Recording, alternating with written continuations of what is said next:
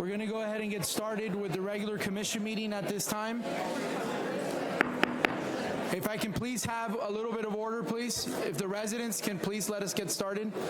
There's also some seats up here in the front if you need a place to sit. For those of you that are still standing, we do have some seats in the front. All right. So I go ahead and call this meeting to order. City Clerk, can you please call the roll? Commissioner Villa-Vasquez. Present. Commissioner Burbank. Hello. Okay, Commissioner Caldwell. Here. Commissioner Jody Lee. Here. Commissioner McCool. Here. Vice Mayor Bradford. Here. Mayor Villa. Here. This time I'd like to call Commissioner Dana McCool to present the invocation. Thank you very much, Mr. Mayor. At this time, I would like to welcome Chaplain Vendome to come up and do the invocation for us. If you could please remove your lids and stand as we do the invocation, to be followed by the pledge.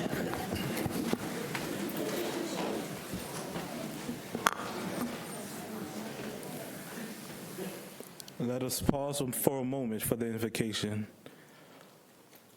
Father God, as this meeting's about to start, my prayer is that as we begin to discuss various topics, help us to be grounded in love, help us to disagree in love, and as we must always do, help us to handle business, but let us handle it with love.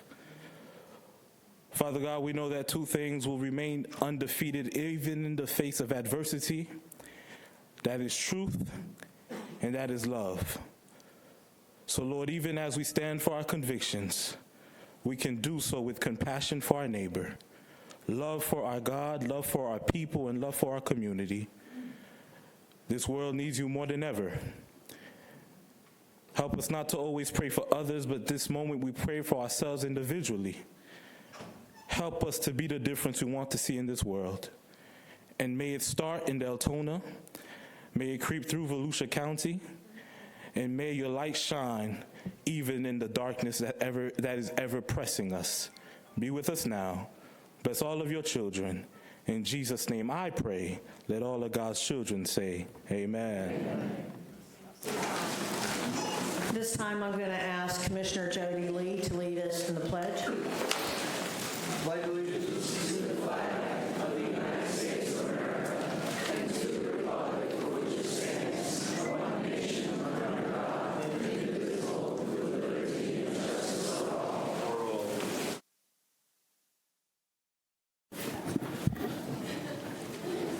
This time we move forward for the approval of minutes and agenda. Approval of minutes of the regular commission meeting of July 17th, 2023, as presented. So moved. So moved by Vice Mayor Bradford. Second by Commissioner Caldwell. Could we please vote?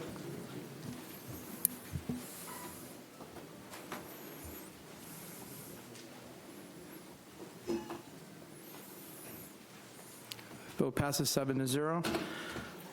We have no presentation, awards, or reports. We're going to move on to ordinances and public hearings. Section A, which is public hearing resolution number 2023-30, establishing annual rate resolution stormwater services for fiscal year 2023-2024. Mary? The stormwater utility is based on operation capital needs and is funded by fees levied to property owners in the city of Deltona. Section 54-158 of the Code of Ordinances requires the City Commission to adopt an annual rate resolution during its budget process for each fiscal year.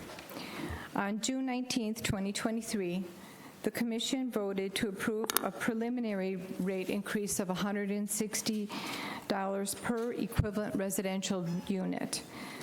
The attached resolution, 2023-30, will establish an annual rate resolution of $160 per ERU for 2023-2024 for stormwater utility assessments.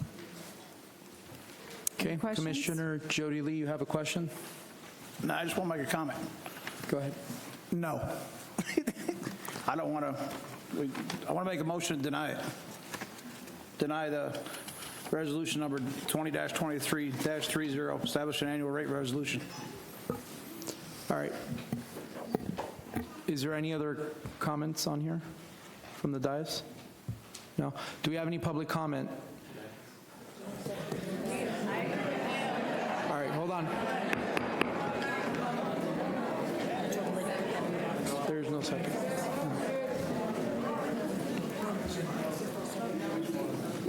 Mayor, can we get a second first, please? There is no second on the, is there a second on here? So there's no second, so it dies for a lack Dies of. for lack of motion. second. So can we please go to public comment before we, because I have some questions as well. Before we get started, how many residents here are from Twin Lakes? If you can please raise your hands. Twin Lakes? Okay. Can you please call the first? Okay. Mary Ford, then Richard Scalise, then Jeffrey Chernis, then Gary Roth. We'll do three at a time, that's fine. Okay. Mary Ford, please. Good evening, Mary Ford, Deltona. I sent emails to each of you several weeks ago regarding my comments on the stormwater increase and solid waste increase. I haven't heard back from any of you. I also printed up my letter, which I'm going to read tonight again, sorry about that, and brought it up here to be distributed to each of you.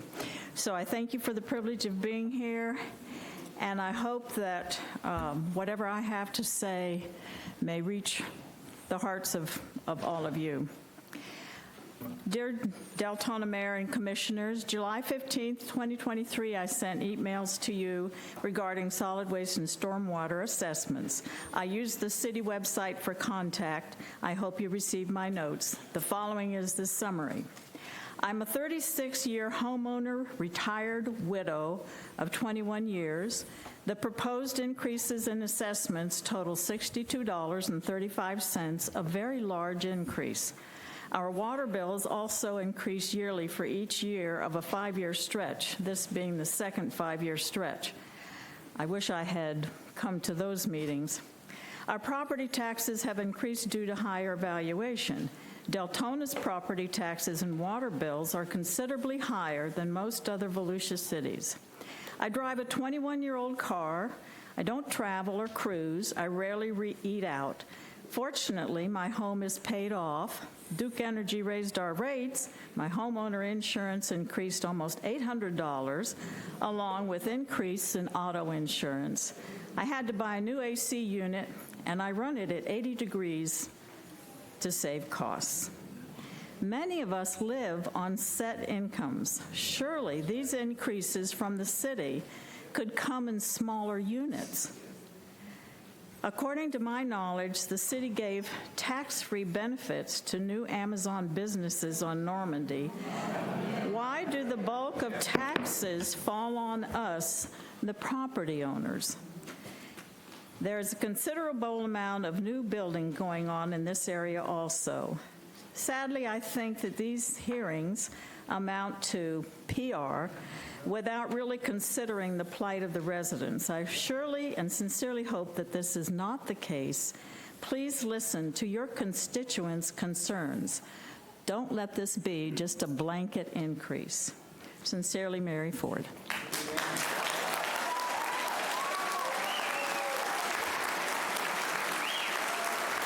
Richard Scalise. Richard Scalise, please. Blaine Circle. Richard Scalise.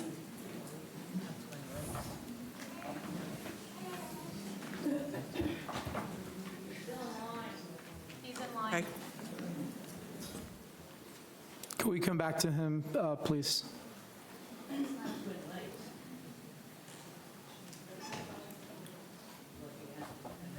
Joffrey Chernis.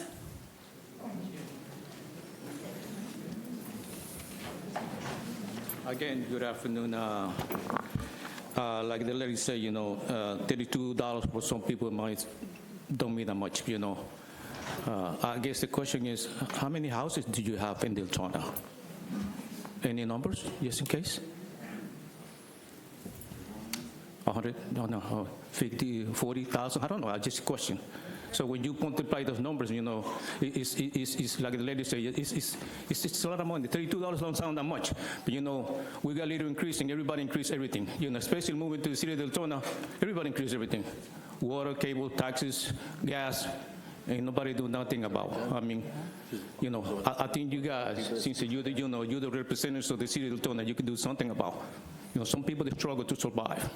Sometimes I think about how some people, they survive in this place when everything going up, you know. Like, maybe for you guys, $32 is nothing, but $32 is something in your pocket, okay? I just want you to consider that. Thank you.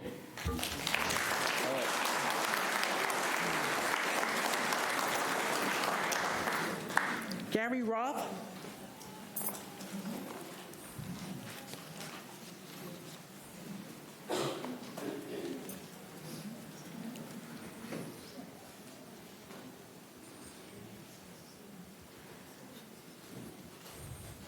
Good to see you all this evening. Just out of curiosity, y'all don't have to answer this, but if you could just raise your hand if you feel that you're a conservative, wants to try and save money. Mr. Gary, do you have to direct your comments to me, please? Thank you. Now that we've already figured out here that most people here want to see what they can do to try and save money and stretch money as tight as they can, because as they've already mentioned, the costs are going up beyond our abilities to keep up with it. And I can see from your ability here to try and raise costs, you're not doing that. So I would guess that somehow somebody snuck into the voting booth and elected y'all, but apparently some of us didn't show up to vote. And so we need to make sure we do that, because I can tell you right now, you're not representing any of us. I wish y'all the very best, but I wish you'd sharpen that pencil and quit spending our money. Thank you so much.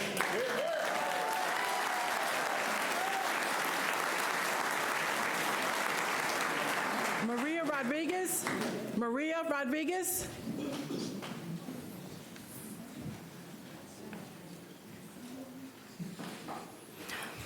Good evening. I'm Maria Rodriguez, Deltona. This is the first time I had come to one of these meetings, and I think what you guys will see around this room is the reaction to the pressure cooker of just external pressure that we're all getting from all sides. The cost of the taxes and all of the things that everyone has enumerated. I reached out to your team and I sent emails to each of you individually and collectively, and to you, the mayor, as well. And I received no response.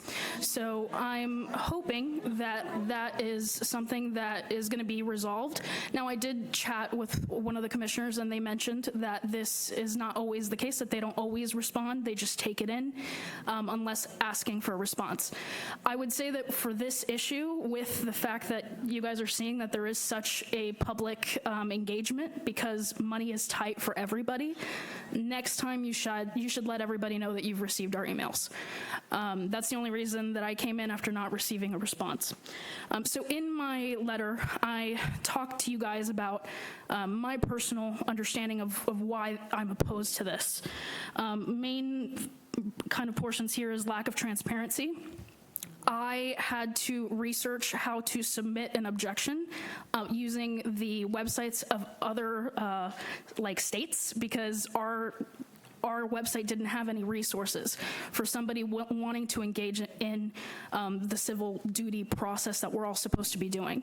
So I think if you want people to be informed and engaged, you need to give us the tools to do that, instead of having us need to rely on other municipalities and what they do in order to get that information to you guys. So the lack of transparency has been an issue, and you kind of have put us here without giving us the ability to hear you guys about why you're wanting to do these things. I don't know if that's, on purpose or if that's something that's being workshopped, but it would help for everyone to be on the same page so that our time could actually be constructive, instead of, people maybe not having all the answers. There hasn't been any information provided to us, the constituents, who are the main people that you guys need to be held accountable to. And there's not any information that was provided to us other than a letter with frankly, technical jargon that I had to Google to figure out what this stuff meant. And most of it came with a sinking feeling in my stomach that it was more money out of my pocket. So in order to have people feel better about what's going on here, with what you guys are doing, you need to help educate us. You can't just tell us that you're going to raise things. You have to be able to explain that information to us. I called into the city hall. I got transferred 3 times. No one was able to give me answers until I got to Mary at the city manager's office, and she was able to give me some assistance. Customer service is something that has been discussed previously, and I'm sure you guys are going to hear it more. I would just pray that God gives you all a clear mind and for empathy and understanding as to why people are here today, why we took time out of our lives to come make it very clear to you that there's no more give. You cannot get blood from a stone.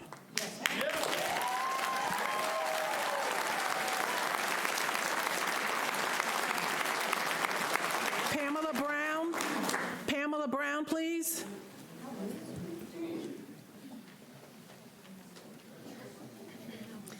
Good evening, Pamela Braun, Deltona. I've had the pleasure of living here 6 years now, been attending meetings 3 years, been on the losing end of every one of these meetings. But still, I hope that you aren't just a bunch of rogue agents out there doing your own thing, that you're actually going to listen to and serve the people who put you in those seats. I have hope. I also seem to have a lot of people with hope. Thank you. I say no to this increase. Fortunately, my neighborhood did not flood throughout the hurricanes, but a lot of neighborhoods did. The money you were already being given at that time, you couldn't use wisely, I guess. But $32 is going to make a difference? You're going to fix everything with that? I don't think so. So no more money until you start fiscally using the monies you have now, and you listen to your constituents who put you in office. So no. Thank you. Mark Masterson. Mark Masterson, please.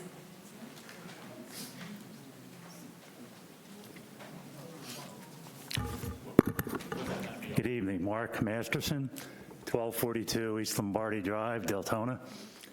I've been a resident here since 1986. I've seen people come and go.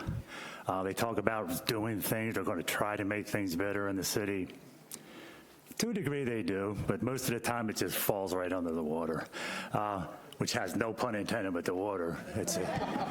But I just don't understand how when we have something that there's a problem with, and it's always to say, well, let's get taxes and we'll put it on there. Well, don't we ever go back and say, well, we have a budget, or we have a program, we have social programs, and stuff. Cut them. Why are we not cutting certain things? Are we or are we not? I don't know. You go on the website, it doesn't tell you anything. It's a disgrace the way the website's made. But the other thing is, I just don't understand why, with the way things are going in the country, even just to say the country, everybody from the government down to the little government, there's corruption that goes on here all the time. All the time. And I see it since day one till now.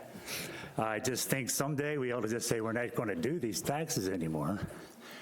And maybe we should just get together and probably just say, like, let's have a tea party in Deltona.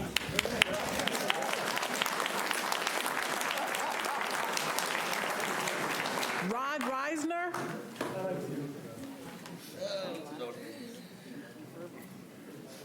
I don't really need the microphone because I got a big mouth. I've never been to one of these things before. It's entertaining. Listen to people as they come in and just sitting there. You spoke up about putting a stop to that, and that's a good thing. The rest of y'all didn't say squat, but that's okay. That's what most people do. A lot of people don't like him. I don't know why. I never met him before. I don't know none of y'all. So, but I don't know. Y'all wanting more money from me. I don't agree with it because it ain't going to do me no good. But these meetings are entertaining. Like I said, I ain't never been to one before. But I'm coming back. This is as entertaining as could be. So.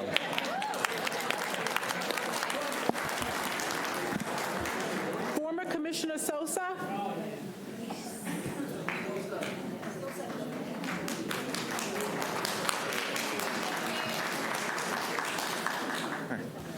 David Sosa. You guys have really stirred up a hornet's nest. I got a feeling a lot of these folks are not happy with what you're putting on the agenda. I'm going to start off by saying I'm opposed to the increases in the stormwater tax. You know, this administration has failed to at least identify what projects and where the money is going. You've done everything behind the scenes and have not been transparent at all. Okay? And then now, I wasn't going to bring this up, but I'm going to, Jody. How can you ask residents to pay more when you have a sitting commissioner that committed nepotism? Nepotism is the act of using your position to get things done for your friends or your family. Okay? Earlier this year, Jody went to Public Works and asked them to come look at his sidewalks because, hey, they look a little shabby, you know, and he asked them to repair the sidewalks and the swells at the residence that he lives at with his wife. The residence, however, is the property of his mother-in-law that's in a trust. So that's nepotism, okay? Now, Public Works took $5,000 out of stormwater money to repair his swells and resod them. So the gentleman that's flooding back there, that was your $5,000, okay? Now, it's because vehicles were driven over it, RVs, boats. Honestly, I don't care if you damage your swell. I don't really care if you park your boat in your driveway. What I do care about is that you used public taxpayer money, our money, to fix it. And that's where I have the problem. So for those of you guys who have flooding issues, there's your money. It was not spent with your best interest at heart. Also, out of this fee that they want to increase, they're going to take another $30,000, which is in the consent agenda, to mail you another letter to tell you we're raising your taxes. So there's more wasteful spending. Okay? You know, I went to a food drive this weekend. Over 300 people, families, are there trying to get groceries. Went to a backpack giveaway that a few of you were there this past Saturday, Sunday. I lose track of the days. But there was, at least 2,000, 3,000 families in need for these types of supplies that they can't afford, yet you guys want to keep increasing taxes and have zero accountability. You don't let us know where the money's going. We're really not fixing things. A lot of things getting done with things that were on the budget. I mean, I've got a quick question for everybody out here. How many of you guys say no to raising your taxes? Raise your hand. I think that says it all.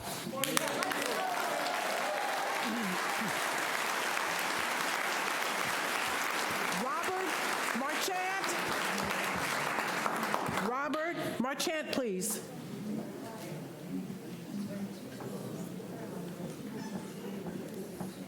Run for mayor.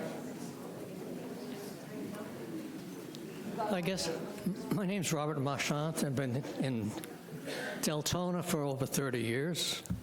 I liked it when it was not a city.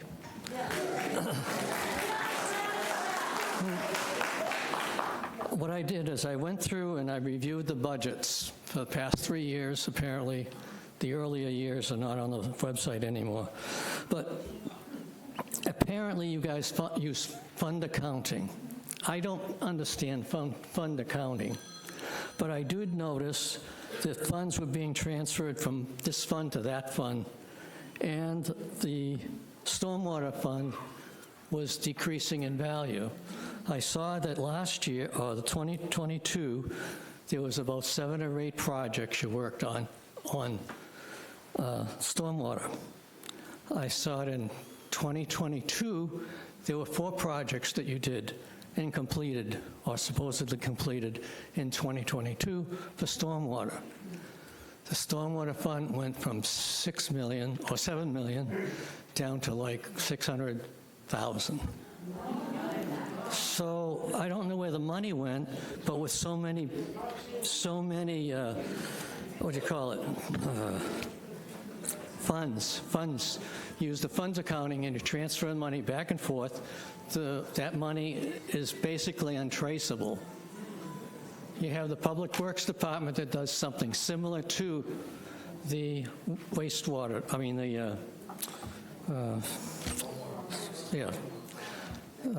the water, the drainage. Anyway, it seems to be two departments that are kind of working together or working on the same type of repairs, and the money gets shifted around whenever it's needed. And so we don't know where that money is going, but I also know that stormwater is not a problem in some areas, and there is in others, but you seem to have fixed most of it, so why do we need an increase? Thank you.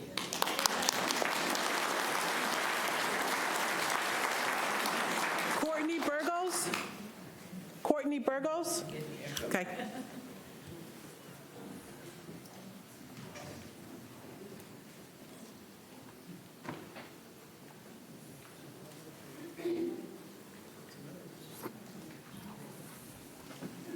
Hello. First off, Mayor, I hope your wife and daughter are doing well. Thank you. My name's Courtney Cross Burgos. I live in Twin Lakes, and I have the same concern as all these people have. That they've been talking about the stormwater, but in our development, we have one more concern, is that we don't get any benefit from it. You guys won't fix our swales. You won't take care of, any of the damages done by a lot of the new developments draining into our development. I understand our roads, because we have gates and nobody else uses our roads but residents and friends. I don't expect you to do that. But the stormwater is for everybody. And it's just like the police don't come to our gates and stop, or the fire department, or, any services. I don't go to dinner and pay for a dinner and only get half my food. It kind of feels like you're double dipping. We pay for the taxes, and then you expect our community to also pay for all the repairs on their own. And I just don't think that's acceptable. I don't think you would like it.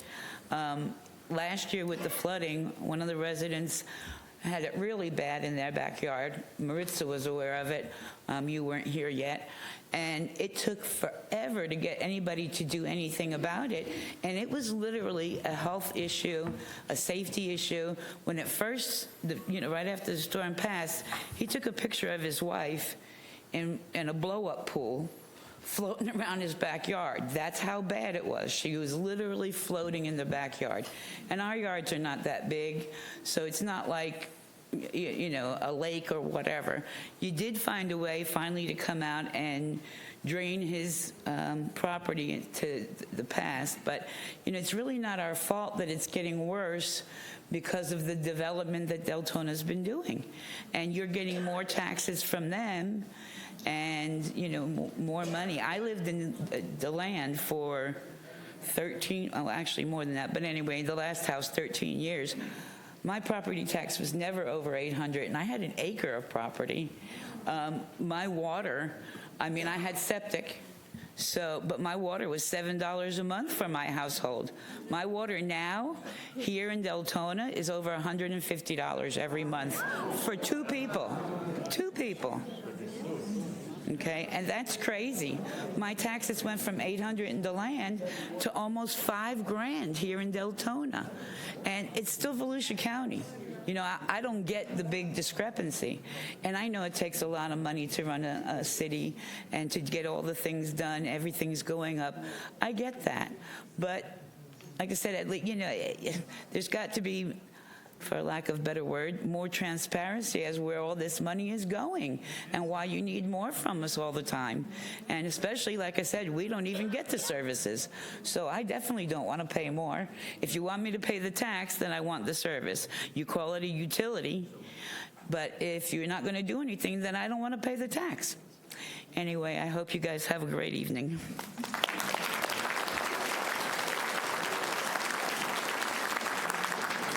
Sierra P.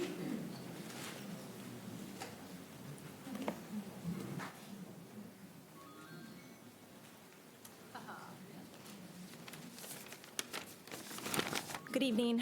My name is Sierra Parker. I'm a resident of Deltona. This is my first time speaking here. I'm a little nervous, not gonna lie. First of all, I'd like to say thank you for listening to all of us. Thank you for sending the notice to let us know to be here to speak our minds. I'm not sure my opinion will change anything, but I feel as a taxpayer and someone who this will directly impact, I'm worthy of a voice. I'm a homeowner here in Deltona. I live on Lake Sixma. Hopefully all of you are aware that this was one of the lakes that significantly flooded after Hurricanes Ian and Nicole last year. It impacted several different neighborhoods, partially closed multiple roads around for close to a month. I was very fortunate not to have flooded myself. Every day we watched that water come up closer and closer to my house, helped my neighbors struggle to try to keep the water out of their house. Two of those families, unfortunately, we were not successful at doing that. Two of those families are still not in their homes a year later. Sad part is we're not the only ones in Deltona that this happened to. There's multiple neighborhoods, homes that people have just been displaced. So I'm definitely against the raising of the stormwater, because as for this assessment, it's now over $6.7 million that this is every year. Where's that money going? I want to see proof of it. My neighbor, Chris Collier, who could not be here tonight, unfortunately, has emailed all of you about this issue. He has resolutions. He has answers for it. And we have heard nothing. So he is a lake specialist. Thank you, Brandy. He knows exactly what he's doing. Put him on. Instead of spending $1,000 on a new car for somebody, put him on their payroll. He'd do it for free, just so he doesn't lose his home again. Because he's about to move back into it, hopefully in the next few months. And if this storm hits another one like it did last year, we're going to be in the same issue, because our lake is just as higher than it was last year at this time. And if the rainy season continues the way it is right now, we're just going to see some more significant flooding from another storm, if not just the way the rain's been going. So I hope that this does not fall on deaf ears. I'm sure it can't with all of this going on. Also like to mention about the solid waste, since I'm up here, where's that money going? Ma'am, for the solid waste, you can come back and speak on that issue again. Okay. It's a separate topic. That's the only reason why. Okay. Thank you. That's all I have on stormwater then. Appreciate it.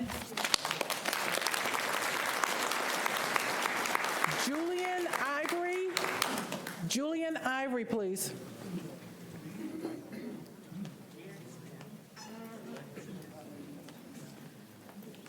Hello, my name is Julene Saccone. Actually, this is the first time I'm speaking at a meeting.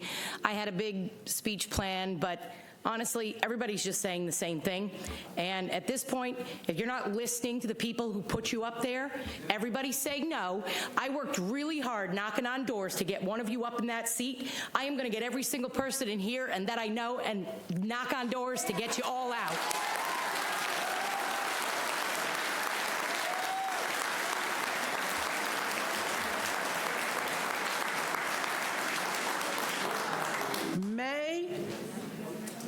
I think it's McIntyre?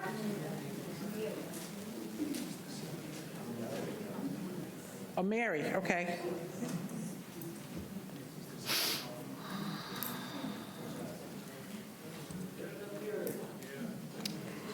Good evening. My name is Mary McIntyre, and I live at 1750 Catalina Boulevard, right around the bend from Sixsmith. And praise God, the water didn't come around that corner during that time. But I just want to say to everyone, I'm 90 years old, and I've been here. I moved here in 1988. We didn't even have lights on Catalina. So I saw how the city developed. But Can we please show the residents some respect that we're trying to listen to her grievance, please? I've been a widow 7 years, will be in September, and I cannot afford these taxes. Fixed income. I've been retired at least 25 years. My husband is gone, and so it's me. So I just want you commissioners to consider the elderly and the other people of Deltona who helped build this city hall and build this city. Thank you.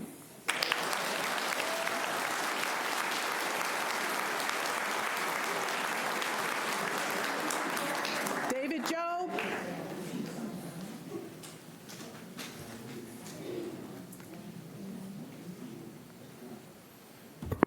David Job, 643 Copper Beach Boulevard.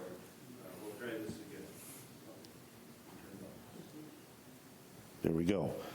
So anyway, as Courtney alluded to, we pay the same stormwater tax that everybody else in the city pays, and yet stormwater stops at our gate. Well, the stormwater utilities service stops at our gate. The stormwater continues in through our gates. The development of Lake Gleason Reserve has contributed greatly to the natural water flow that flows downhill to us. We didn't approve Lake Gleason Reserve, but we're getting their water. We had severe flooding last year in 1 yard only. Dana got out there and she was on site with us, and the water's 3 feet from the dude's house, and there's nowhere for it to go. We're trapped, you know, and we really feel as a community that we have taxation without representation. And in a nutshell, that's what it is, and that's what it's been since that community was developed. And I, for one, don't want to pay any more taxes. Nobody does. But I also understand budgeting. But there has to be accountability and transparency to this dollar is going here and that dollar accomplished this. If we don't see that, you know, the conspiracy theories are going to go crazy. And maybe they're not theories. Maybe they're the truth. But as the treasurer of the HOA, you know, we have to manage our money. We have to account for our money. We have to plan what we're going to do with the money that we have. We could raise rates every year if we wanted, but what is that doing? All that's doing is letting us spend whatever we want. We have to manage the money that we're allotted, and we have to save money in the process. But we encourage and request meetings with the city so that we can further discuss this. Thank you.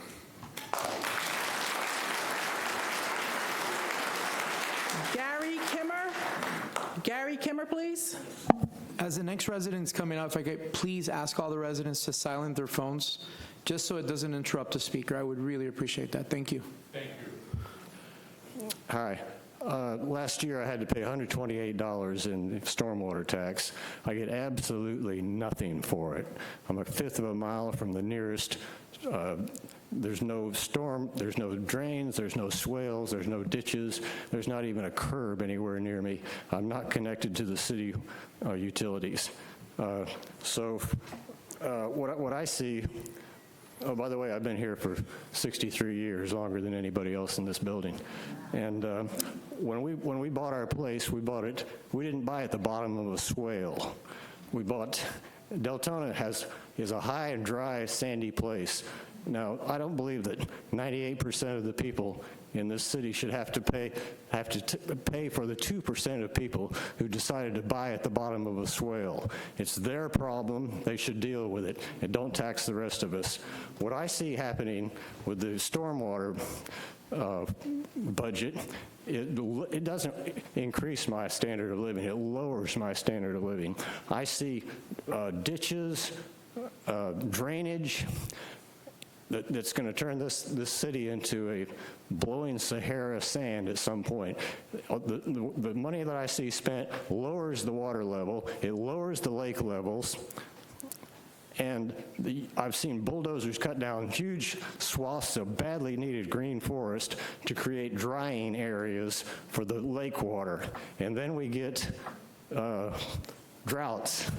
So as far as I'm concerned, I wish that you guys would take the money from the stormwater budget and catch it on fire and just burn it or flush it down a toilet, because if you did, it would improve my standard of living if you did that.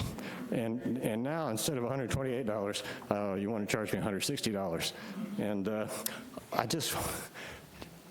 I want you guys to think about something.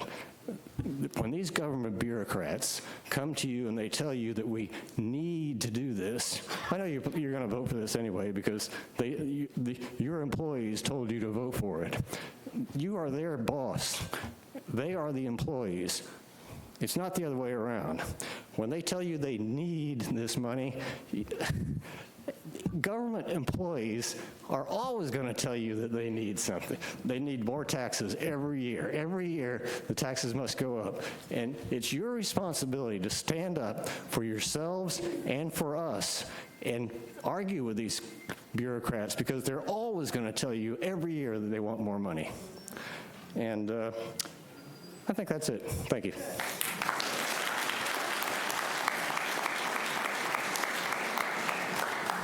Candy Sosik?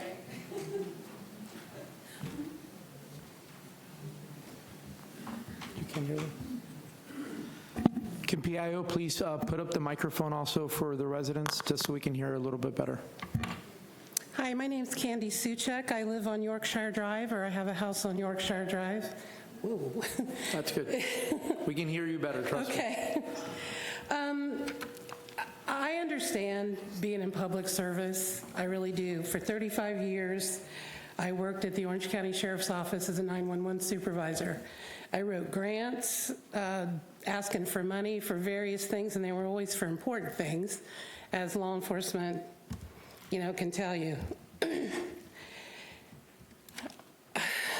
As a supervisor, I had to take over calls that were, very upset people, so I've been where you are. And I got to tell you, I've never felt more disrespected than when I got this letter. This letter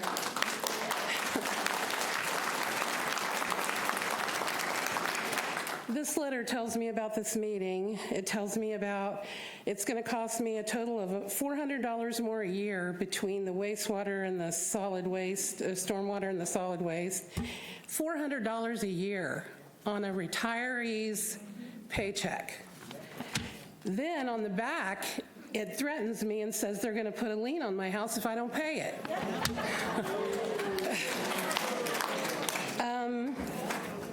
I came to this meeting to tell you that, first of all, I think this is BS. Raising the price, we're already paying enough. I moved here in '91, and I've seen this place. I love Deltona, but I was working in Orange County, but I chose to build here and drive here every day, 45 minutes, 50 minutes to work, there and back every day to live here, because I love it, and I love the people. But I got to tell you, this is totally disrespectful.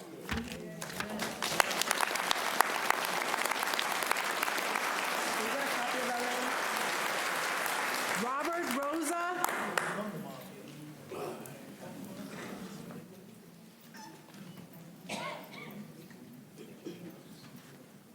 I'm not going to ask you how you're doing because I know you're feeling pretty crappy right now with everybody yelling at you.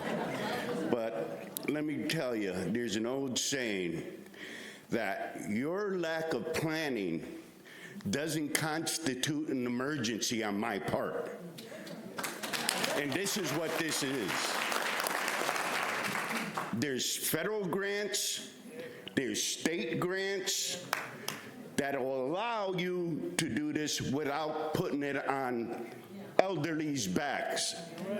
And I speak for my grandmother, who can't be here because she's 95, who has a reverse mortgage and could barely make it. I speak on behalf of all of them because most of the people here are retired. Now, I've seen this city come from a little town to a bustling city that you could barely make it through. Where's all those taxes going to? I'm not going to say your pocket. I'm not going to say that. It's mismanagement. But nonetheless, poor planning, poor permits for storm drainage because you're the one who allows permits to go through. Now, if somebody's building on a wetland, which you know is a wetland, then you know there should be proper drainage. Therefore, a permit shouldn't be granted unless they could provide, their engineer could provide a good plan to drain the water that's going to flood that house or community.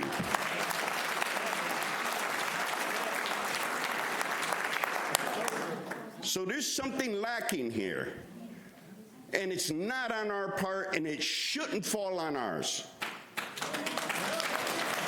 So I ask you, and thank you for saying no, and there should have been a second, because I see a few elderly people up here and a few people that have been here for quite a long time in Deltona. There should have been a second for a no right off the bat. So when you go to deliberate, I would like to hear that second. I would like to hear a third, a fourth, and I would like it to be unanimous. Please, listen to the people.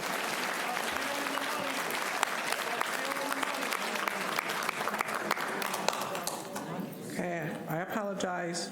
Courtney Haran, or Cottondale Drive?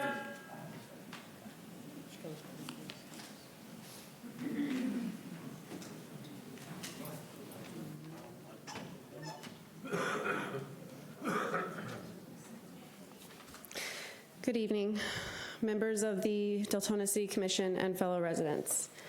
My name is Courtney Hannon, and I stand before you today as a concerned and engaged resident of Deltona.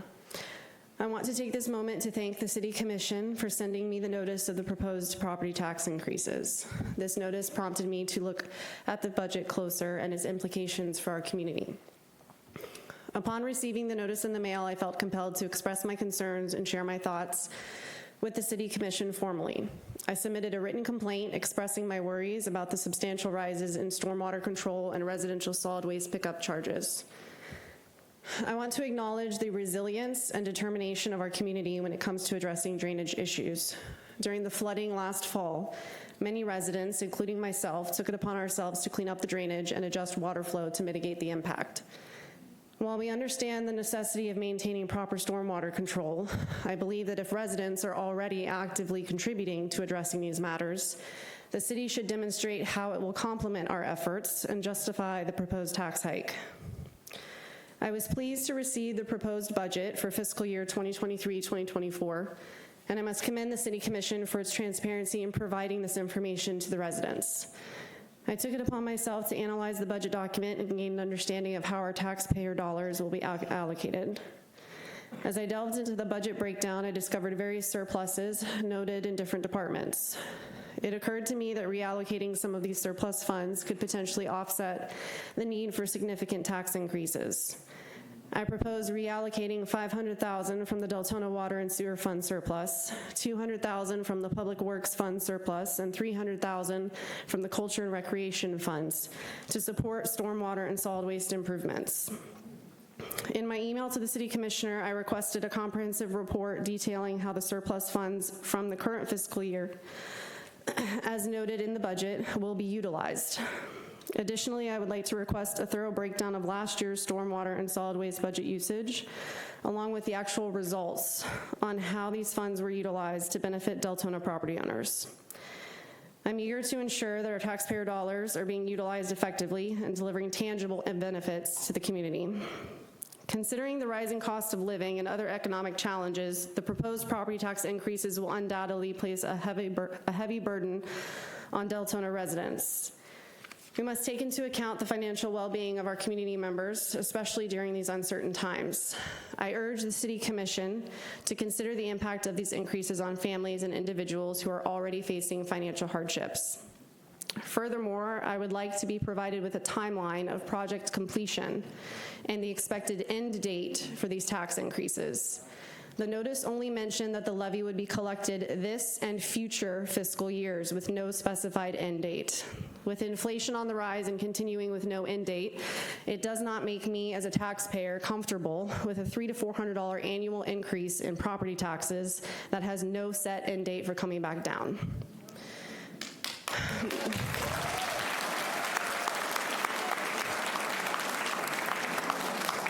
My goal is not to oppose necessary improvements or investments in our city, but to seek a balanced approach that considers financial well-being for our community members. Let's work together to find a viable solution. Thank you.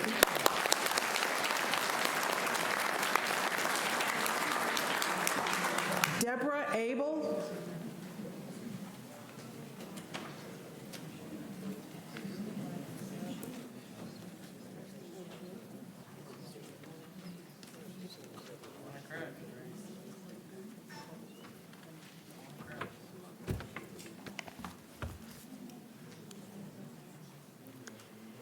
Thank you. I've been living here in Deltona since June of 1971. And I will agree with pretty much the majority of everybody what they have come up and commented, and especially with the last lady talking about no end date of these assessments going on. I will let the residents that are here that I will compliment Dana and the city manager, who did take time out to talk with me and further discussion regarding this topic that we're here tonight. I am very disappointed as your responsibility to not respond to emails to our residents. You can have a staff member do it, take the time to do it. They're the ones who elected you. But I am not in favor of this increase. And as I went back and looked at the increase for the stormwater, it is a 25% increase. For the garbage, it's a 15% increase from last year to what you are proposing this year. And unfortunately, our garbage that is being picked up, they are not picking up everything. Ma'am, if you want to talk about the garbage issue, you can bring that one back up when the topic comes up. We're right now talking about stormwater. So you're not talking about the increase with the garbage? That, it's going to come up. You're more than welcome to come back for that one. Okay, fine, thank you. So anyway, I disagree with it. And I will also like to know, you probably worked on the budget for the next year, and I want to know if the Deltona millage rate is going to increase, because out of the taxes... The millage rate is also on the agenda for today. Okay. Well, with inflation, with everything going on right now, this is not a good time for this council to be increasing a hefty fine on the residents. Gas, food, everybody's trying to have to cut back before forced to live in with continued increases and everything. So I do hope that this council will not vote on this and stop it here and find other alternatives.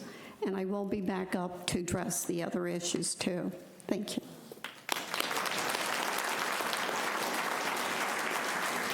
Mark Karstens.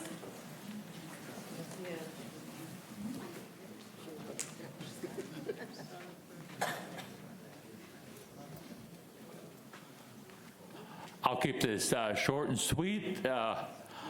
I'm Mark Karstens, and I'm speaking in behalf of Stephanie Cox, a resident of Deltona. And I pray that you vote no on 6A and 6B for the tax increase. And that's about all I have to say. I'm speaking on behalf of Stephanie Cox, a Deltona resident who's opposed to this. Thank you.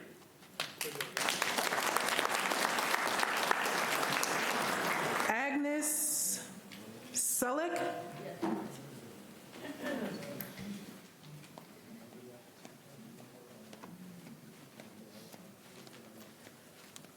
Hi, I live on Azura Drive. I've been here since 1981 when my parents retired and I was forced to come down here. However, I'm still here. They both passed. It was Mom and Dad's dream. I've been here trying to make it through ends meet.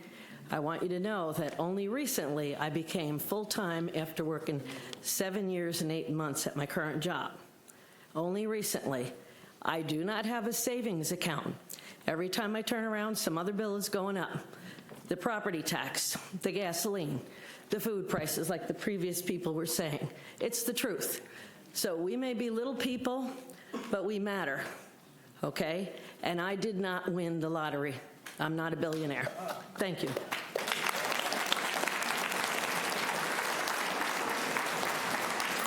John Paul. Thank you. A lot of people get that wrong.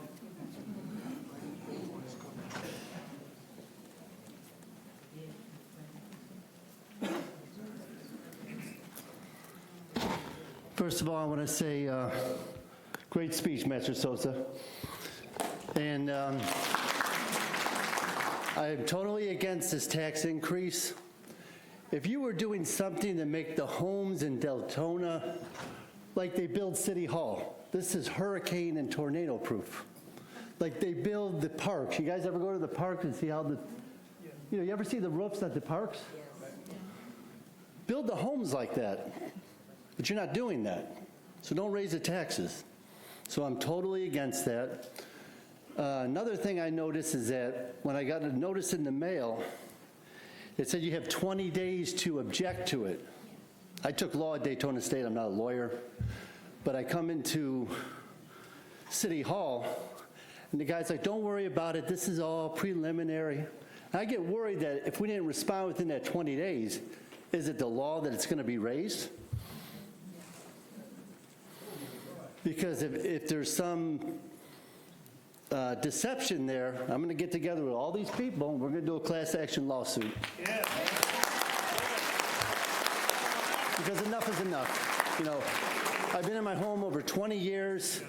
It's almost paid off, knock on plastic. I've worked hard on the house, and we want to get our homes paid off so we can finally enjoy our lives. But we're not going to be able to enjoy our lives if things keep going up. So I vote totally against it. That's it. Brenda Bailey.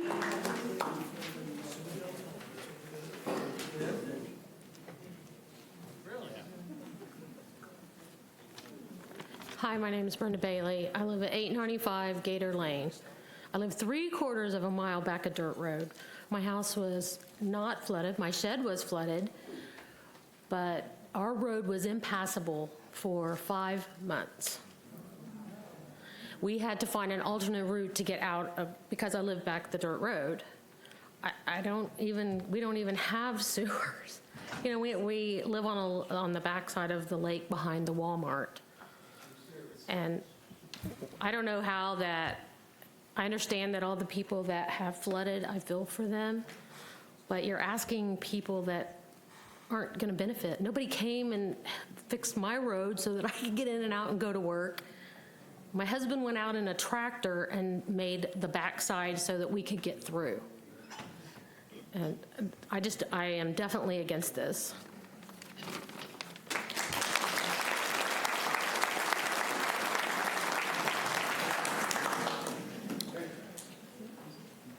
Mustafa.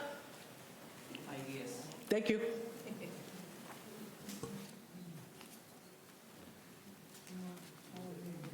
Good evening. This is my first time ever being here, and please excuse my attire. I literally just got off work. As a resident of Deltona for over 40 years, I grew up here. I've seen it from my town to where it is today. And the increase in the taxes, and especially the stormwaters, I'm against it. I live right behind Winn-Dixie. My property, my parents' property, my neighbor's property, actually technically it's my rental, gets flooded every single time there's a hurricane. We've complained to the property owner, they don't do anything. We've combined with the community to complain about it, nothing gets done. especially on Providence. It's always flooded every time there's a storm come. Nothing is done about it. We see people try to, try to clean up and all, and nothing gets accomplished. And it always floods. Alhamdulillah, thank God, my house is not flooded from this. Okay. We have commercial property on Howland. You're jacking up the property prices for that. I can't even sell it because the city is rejecting every, every bid that comes in. I have 4 bids here that have been rejected.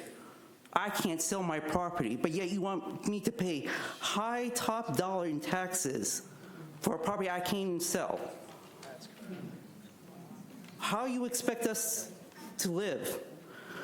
My property, thank God, by the grace of God and His willingness, hasn't flooded. But I know neighbors down the road that get their properties flooded every single time. I feel for them. I can't do anything for them. I know multiple elderly people. I see them day in, day out. I work in Orlando, but they come to my hospital crying. They can't afford to live. They can barely afford to even pay just for their meals, let alone their medications. But yet you're going to jack up the prices? As I've seen the budget, and as multiple residents have stated previously, I'm not going to rehash it. You can find the money. As the old saying goes, you have to excuse me for it. What was it? No, it's the, you have to excuse me. Steal from John to pay, rob from Peter, pay to John, Paul. Sorry, excuse me for it. You have to excuse me. It's been a very long day at work. It's very chaotic. There's ways of doing things, all right? I've helped my father in his business. You can allocate it. I've been in high enterprise businesses with their finances. There's a way to find the money. You can find it. Put the effort into it. I live in Deltona for a reason. I want to keep it that way. Thank you. Adam Vasquez.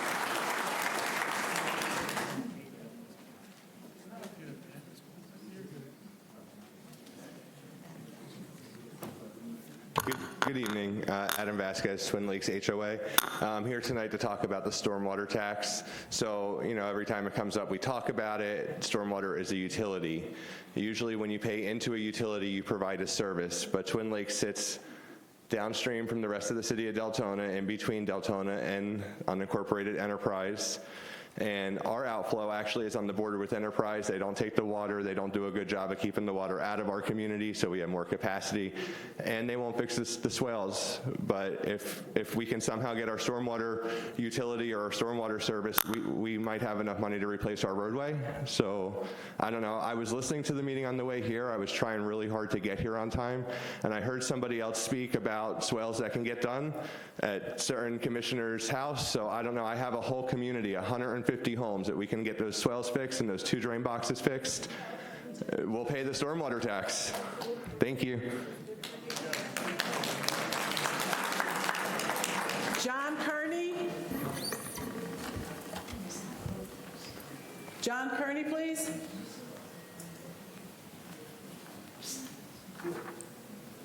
Richard Bellick.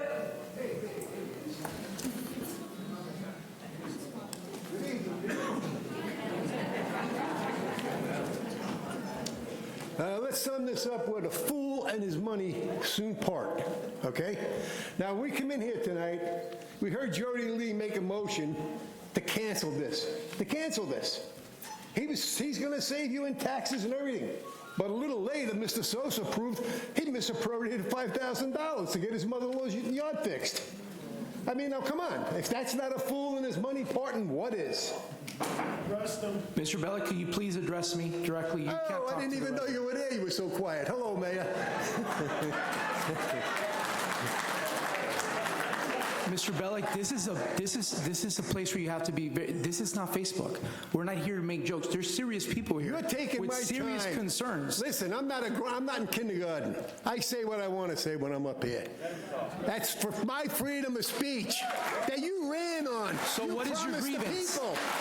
Mr. Bellick, what is your grievance? That is your last warning. Please state your grievance. That's it. That's real class. Where's your transparency with the people's money? Exactly. Where is it?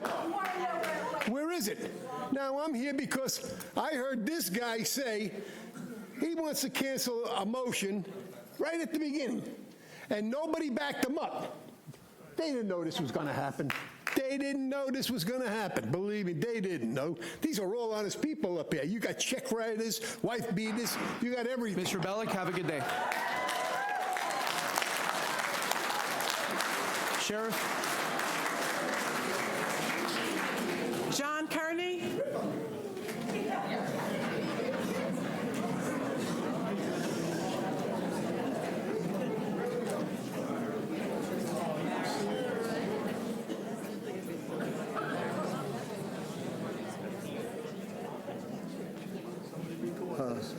Hello. All right. Hello, everybody. My name is John Carney. I've been a resident of Deltona since 2004. I think Deltona is a great place to live and a great place to raise children, kids. But raising their taxes is no way to go, because young couples starting out can't struggle between a mortgage payment and high taxes. It's one or the other, you know. Right? So I urge everybody. I apologize. Can you please restart his time? Sir, I apologize. Is his microphone on? Is the green light on? Yeah. Okay. Perfect. I apologize. Please restart his time. Go ahead, sir. What I'm saying is, if you want young couples to move here, they have to have some sort of incentive, like low taxes, so affordable $1,800 a month mortgage plus taxes, you know? That's what it comes down to. And I would urge everyone who's responsible for this tax not to push it through. It's bad for business. Okay, that's all I got to say. Bad for business. Sir? Excuse me, sir. Can you please leave your contact information? I really had a hard time listening to him. Just so we can reach out to him privately, because I couldn't really understand. I apologize. Got it. I got it, sweetie. Thank you. Okay, Celia Leela.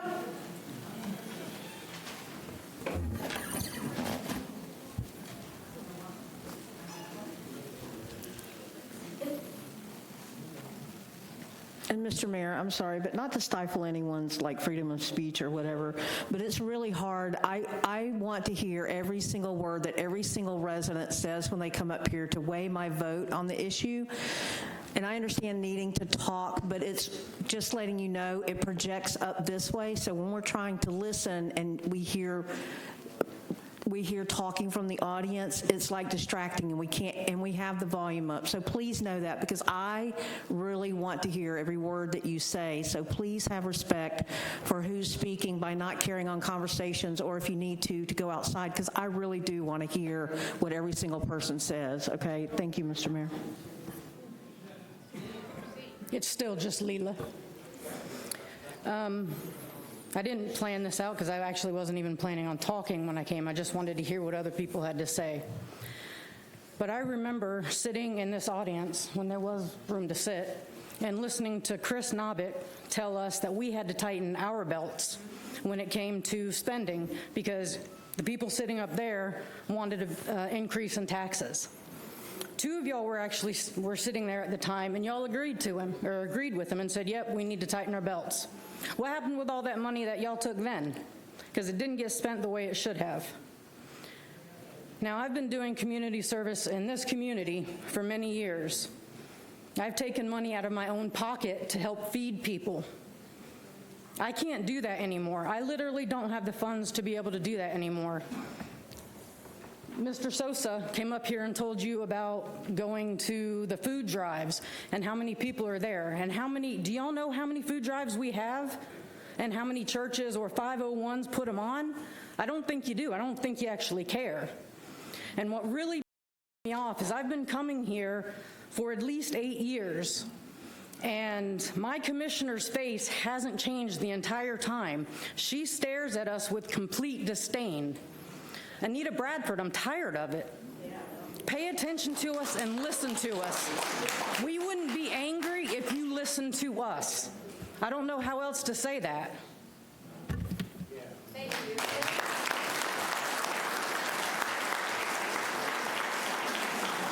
Mayor, that closes public comments. Thank you. I have Commissioner Jody Lee, then Commissioner McCool, then Vice Mayor Bradford, and then myself, and then we'll go for a motion. So Commissioner Jody. Go ahead, please.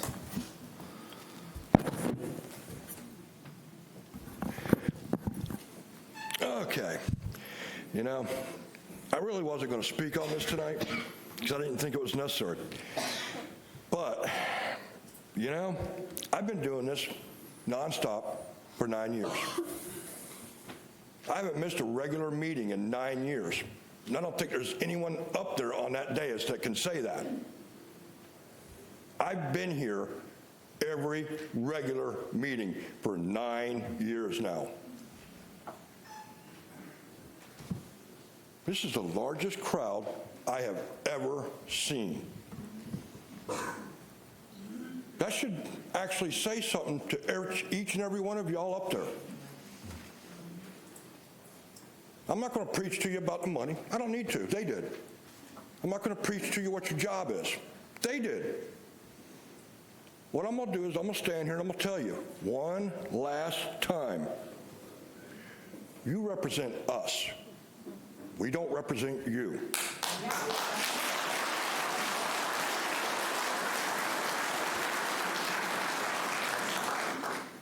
This tax, even though in a roundabout way it could be needed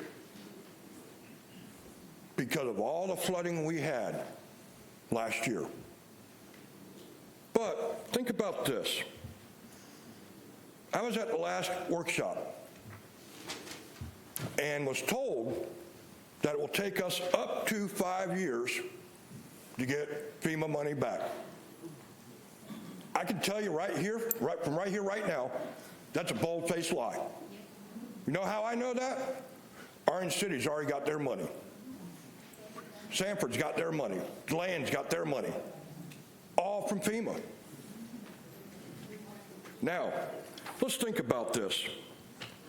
Winter Springs, who's under investigation by the state and the county of Seminole County, have already got their money from FEMA. That should say something to all of y'all as well. So when I look at what we're having to do here tonight, as far as this conversation is concerned, what I'm more concerned about is what the men just say about there. Where's the money? I think it's time we have a full accountability of all of our funds.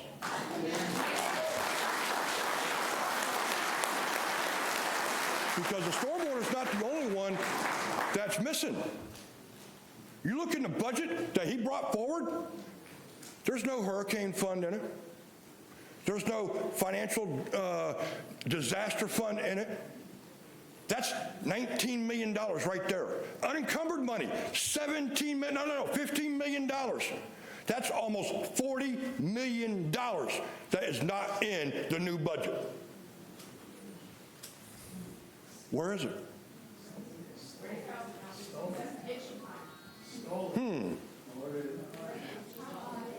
Now, here's the other thing that y'all need to think about when you're thinking about this assessment. Has the money over the last 28 years been spent properly? Elkham, Lake Helen, floods on a weekly basis during the summer when we have our normal summer rains. Nothing for 28 years have been done about that. 28 years, folks. Time to do something about it.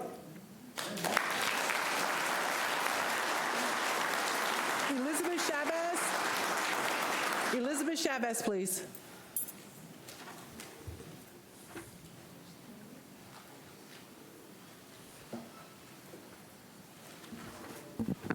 Elizabeth Chavez, 1971, Algonquin Avenue in Deltona. Ms. Chavez, can you speak up a little bit, please? I'll try. Thank you. So my question is, if you got scared and that's why you said no and you motioned for no when you saw all the people here tonight, and then said, oh, shoot, I'll probably be here until 1 o'clock this morning. I understand how important time is, but I also understand that it's very important to have transparency. I'm also the president of the Nitty Gritty True Talk Ministries Incorporated, based out of Deltona. And the good thing is that I did a CDBG application. We were approved. We asked for $7,000, and we were approved for $2,500. With that said, we're babies still, even though I've had it for 8 years and I've been doing it by myself, and I just got a new board. Because of the board, I'm being held accountable for transparency in the finances. And I like that, because I want to be around for another 30, 50 years in Deltona, giving backpacks to kids in need. By the way, all those food drives they're talking about, that's us. Once a month. We've been doing it since January 2023. And that's a blessing. I like doing that, but it also saddens me when I see the people on the line getting the food. If there is surpluses, you know, if you're able to talk to new people to do a new budget and then not keep us out of public comment at a budget meeting done in private, then maybe you wouldn't have this happening here now as well. I'm going to be tracked for 3 to 5 years on $2,500. I want to dot all my I's, cross all my T's, because the next time when I do the application, I want to become more prepared to barter for more, to do more for my community. Why can't you do that?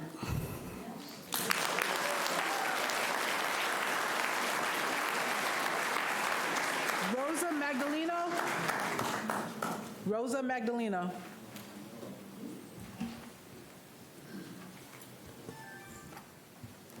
Hello, I am a resident here in Deltona since 33 years ago. When I moved to Deltona, this now was a city. And we used to keep our taxes stable. We don't have that many rates in the city of the Volusia County. So since so many years, every year is going up and up and up, as same as all the bills. And our salary doesn't increase that fast.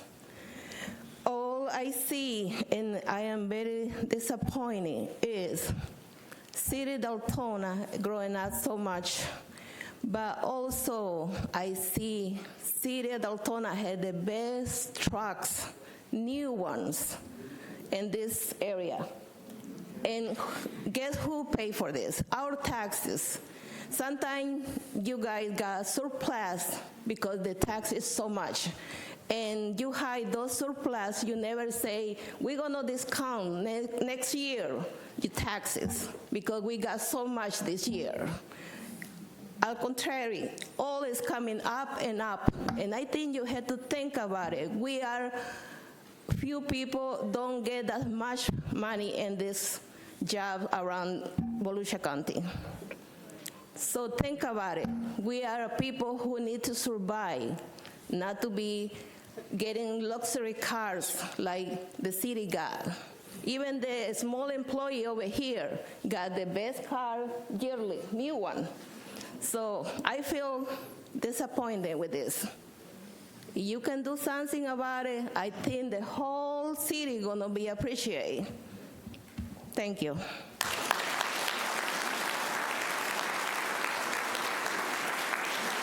Mayor, that ends public comments. Okay, Commissioner Jody Lee, please. Well, thank you all for coming out. I guess I have to address something.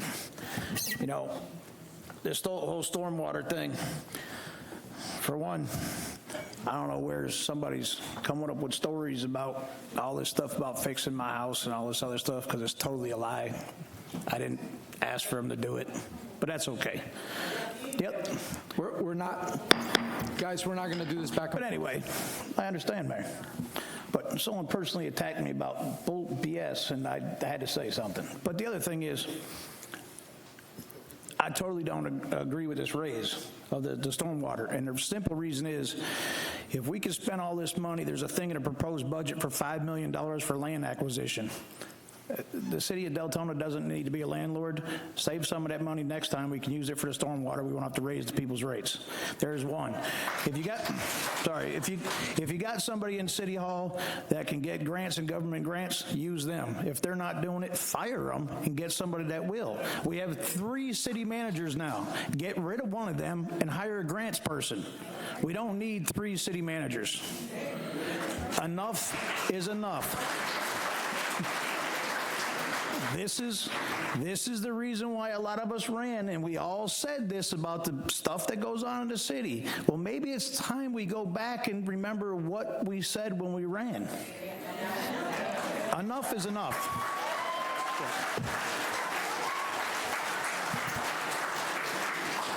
Commissioner Mercoul and then Vice Mayor Bradford. Thank you so much. First of all, I'm very encouraged by the amount of people that took time out of their busy lives to show up. I'm a working person too, and I appreciate you coming out, first of all. Second of all, as a commissioner, I am ashamed of the presentation, or I should say the lack of presentation. And I'm not pointing a finger at anyone that works, because everyone that works within our government works really, really hard. But it was a collaborative failure, if you want to take that word in. It was a collaborative failure. Because up here with me, I have a stormwater executive summary and recommendations, a stormwater assessment that was done in our city, and we are sorely remiss in projects that we have done in the past. So I want to bring that up.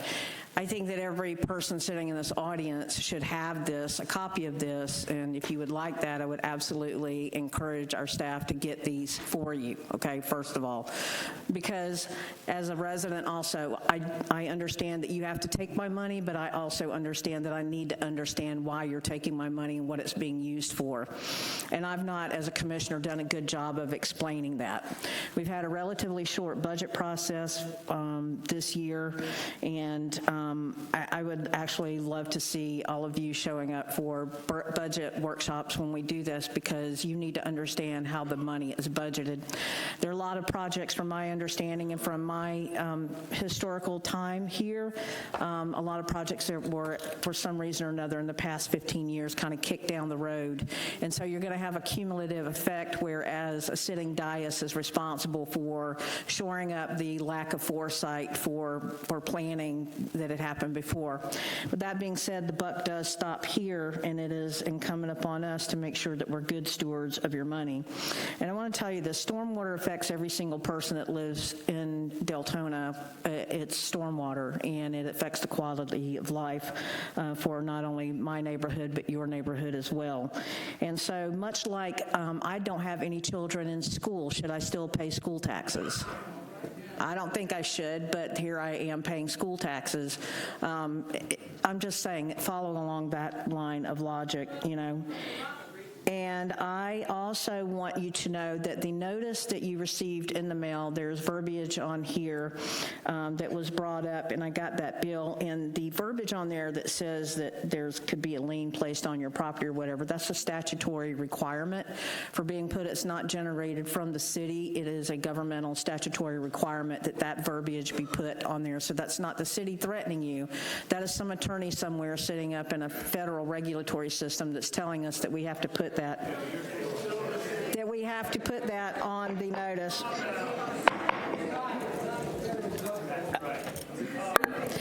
It is regulatory that we put that verbiage on there, so I'm just saying that.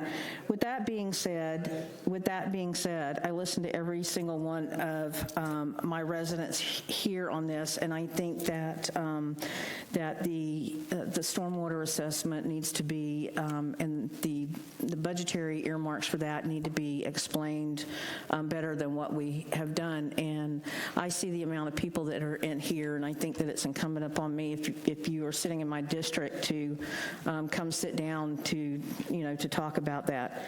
So I want you to know that I have heard, no matter what my vote is, I have heard every single person that has spoken, and it has not lost on me the amount of people that are here this evening. And listening further and moving further, I understand when we talk about what we're cutting, land acquisition at $5 million is stuck in the budget because there are lands, property being acquired or will be future acquired for stormwater management partially. So that's what that set aside is for as well. So please know that I hear you. And Ms. Courtney, you are absolutely 100%, and a couple of other people that spoke regarding new development in the city of Deltona. And I will tell you this, I think that sitting here over the past 3 years, it is well known what my position is on that, is that new development does not pay for itself. And I would encourage every single person sitting in here that when you see something coming up for rezoning or new development, that you should show up and speak on that also, because it doesn't pay for itself, and we need to do a better job with that, holding developers accountable for what we collect also. So know that I am hearing this and am open for discussion, period. And thank you, Mr. Mayor. Vice Mayor Bradford. I want to reiterate the same thing Commissioner McCool said. It's hard because you don't see what we're seeing. And you hear individuals come up here. Residents, excuse me, Vice Mayor, one quick minute. We've respectfully listened to every one of you. I understand we're not going to agree on everything. Just please listen to us. When the vote comes up, then you guys can continue. The best voice you guys are going to have is at the polls, right? You guys are here. Listen to us as we listen to you. That's all I ask for. Vice Mayor, go ahead. So I ask that you put this out there so that they can see it, because it does go in detail. We have, I believe it's $50 million in projects. That's a lot of money. Part of this, during the floods, we were yelled at for, why didn't you do these projects? Why weren't these projects done? My home's flooded, my road's flooded. And we're trying to take into account that we have to start doing these projects. We weren't all up here for 25 years. So we can't help that things weren't maintained and the can was kicked down the road for as long as it has been. We've held off on raising the stormwater fund since 2019. But after the flooding last year, we can't continue that. So if you don't think it impacts you, it really does. When you're driving down the roads are constructed in such a way to flow stormwater. We do have a list. I think you'll be pleased when you look at the list. We currently have a list that shows exactly where the funding's going, what areas the funding's going. Yes, LCAM is in part of that. We have received grant money. So they are religiously out here right now trying to get grant dollars in hopes that we don't have to continue to raise it. But for right now, unfortunately, this is a situation that we don't want to continue to have us flooded out. How many people came up here already and said, my home flooded? One of our first speakers, he's still not in his home. A couple people are still not in their homes. So I hate to raise tax dollars, even $30. But if that $30 helps, but if that $30, or it's going to be out of our pocket, imagine what your deductible was for insurance for a hurricane. Imagine the deductible for the hurricanes that you pay for flood insurance. And if we can get it under control and we're not considered as big flooding city, your premiums will eventually go down. But we got to do this to, listen, well, they're not going to keep rising. The then they may not go down, but we want them to keep going up religiously and religiously and religiously because everything keeps flooding. So it may not impact your house being flooded, but there's a lot of homes. We already have people come up here and say this road flooded, that road flooded. I encourage you to look at look at this. You're going to see where it went. And we are accountable. We have audits every year. You're welcome to take a look at the budgets, go back and look. The question was, why can't I take from this fund and put it over in this fund? I'll tell you why. Because when you have special funds set up in city government, we are not allowed to take it. I'm not allowed to take from this fund and just transport it over to this fund. We have just moved, I believe it was $1 million, from one fund over to the emergency fund in the general fund, which is needed. But I'm not allowed to just put it into the general fund, sir. So I would recommend that you guys look at this, look at the projects that are needed. And I'm sorry to say, but because it's been kicked down the can, you guys have had an opportunity, we don't go back and forth. Residents, please. I move to adopt resolution number 2023-30. The city manager has authority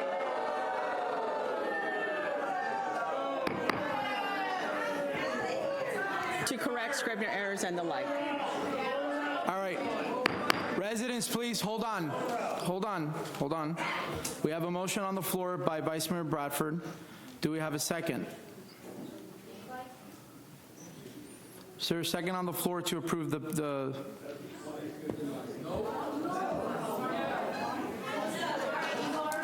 Okay, so it dies for a lack of a second. So, come on.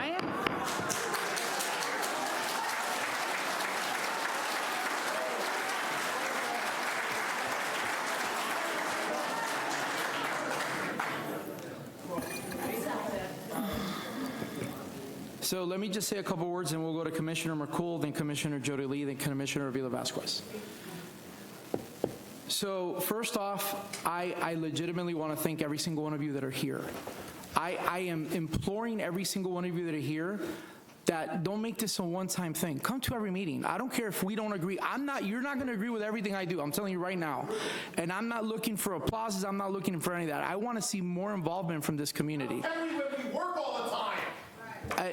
Sir, This is the first time I have ever been able to be here. Sir, I understand. Are you going to be able to pay for it? Sir, I've respectfully listened to everyone. You're out of order. Respectfully, I ask you to give me the same courtesy of respect that I'm giving you. Thank you. Can I have one of those forms so I can speak? Sir, when the next topic comes up, you're more than welcome. It's right in the back. And you're always welcome to set an appointment with me. I am very open to meeting with my residents any day of the week. I think this I think that what we're seeing here as a commission is, I've said it before I was a mayor, all right? The buck stops with me. I'm not going to blame anybody else. But I've said it many times. I've asked for it several times to our current city manager that I want some type of an operational audit. I think if our residents get this audit, and I'm not talking about what the state does, we can give them peace of mind. We're not going to be able to move forward if our residents don't have a peace of mind.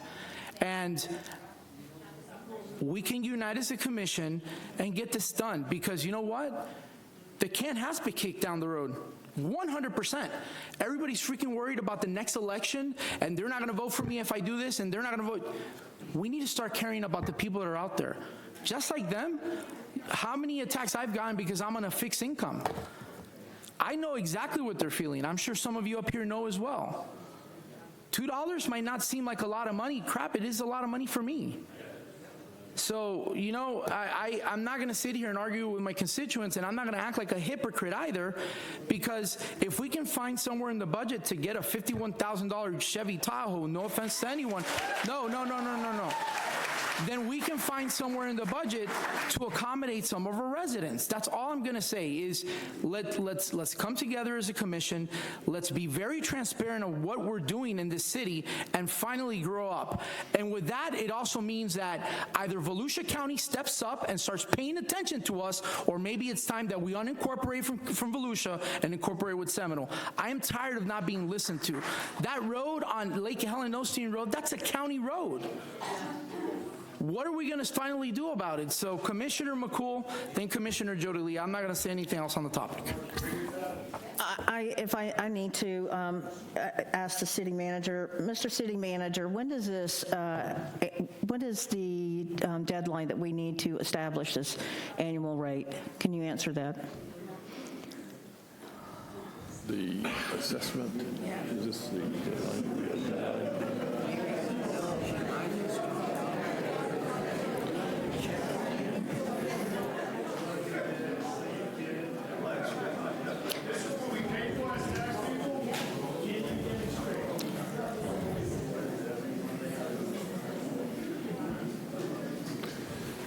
Do we have a, what now?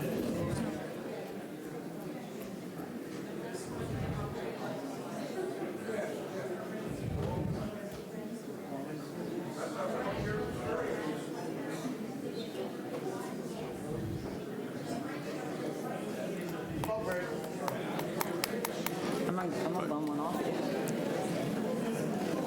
Commissioner, Yes. this is one of the items that is on the trim notice. Yep. We have to meet that deadline, and it's within a few days. That's all you really have. All right, let's do something a little different. We'll come back to Jody Lee. I'm passing the gavel to the Vice Mayor. Vice Mayor? Well, you have your own gavel there, so that's fine. I make a motion to deny the tax increase. Where are we? I move to not adopt resolution number 2023-30. The city manager has the authority to correct errors and the like. Second. Second by Commissioner Jody Lee.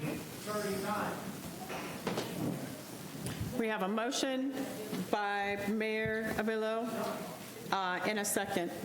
That's denied, right? Correct. To deny. Okay, what is it, Robert? It says,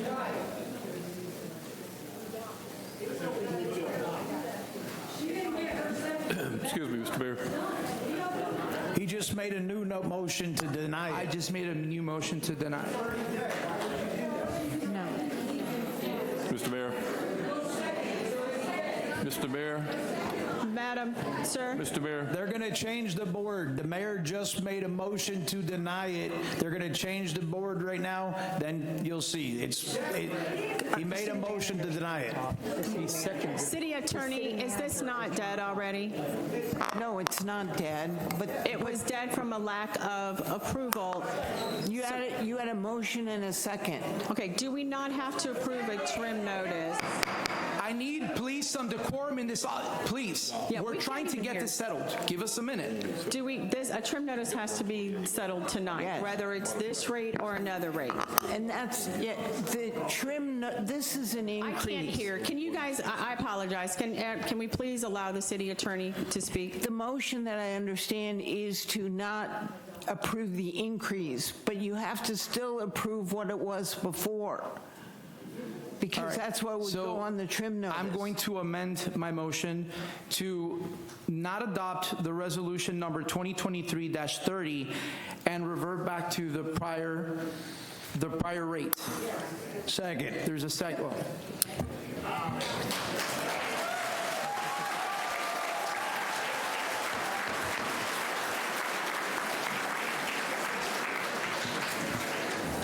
Ms. Rafferty, would you please reread the motion? Can I please have silence? So is it to not adopt the resolution number 2023-30 and revert back to the prior rate?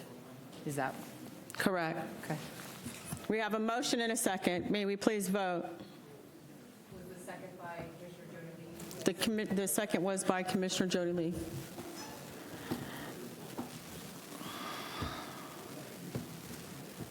Are you going to come back at 128?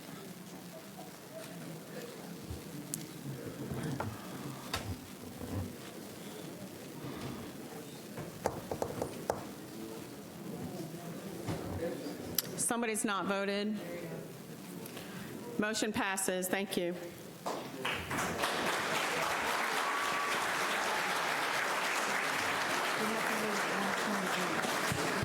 This time, we're going to go ahead and move to public hearing resolution number 2023. She had comments on board. Residents, we're trying to get this done for you guys. Let's listen. On June 19th, 2023, the Commission voted to approve a preliminary annual rate resolution of $233.15 per equivalent residential unit. This resolution will establish the annual solid waste assessment for 23-24 of $233.15. This year, the residents in Deltona paid $202.80. The increase is $30 and change per year per resident for garbage pickup. Thank you. We have Commissioner Jolie on the board. Okay, once again, another raise. It's trash. Well, the contract with the trash company, I think, needs to be redone because the Waste Pro right now has a monopoly on what they do in our city. They have all the business dumpsters, everything, and a lot of small businesses can't get other companies because of this contract, which makes the small businesses pay more money, and for some reason that passed by the old commission I was here. The other thing is Waste Pro last year in 2022 had a $900 million profit after all their expenses. You can look it up. It's on the internet. I myself have an issue with that. I mean, I understand business, you want to make money, but not on me. So I don't know if else, but I want to make a motion to deny the resolution number 2023-31, establish the annual rate assessment for solid waste service for fiscal year. I mean, if we can find grant money for everything else in the city, we should be able to find grant money for this. And if they can't get some recycling going, maybe we should find a different company anyway.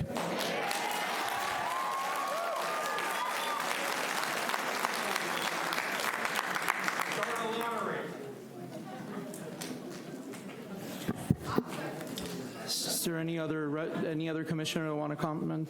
No. All right, public comment, please. Albert Bryan, please.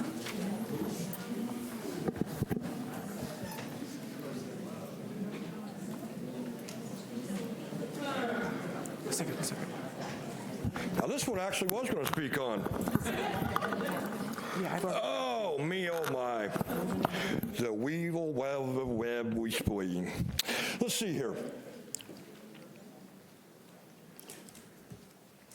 5, 6, 7 years, 6 years? 6 years. We were told that we would have recycling according to that contract back then. So they voted in September to okay that contract. That January, they gave every citizen back here the middle finger. Then they had the balls to tell us they were taking that $21 from recycling each year and put it into a special account. Okay, that's one lie, or that's two lies all over votes, right there. That's two lies. Now, that's not Waste Pro lying to us. That's that commission up there lying to us. Now, here's the thing about this. Waste Pro did lie to us because they told us, we're going to take and sell you this garbage can. No, by that next meeting in January, they said, no, it's only a lease. We were only kidding. Now, here's the next thing that we were told. We were told that the franchise fee was going to take and keep our residential fees steady. Obviously now, that has become the biggest lie out of this all. Because everybody's got a notice saying that our solid waste is going up. So that franchise fee for all those commercial people didn't do diddly a squat for them. Oh, maybe that's because we don't have enough commercial people in our city yet. Now, I do notice that Ms. Bradford just got her building up and running, so she'll have a new franchise fee. Now, that being said, we're talking about money that the gentleman that was in that seat told us at the workshop we had to raise this because we had to wait 5 years for FEMA money. Well, now wait a minute.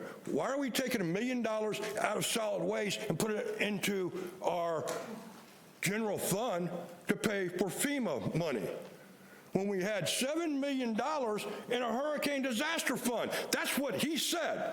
Don't look at me like that. Because that's what he said. You want me to roll the tape back? I can. I'll be more than glad to. Now, here's the thing about this whole thing, though.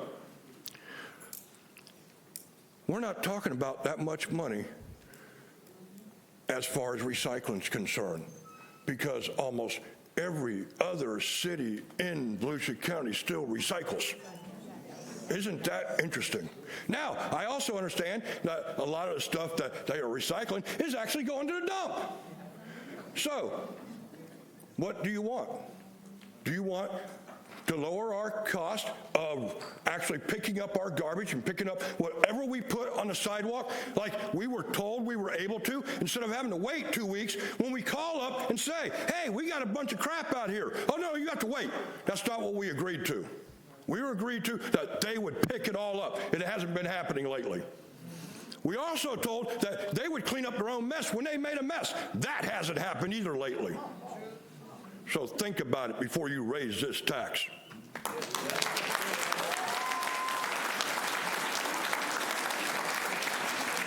Joffrey Chernes? Joffrey Chernes? Urbana Avenue? Okay. 1722 Urbana Avenue, yes. Again, 2 years in Deltona. And like I mentioned to you guys before, I'm surprised that this city don't have a recycle. It just amazed me, okay? I heard, like I said before, that they caught it because there was too much cost. But then the gentleman, he said that the company made, he said $900 million profit. I'm sure you guys can do something about. But you know, again, if you go to Europe, if you get the opportunity to go to Europe, you'll be surprised how these people recycle. And coming from Colorado Springs to here, I would really recycle more that trash that I put it in that big can, okay? So every day, I put a bag of recycle. Hopefully, you know, that something happened. I know that go to the trash. But again, you know, as a human, and especially with this global warming, I don't know if you think about those things. You know, that's for the future, for those kids. Are we care about a thing? Are you see how the temperature is rising? We need to do something about as a city. Okay, we need to do something about. I think recycle will help. Okay, and then when you got a company that's making that much money, I'm sure they can do something about. If I had to buy my own thing to put in my recycle, it's not a problem. I just want to see recycle for the city of Deltona.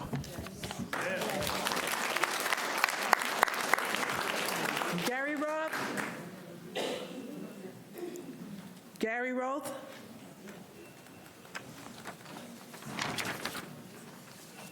Maria Rodriguez?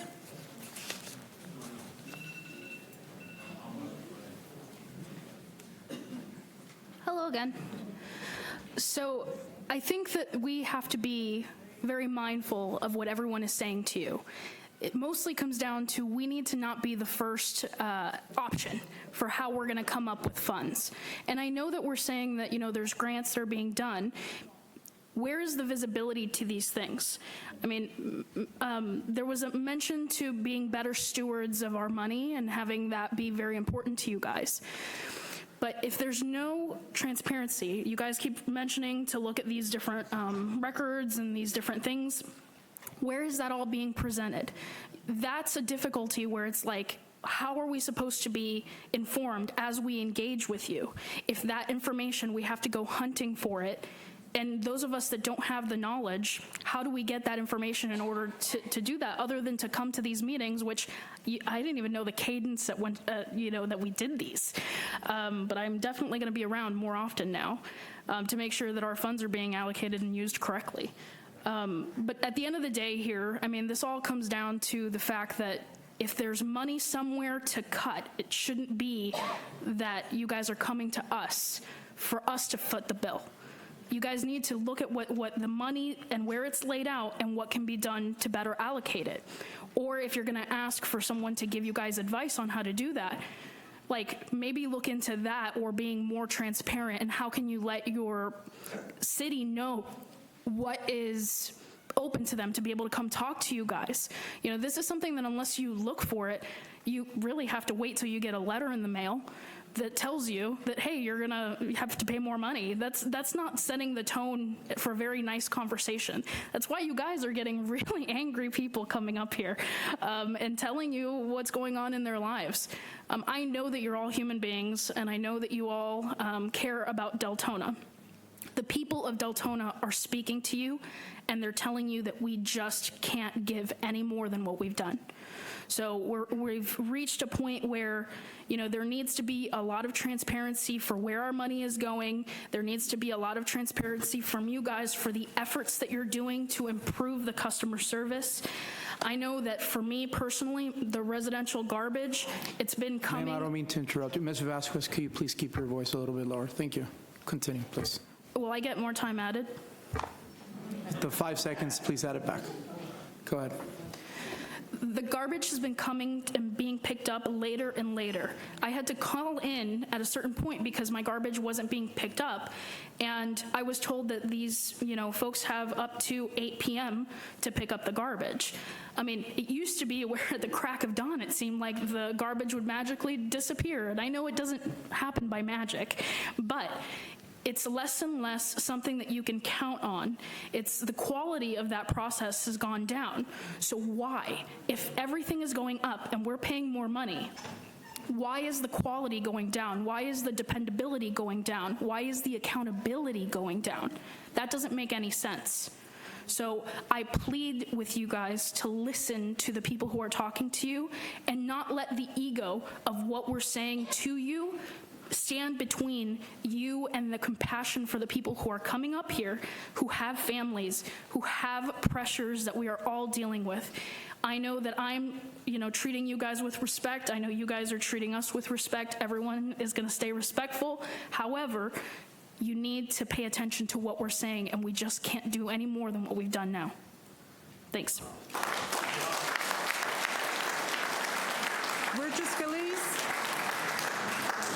Richard Scalise.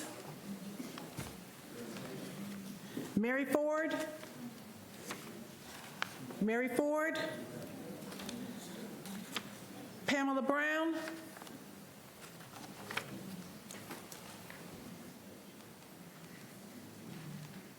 Good evening, Pamela Braun, Deltona.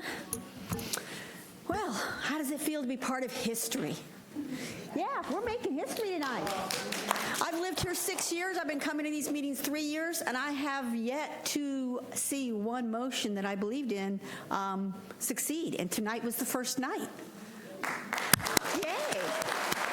I said I had hope, and I appreciate the hope you've instilled in me, and I'm sure everyone else does too. Waste Pro, they want more and they're giving less. When I came here, we were getting trash picked up twice a week, including recyclables. They increased our rates. Okay. Then shortly after that, they canceled recycling. Did they drop back our rates for that extra increase? Nope, sure didn't. And now here they are wanting more. That seems to be the theme in America today. No one pumps your gas for you anymore. You got to pump it yourself. When you go to the grocery store, not only are groceries more, but the package is smaller, but it costs more. Now they want you to ring up your groceries and bag them yourself and take them to your car yourself. But they're charging you more. So why doesn't it seem like it makes sense to Waste Pro? They want more money to do less. No, sorry. We need transparency, we need accountability. It's been said before by many others as well as myself. These are difficult times financially for a lot of people. And so, again, I say no. My favorite word, no.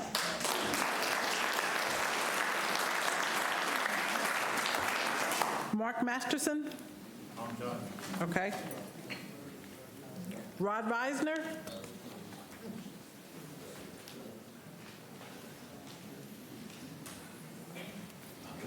Once again, I stand in front of you. Like I said, this is entertaining to me because this is my first time here.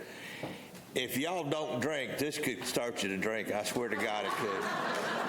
A lot of these people talking are entertaining the way they speak to you. I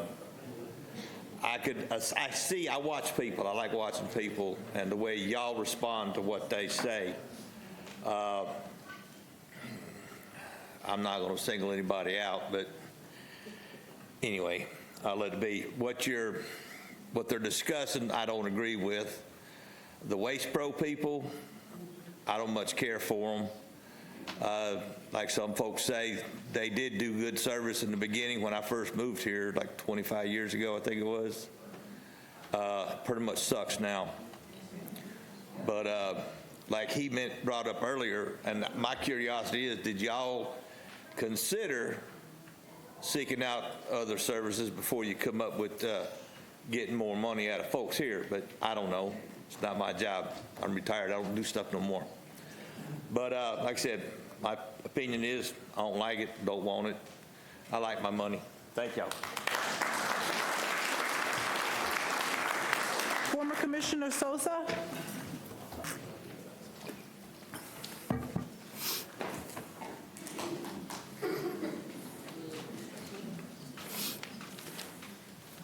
David Sosa.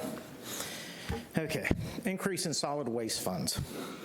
Are we under a new contract, or are we still on the old contract? In the last 3 years that I've been watching these and participated, I have not seen a new contract. Therefore, we are under the old contract.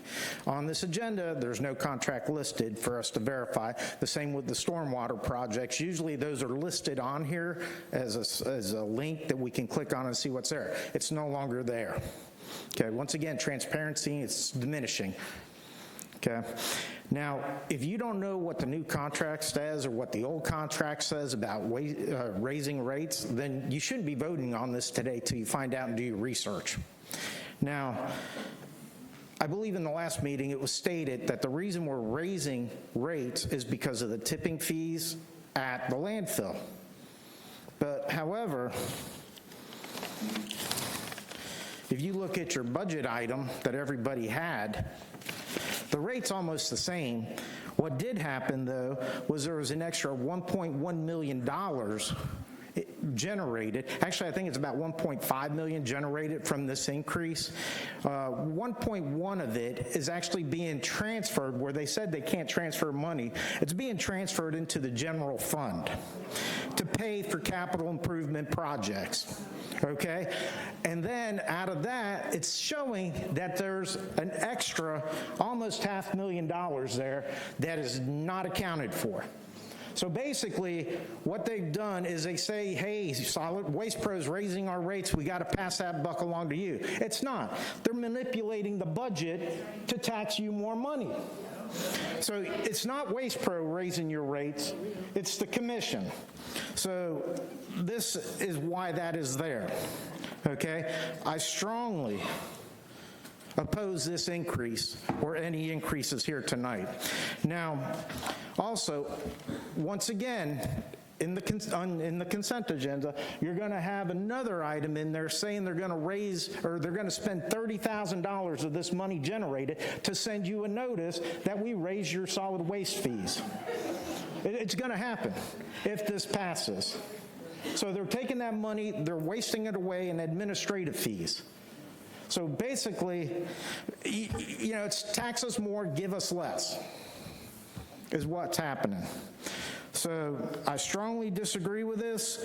Like I stated before, maybe that $1.1 million is going to go to Chisholm because we already gave him a $40,000 bump when we gave him a contract.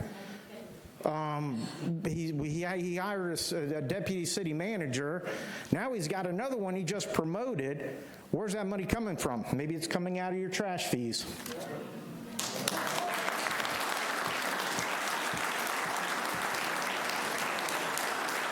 Howard Gelber.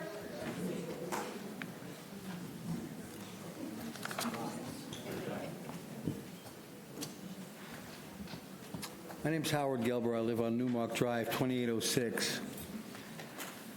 What everybody else said, it's too bad Miss Ford left, because what they said about we're retired. We lived on a fixed income. First of all, the stormwater things are ridiculous, and thank you for voting that down. Jody, I appreciate that. I have one question for you, Mr. Mayor. Where is the FEMA money that every other city got? Can you answer? Anybody? Did you get it yet?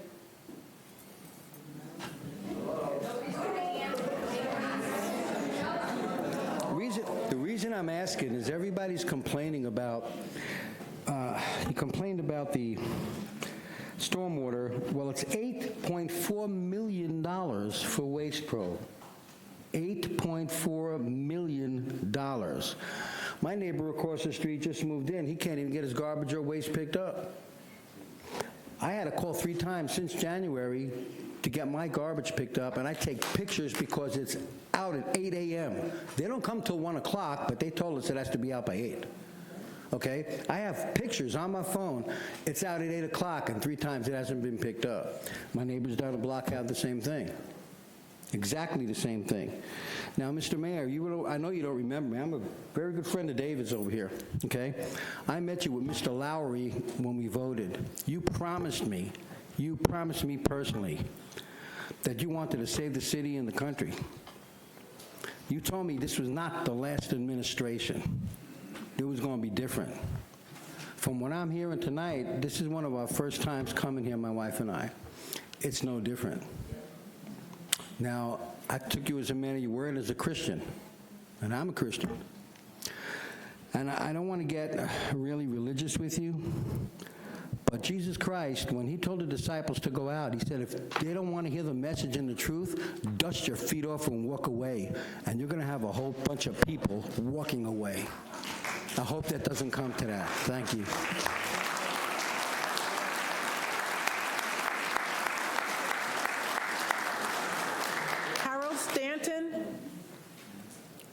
Harold Stanton on Hillendale. Randy White, please.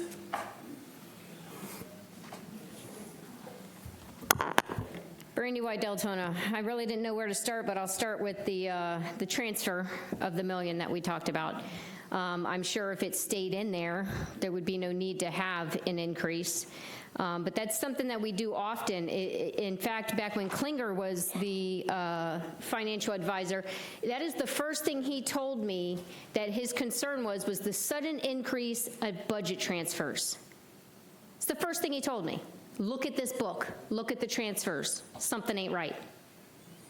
But here we are again, transferring money out from what's supposed to stay for only solid waste and is now into the slush fund. In fact, let's talk about recycling. For those who weren't around, the recycling issue came about because we were being charged recycling. Then Waste Pro came and said, hey, guess what? Joke's on you, we're throwing it away. It's going right to the dump. We're not recycling any of it. So we said, well, give us our money back. What are you doing with it? And I'll quote you, the Mayor Heidi Herzberg, because I was here. We're going to put that in an emergency fund. And I stood up and said, in over 20 years, have we ever had an emergency fund for trash? And if not, why do we need one now? Suddenly, we just needed one. Maybe because it would accrue $1.5 million extra dollars. That might be why we needed it.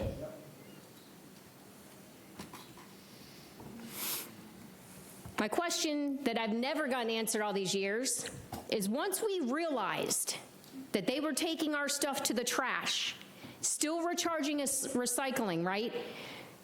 When they dropped it off and charged us for the recycling and then turned around and took it to the dump, did we pay tipping fees too? I bet we did. Double dipping, anybody?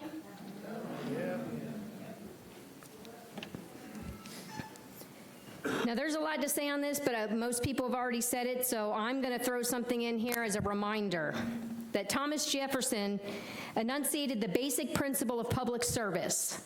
He said, when a man assumes a public trust, he should consider himself as public property.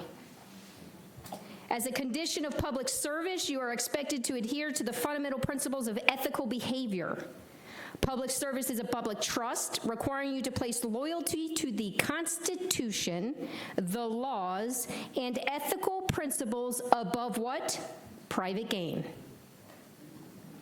Now, among these, it says right here that you shall not, except pursuant to such reasonable expectations as provided by regulations, solicit any or accept any gift or other item of monetary value from any person or entity seeking official action from, doing business with, or conducting activities regulated by your agency or whose interests may be substantially affected by the performance or non-performance of your duties. Who got Waste Pro donations in their campaign?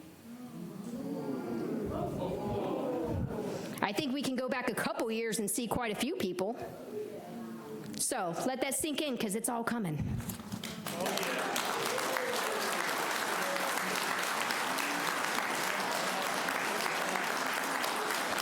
Sierra P. Sierra P. Sierra.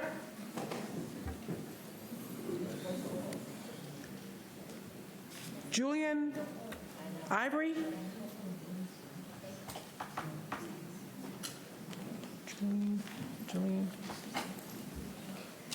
Julian Saccone again. I'm sitting here watching, and this is like the epitome of waste, because these two items came on a piece of paper together and should have been discussed together. I know you have your rules and regulations, but it's almost like you're just hoping that people are going to pour out, and then you can at least sneak this one in to get passed. So I'm telling you, the same thing goes. Vote for it. I'm working on getting you out, or if you want anything else in Deltona as an elected official, I'll be knocking on doors against you. So vote no.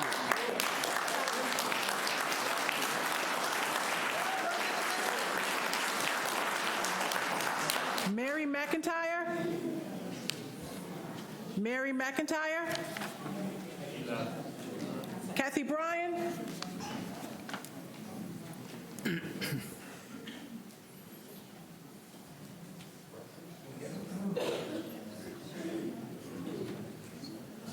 All right, good evening again, Kathy Bryan, Deltona. So look what happened for the First Amendment. Imagine if this many people came to many more of the meetings where decisions are made that affect things like the projects that they talk about that would help improve stormwater, et cetera. Come on out anytime, please. We need more people. But we're here to talk about garbage. And both Brandy and Albert mentioned about the recycling fund. And it wasn't just Heidi, because I remember Mr. Namick up there saying, oh yeah, well, waiting for fuel increases and this, that, and the other. So my question is, and I asked at the last meeting, where exactly did that money end up? It's only $21, but for some people, that's a whole lot of money. And it was worth more back then than it is now. That's number one. Number two, recycling. No, there's a lot of things that aren't recycled, where there's not the facilities to recycle it around here, but things like aluminum is still recycled, although somebody told me even that went elsewhere. So it's a mixed bag. Do you want to pay for an extra truck to come and pick up recycling only to take it to the dump? If we could maybe get some people to this area that do recycling, that would be great. And then when I went to the Deltona Library, they were having a plant sale. My favorites, plants, woohoo. Imagine my surprise when I saw a truck there with Volusia County saying Volusia County recycles, and I said, no, we don't. And they said, yeah, we do, it's just Deltona that doesn't. That people still could take stuff down to the transfer center. So I'm not sure exactly. I would do my research for all of y'all. I would do my research and find out exactly what the stream of trash is. But in this case, I'm hoping that you vote no on this. I remember the last meeting, there was talk about using some of that money for storm debris, pickup of storm debris. I've heard we have grant writers now. Let's get some grants for that, rather than going up on our trash to put money away or to I know you can't, supposedly you can't transfer money, et cetera, but let's see what we can do about getting that down. That's number one. Number two, service. I said this the last time, and my daughter said, yes, please tell them about that, because every time when they pick up our trash, they leave the garbage can instead of where I left it by the side of the driveway. They leave it in the driveway, and it's usually where she pulls in. Of course, we're like, maybe you should pick it up and take it back up. But when you're coming home from work and you're tired, it's hard. I'm hoping that you guys will say no. I'm happy that everybody showed up, because I do know that having work and having kids is hard. I'm still in that position with work. My kids are grown. But please continue to come out and tell your commission how you feel. Thank you.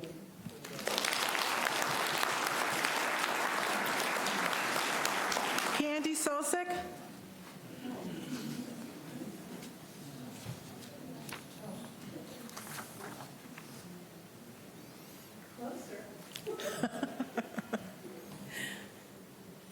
Hi, Candy Suchek from Yorkshire Drive. My concern is, I'll go back again to the sheriff's office, and I'm sure this deputy can tell you it's the way it is. You put people on probation. If Waste Pro isn't doing the job, they need to go. And if they're making all this buku money, then we need to find somebody else who cares about what we need rather than filling their pockets, because they don't do a good job. They throw your trash can halfway down the road. I've watched them. They don't care. They just throw garbage and everything everywhere. So if they're not doing the job we're paying them all this money for, let's get rid of them and find somebody who will. Thanks. Robert Rosa.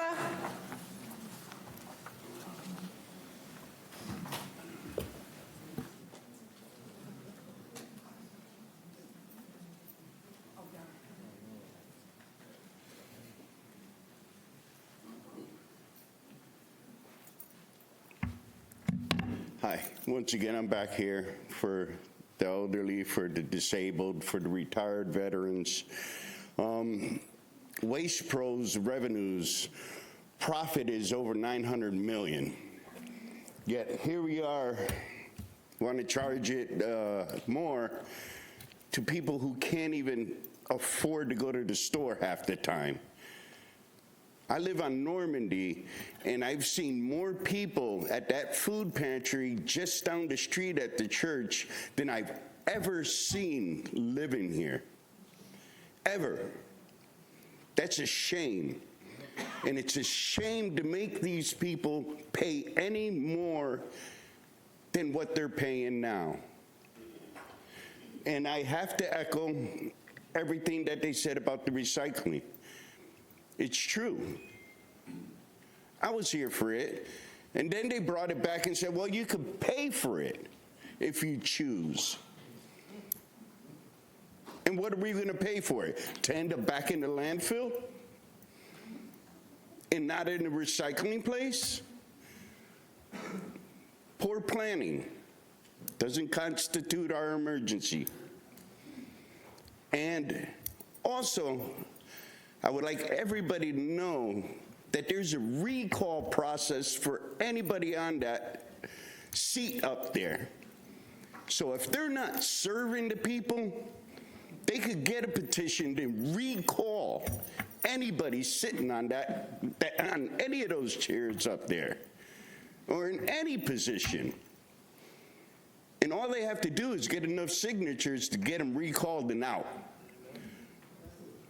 And I know there's somebody right over there that's willing to go out door to door. Another one over there. You're here for the people, be for the people. You know this community. You know the people in this community. And they spend their money. They pay their taxes. They keep their areas clean. Work for them. Be for them. Thank you.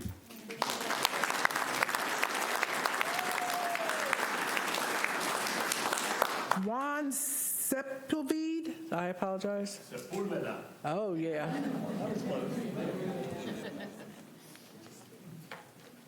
Looks like you never lived in California. Okay, Sepulveda Boulevard. My name is Juan Sepulveda. I live on India. My first time here. As I understand it, the 28th is the next meeting. I hope to see you all here.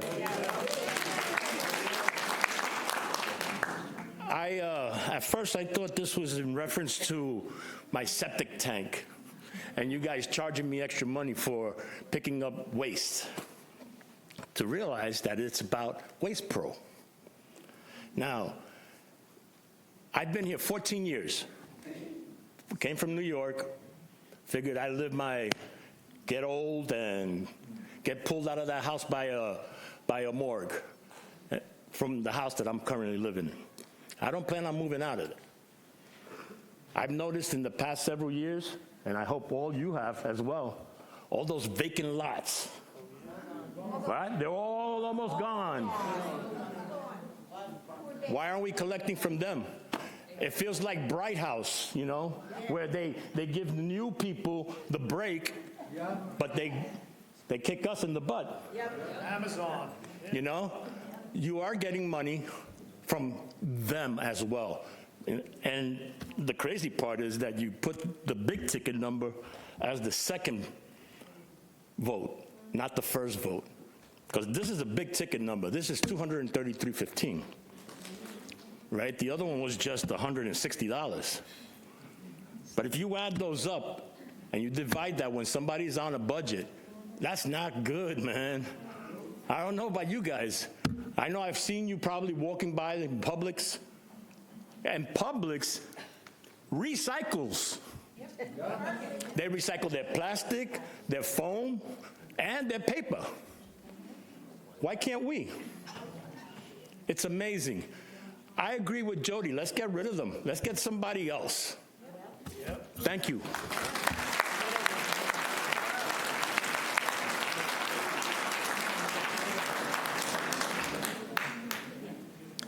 Deborah Abel, please.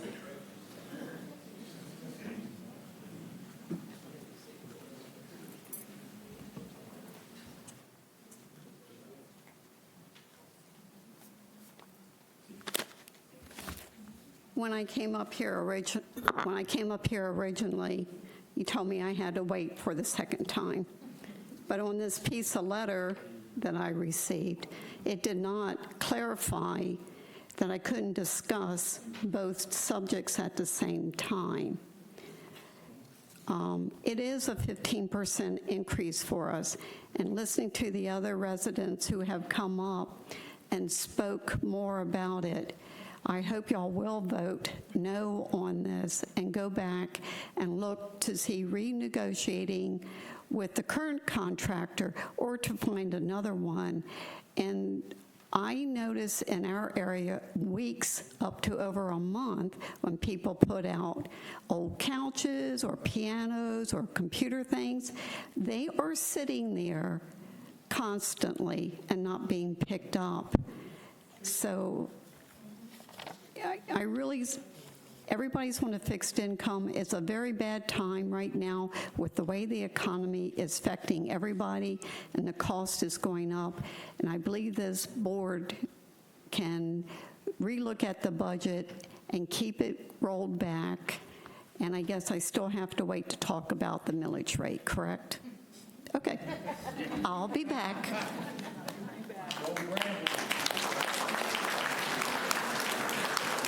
Mark Karstens? Mark Karstens? Yes.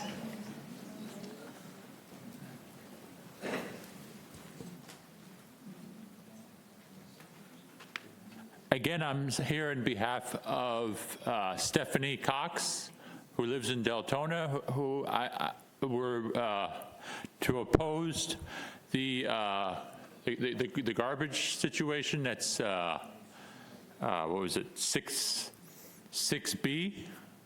Is that what it is, 6B? Okay. So I'm here to oppose that.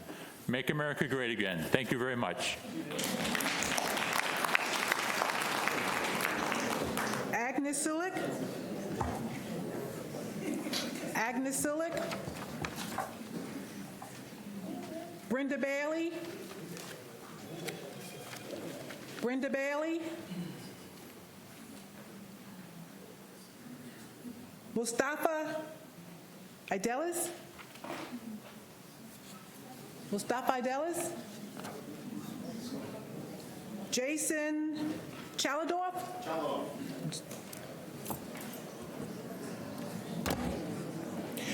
Good evening, Jason Childoff, Blackstone Avenue. I want to say thank you for giving me the opportunity to speak this evening.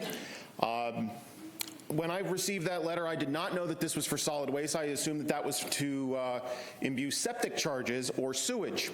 I run on a septic. Why would I pay for sewage? Why should I pay for sewage when I don't get it? I don't benefit of it. Why am I paying for it? When talking about solid waste, though, again, recycling. I'm a resident of 10 years, homeowner of 6. Recycling came in. We kept getting charged for it, and then they stopped. I brought friends of mine into this area from Orlando because I love Deltona. I think it's a great area. They get recycling because theirs is through Volusia County, but they live in Deltona. Why don't they go through Waste Pro? Oh, wait, they do, but they have recycling. Speaking of the big things on the side of the road, I saw a piano on Sacramento. It's been there for 2 weeks. The rain has been destroying it. Why has no one touched it? We are required to bag all of our garbage. We are required to bag it. It must fit in the can. The can must close. But I see tons of neighbors with them overflowing. I then also notice when we have yard waste, if it is not bound properly or it requires a crane truck, we have to pay an additional $50 to $100 for it.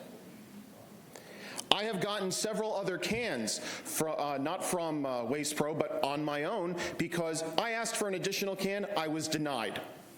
When I bought an additional garbage can, Waste Pro broke it.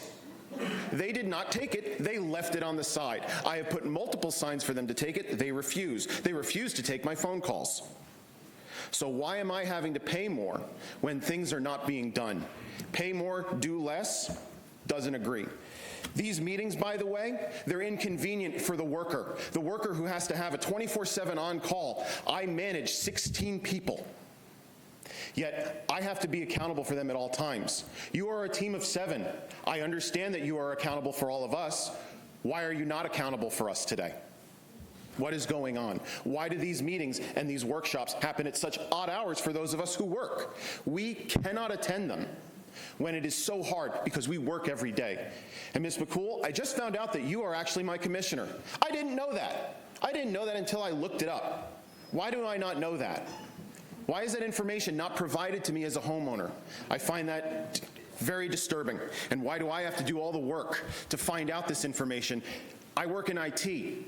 Explain like I'm 5 is something I hear a ton of the time. This is confusing. And also, as I work in IT and I heard that no one got return emails, you can set up an automated return very simply. If I did not return any of my emails, I would be fired by my clients. I would be fired. Thank you for your time.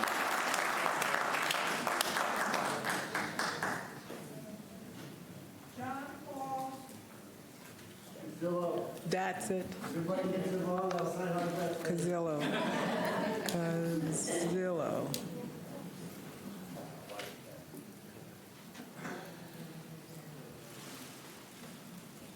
I'll make this short and sweet. I oppose it. And another thing I noticed in Deltona, I've been in my house over 20 years. All the taxes I paid, I have to cut the grass. They were taking the recyclables for a period. They stopped doing it. Then there was a time where we could, when you have a house, you have to prune your trees, right? Sometimes you got to take branches down. Now they want to charge extra to bundle things up, and that's a pain in the ass. You got to measure everything, and then they charge you extra for that when that was included before. So I agree with the people. Pay more, do less. That's not acceptable. So I do not approve. That's it. Elizabeth Chavez.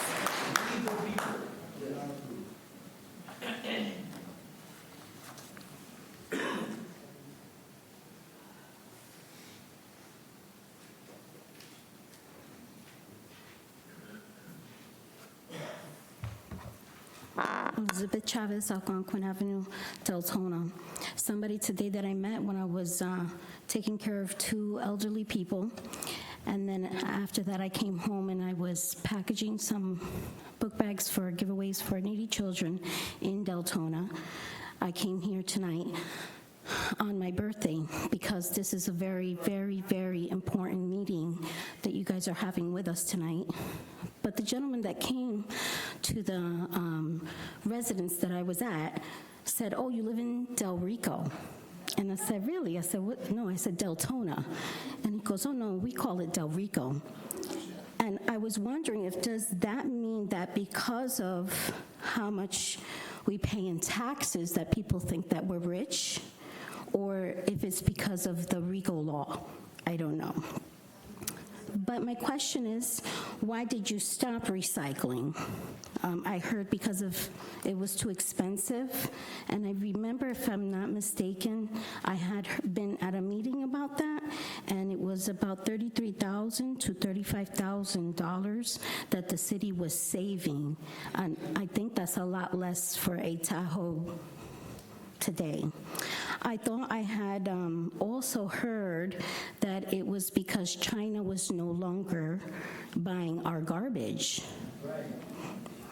$75 for an extra garbage can.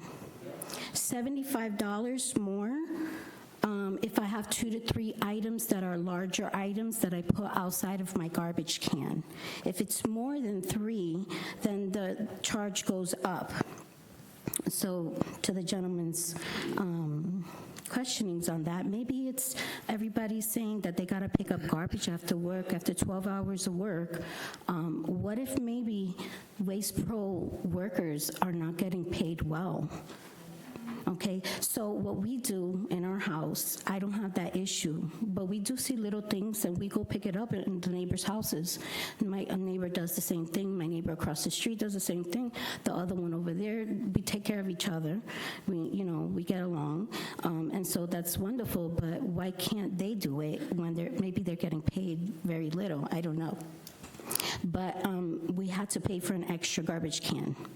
And then not only that, okay, we give them water every time we see them because we give them because we give them that out of compassion because they're working long hours in really hot weather, okay? They may not care to pick up garbage. Who knows? I don't know. This is an environmental issue we're talking about, underlining all through this, ozone layer and all that stuff. So with that said, why don't we do a program where we get together with the scientists that are in Puerto Rico trying to make coral reefs out of plastic bottle caps and bring back recycling with a purpose to Deltona. And also, the Sheriff's Department saw that they were overcharging, I believe it was Volusia, or if it was specifically Deltona, and it was over $800,000. They said they gave it back. Where did that go?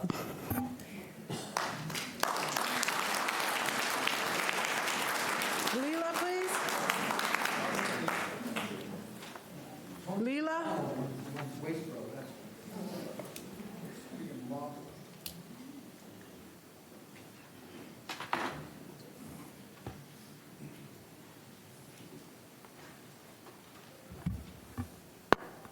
Oh, my Lanta. Garbage. Garbage is what started all this. That magic number 8 years ago. Y'all had Jane Chang up here. Jane Chang had this really great idea to beautify Deltona by screwing the residents. So we came and we sat and we listened. And Brian Sukup said, if you don't like it, move. Brian, I'm still here. Just want to say that. I didn't wear boots tonight, but been laid on thick. Oh. Again, I'm a little bit angry. I'm shaking. I did write it this time. Vice Mayor, you may not have been up there for 25 years, but for the last 8 years, we begged you to make changes. We begged you. You sat there and you told us to our face, yes, I will vote against Jane Chang. Yes, I will vote to get her out. You lied to us then. You've been lying to us. Please just own your part in this. I don't think you will, but try. Now, I understand that I remember actually at one of your town halls, you saying that you disliked Waste Pro monopolizing services in Deltona because of your business. I didn't understand at the time because I didn't know what business you had. I didn't know that Waste Pro was such an issue. But I understand now that the contract states that Waste Pro must follow specific rules, like not leaving behind garbage all over the road, not leaking hydraulic fuel. Vice Mayor, I submitted to you and other commissioners emails with photos of hydraulic fuel spilled on several different roads here in Deltona. My district, over on Austin, and several roads in between. What happened to those pictures? What happened with that whole spill? Because they were never cleaned up. But more importantly, where's the money from the fines that they got? Where did that go? Where does that go? Because they're supposed to be fined every time that they mess up, and y'all know about it. So where's that money going from those fines? What fund does it go into? So isn't it Redmond Consulting? That name again. I hope y'all know who Redmond is. Don't they have someone following Waste Pro trucks and writing them up every time they do something wrong? I know y'all aren't going to answer, but we all know the answer. We know the answer.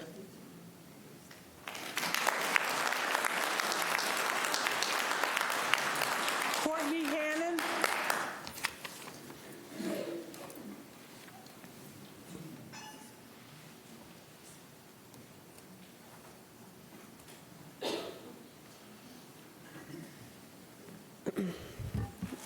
I came up and spoke earlier about the stormwater issues and spoke about considerations such as surpluses and our want for project end dates for those increases.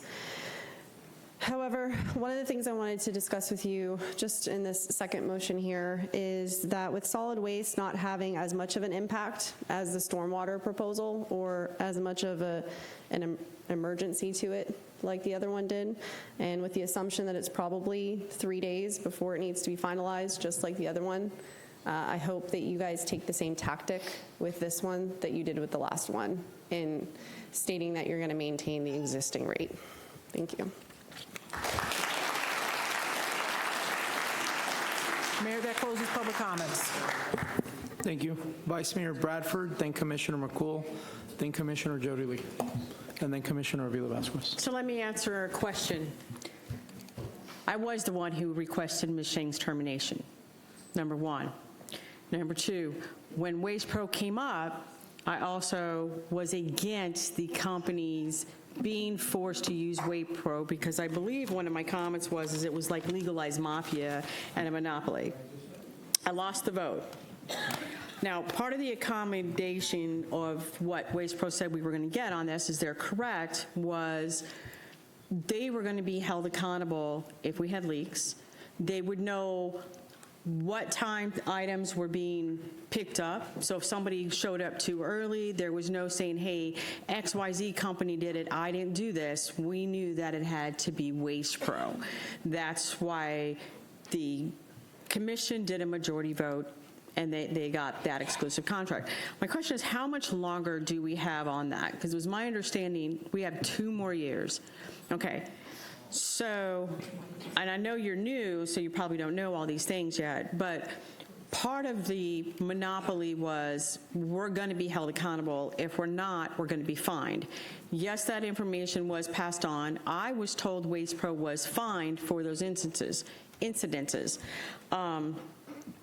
We were also told by Waste Pro that China's no longer accepting these items. Therefore, the items were going into a warehouse, and after so long, they were just going to the trash. That is why the city at that time made a decision to stop taking the extra funds for recycling and just throwing the money away is essentially what it was doing. We were told that we could look back at this again to see if it is able to recycle. I know we personally take things to the dump and recycle what we can. I know there's gel recycling and, like they said, some other recyclings, but prior city managers have not been willing to even look at it. So I don't know where we're at and if we are able to. But we were also told that because we're doing this monopoly with commercial, residential, I mean, there's no other dumpsters allowed in Deltona. A person can actually get fined for using another dumpster, that our rates would not be raised. We would not have to increase fees. It would more than cover, and this was a touchy subject, because part of my concern prior was, and I don't know the whole facts, so I'm going to be cautious on how they say this, but I believe it's Redmond's wife who owns a company that has all the cameras on the Waste Pro trucks. So that was my concern as well, is why all of a sudden we were having it. So I might be wrong on that, but it was my understanding that it's family business that has those cameras that's on the trucks. And when I brought that up, I was told that had nothing to do with the contract. Obviously, to me, it personally does. Couple valid points. Do we know where the fines are going? Like, have we been holding Waste Pro accountable? And who's been going after them for the fines, the spills, and any of that? Do we know? No. We get a report monthly on all the fines, and it shows up in our financials. I can find out how much and get you a copy, but we get that monthly from the Redmond Corporation. And part of the new contract was, everything, and I might be wrong, but I'm pretty sure this is how it was. There was no more everything had to be in the bin, because when we got rid of Jane, that was one of it. It was no longer everything had to be in the bin. They also said, oh, you have to use our dumpsters, and then it went to, no, you don't have to use dumpsters, you can use your own dumpster. If it's on the curb, it is their responsibility to call and say, hey, we need a bulk pickup. So if there's a couch, there were also, hey, if there's a washer and dryer, we're going to pick it up. If there's a toilet, we're going to pick it up. So if we're getting charged for those extra trips, then I think we need to go back and look at that contract and hold them accountable. I haven't checked this contract. I know the last contract I had, if they put it on the street, it gets picked up. It's supposed to be. That's how it's supposed to be. And if it's too large, they were to schedule another truck. Right. And it seems, I'm going to say the last 12 to 18 months, I've seen this in a decline of, and it's not people moving out, more stuff by the street. Even after the hurricane, there was more debris. People are like, hey, do I need to wrap this up? What do I have to do? Can I put this out here? And then it was like, oh no, you need to call and schedule for a bulk pickup. And I'm like, they were supposed to be picking this stuff up. They're supposed to be picking it up. And I know that even the cans are supposed to be replaced back in a certain way at each residence. And from what I'm hearing, that doesn't happen. No, it has been very bad. I will tell you, I literally had to call, I had to have my husband call Waste Pro so that it didn't appear as I was directing a staff member, and ask them to bring my dumpster from across the street back to where it belonged in an alley. because they were upset that I told them that you need to put it here and stop driving on my grass. Right. So they got mad and took my dumpster and put it on the other side of the alley in y'all's right of way. So I agree, this is a contract, I won't be here when this is negotiated, but for right now, they need to be being held accountable, and they're not being held accountable. I won't give them another dime. This is one, like I was in here last month, I apologize, I was out sick, but I will not approve to give them another dime. And I don't know, what does that mean? Like, are we responsible for these extra tipping fees? Where do we take it out of? Because it's not fair that. We pay the tipping fees. Who does? We do. City pays. So we're going to just have to pull it out of another fund to pay it. And how much is that? I don't know. It's pretty substantial, though. I know that.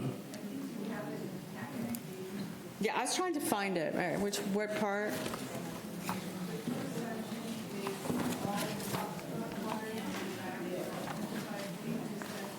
The last 4 to 5 pages? So we're paying the extra fuel cost? What's the extra fuel cost for?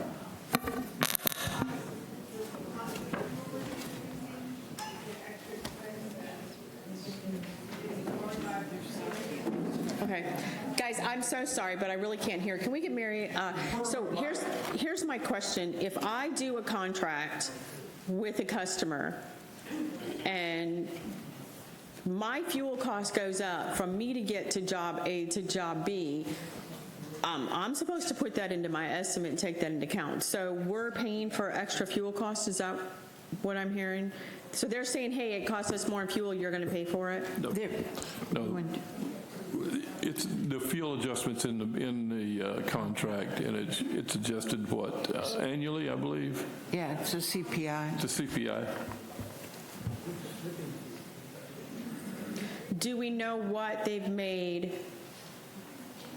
Boy, I need a magnifying glass for this.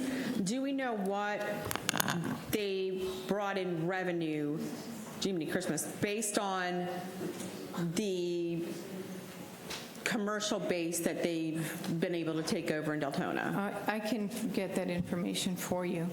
But what I was trying to say is the packet that I gave you, that is from our June 19th meeting where the commission voted on the preliminary rate. Redmond was here, and also the stormwater consultant to explain why the costs are going up. And that's what you have in the packet in front of you. The first part is all the stormwater, the projects that were planned, which were about over $50 million. And the second part is the cost that Redmond had anticipated that we would have to cover next year. His analysis, I don't have it in front of me, you have it. He did an analysis based on tipping fees, fuel costs. Do you remember what else? It's in the back of your packet. CPI, fuel costs, tipping fees, and I can't remember what his assessment were, but that's how they derive the increase from 202.80 to 233.15. And is this all in our contract that they're authorized to raise this each year on us? Their contract is like, I don't know how, about 80 pages long. I'm not familiar with it. Mary, I'm sorry, sir, in the middle.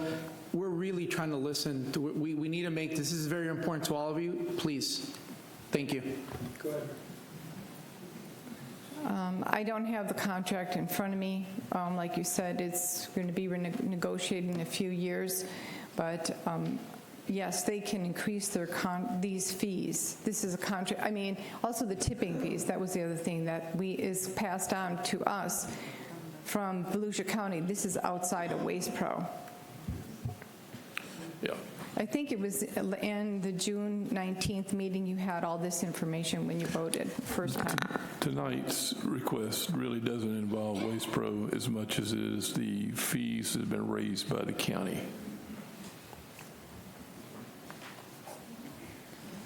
So just so everybody knows, with this amount is now going to come out of the general fund to cover this. Yes. Do we have money in this fund to cover this without raising these fees? We would, without transferring over? we would have to find money, yes.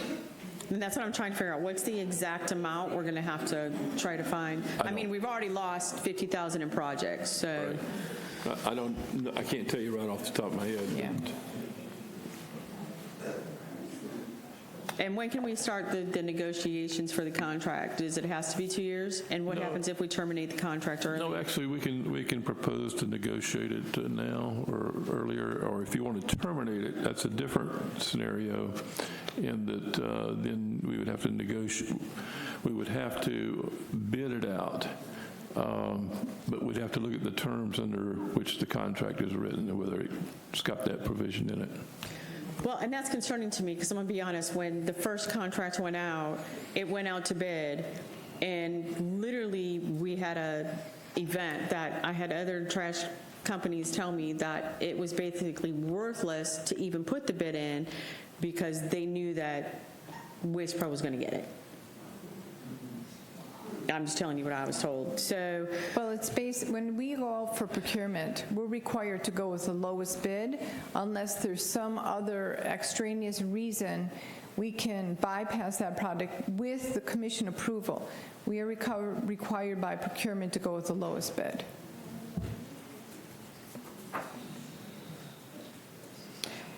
you know, if we got 2 years to deal with this, and if we can negotiate the contract, I really think it's time, because I've heard this a lot more than in here than anything. Just the quality of service in some of these areas have gone down. You know, I personally can't complain about the guys that pick up on my street. You know, they've actually been doing a better job. I've got 2 guys that are great now, but I've had 2 guys before that my trash can would be thrown down the road. You know, so I get what some people are saying. So we definitely need to find how are we going to keep them accountable.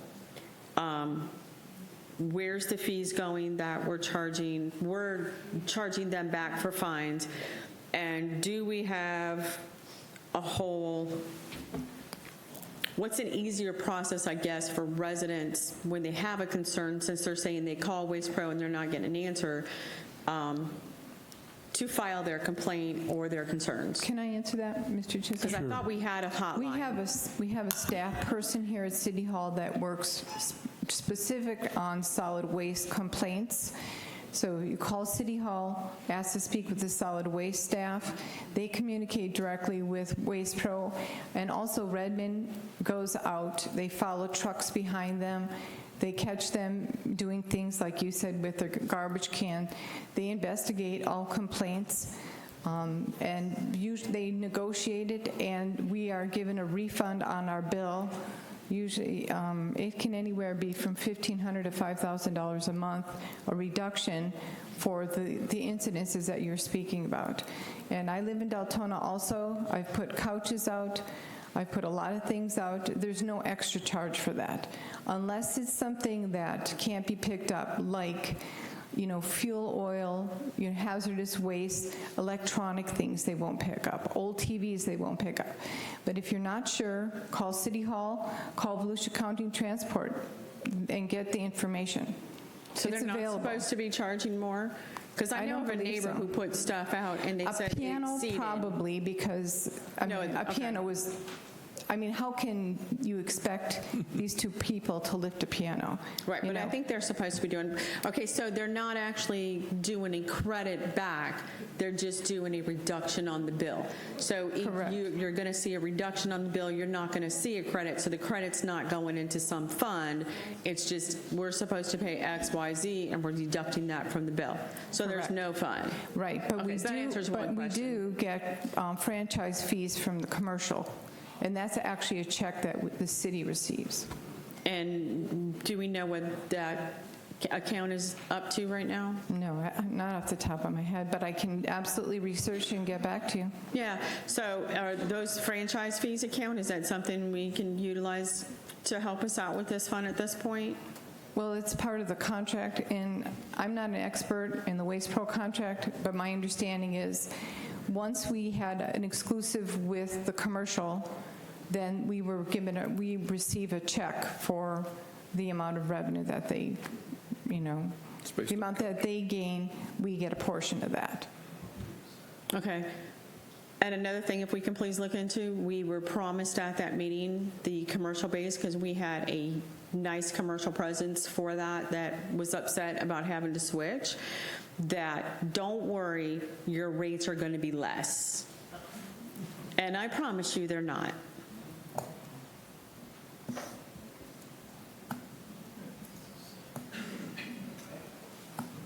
Thank you.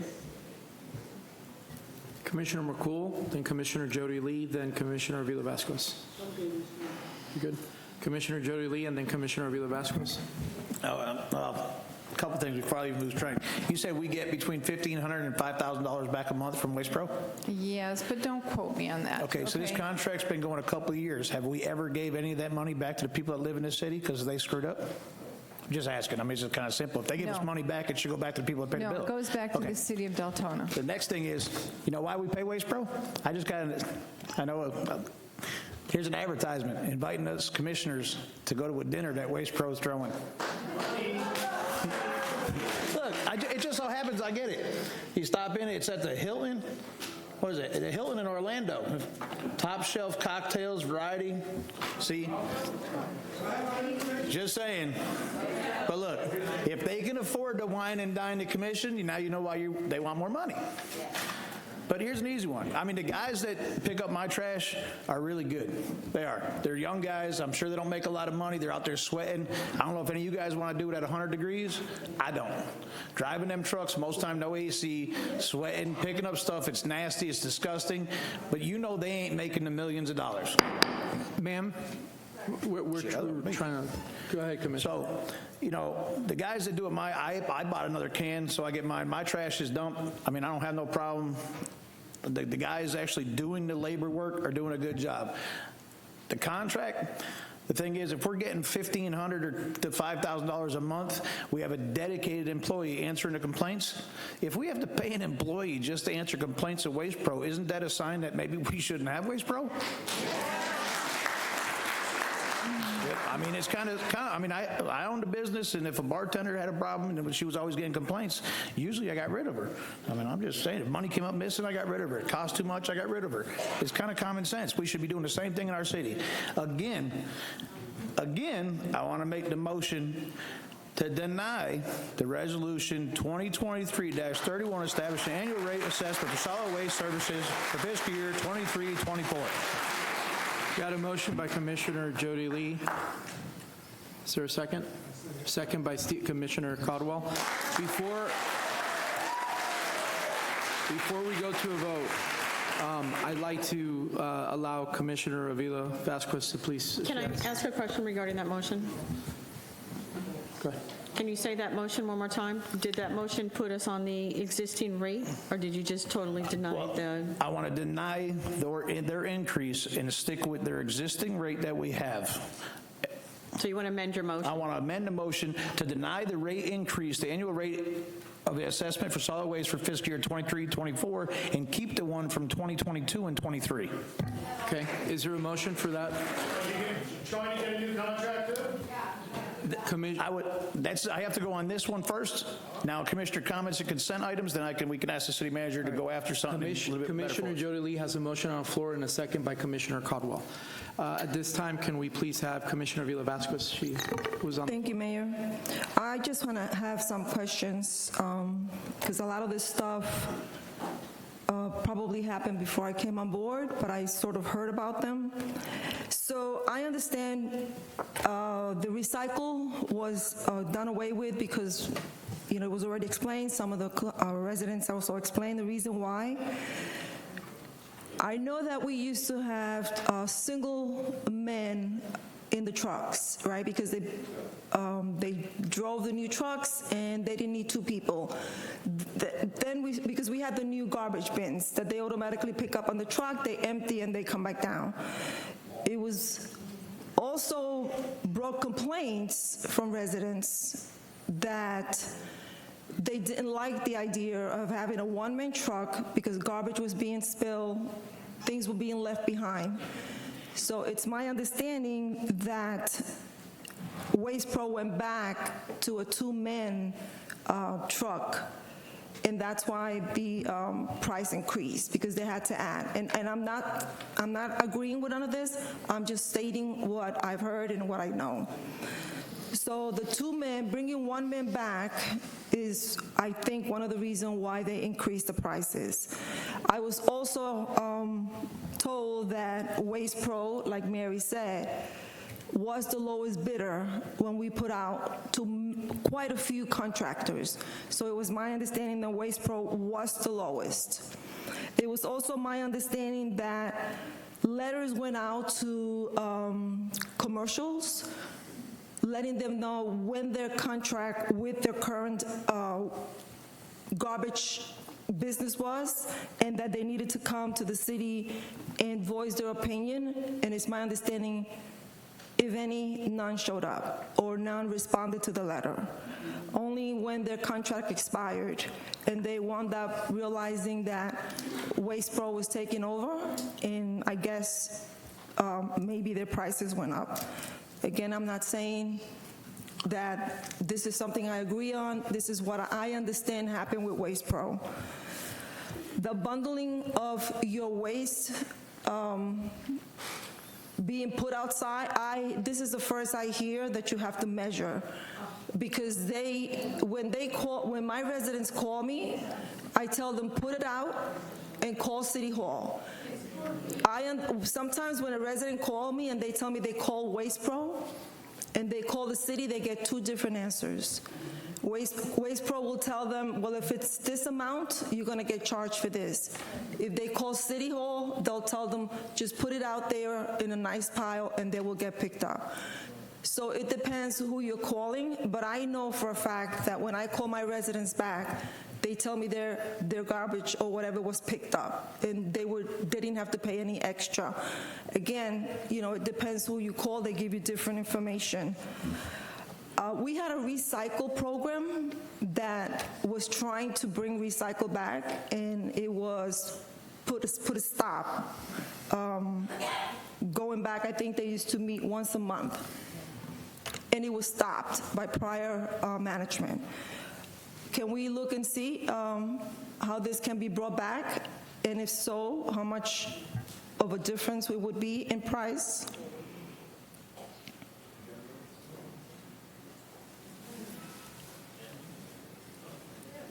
Can you raise the fines on the trucks? How about we do that to get some revenue? Since they're raising it. Sir, we're still in the middle of deliberation, please. Also, I make it a point to drive around my district every Monday, because most of the garbage gets picked up on Tuesdays. Commissioner Avila Vasquez, were you waiting for an answer for that question? No, I saw the city manager write it down. Thank you. And then I drive around again Thursday to see what's being left behind. And I can tell you that this past Monday, there was so much furniture out there. And I probably think that it was the end of the month, so there was a lot of eviction. Waste Pro is not supposed to be picking up when an owner of the house empties that house. They're supposed to call and make a special pickup arrangement. They're supposed to pay for it. When I report those, the city will take care of it, but they will charge the owner of the home back. So I do go around. So most of this garbage and furniture that you see out there, most of the times is evictions. Or move out, because they can't afford it. Or move out, you're right.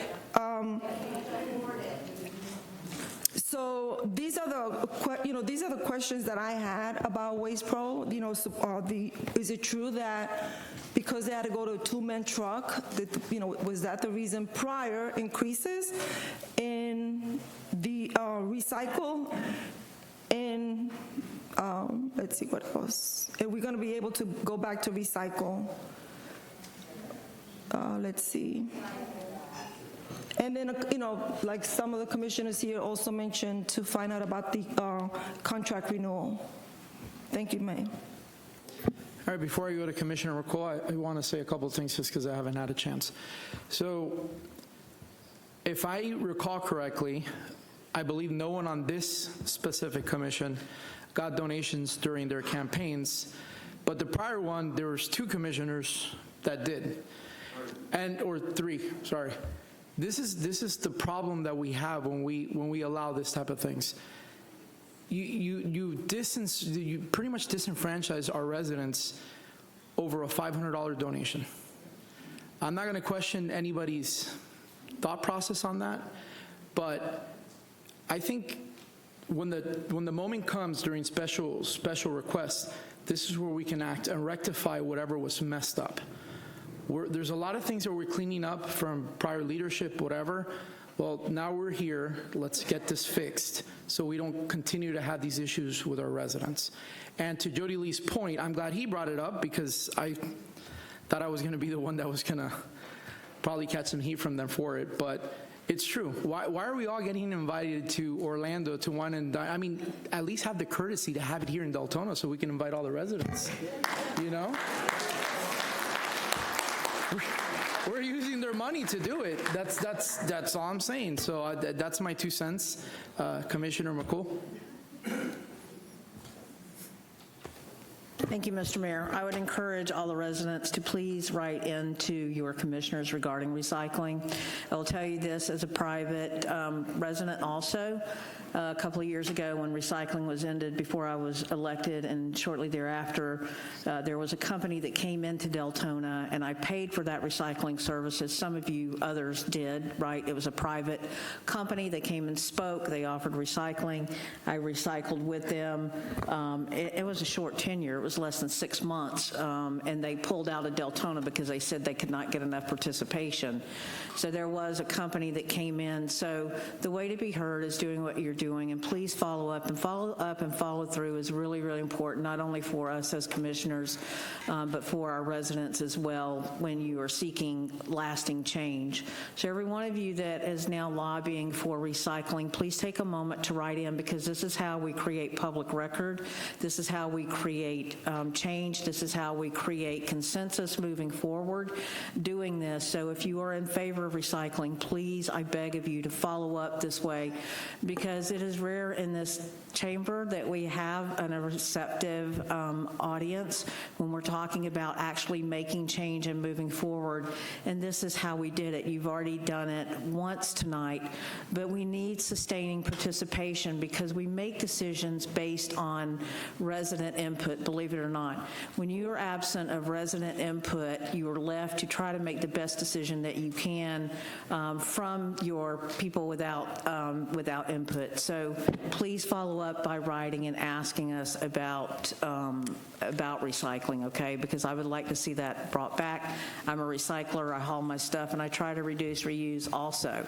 You know, we talk about that 2 plastic bags adding to trash in our community.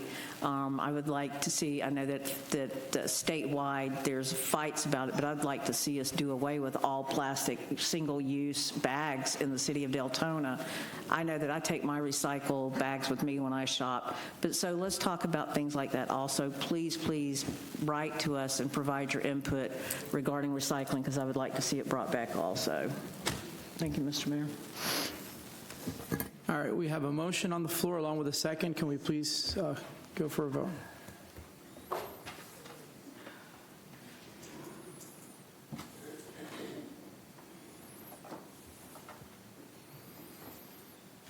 Motion passes 7-0.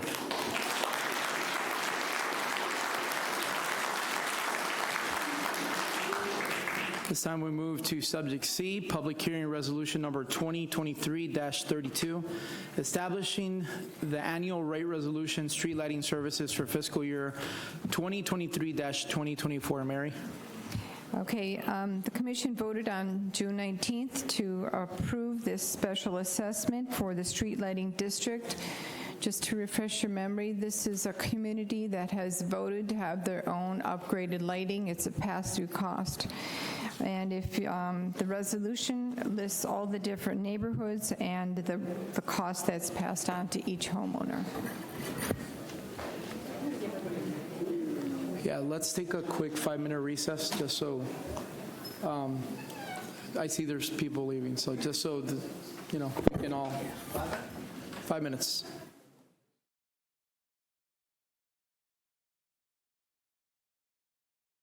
speaking about resolution number 2023-32, establishing the annual rate resolution street lighting services for fiscal year 2023-2024. And currently we have Jody Lee and Commissioner Caldwell on the board.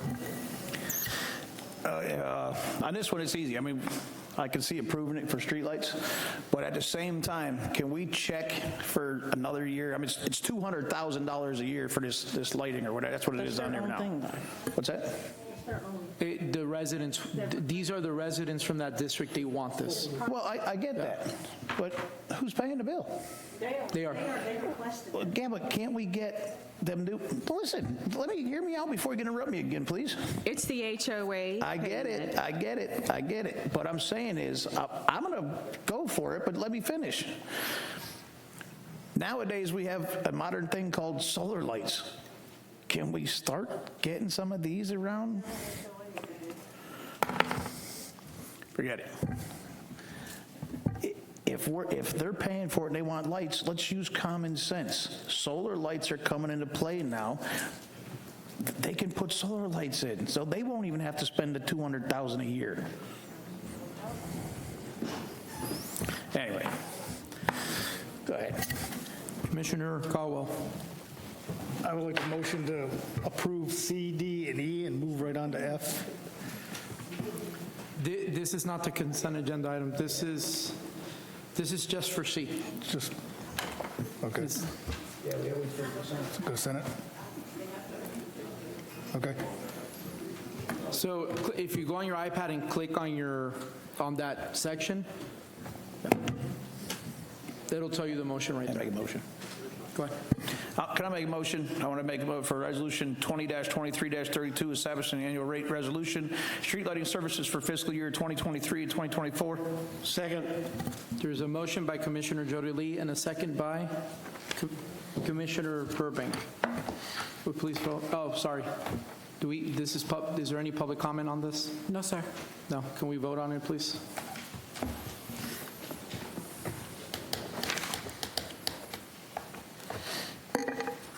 Motion passes 7-0. This time, we're going to go ahead and move forward to public hearing resolution number 2023-33, establishing the annual rate resolution, Lake McGarty Aquatic Weed Control Services for fiscal year 2023-2024. Mary? I think your mic is off, Mary. Okay. The Lake McGarity Special Assessment District was established to provide aquatic weed control for the services for the lake. The cost of those services apportioned to the properties that will benefit from those services and will be levied to the property owners. This is the same as street lighting. The property owners have voted to have this special assessment. The city did initial treatment of the lake, and we treat it as needed based on the weeds. Thank you, Commissioner Jody Lee. I want to make a motion to approve Resolution 20-23-33, establishing the annual rate resolution, Lake McGarity Aquatic Weed Control Services for fiscal year 2023-24. Got a motion by Commissioner Jody Lee. Second. And a second by Commissioner Burbank. Is there any public comment? No, sir. Can we please vote?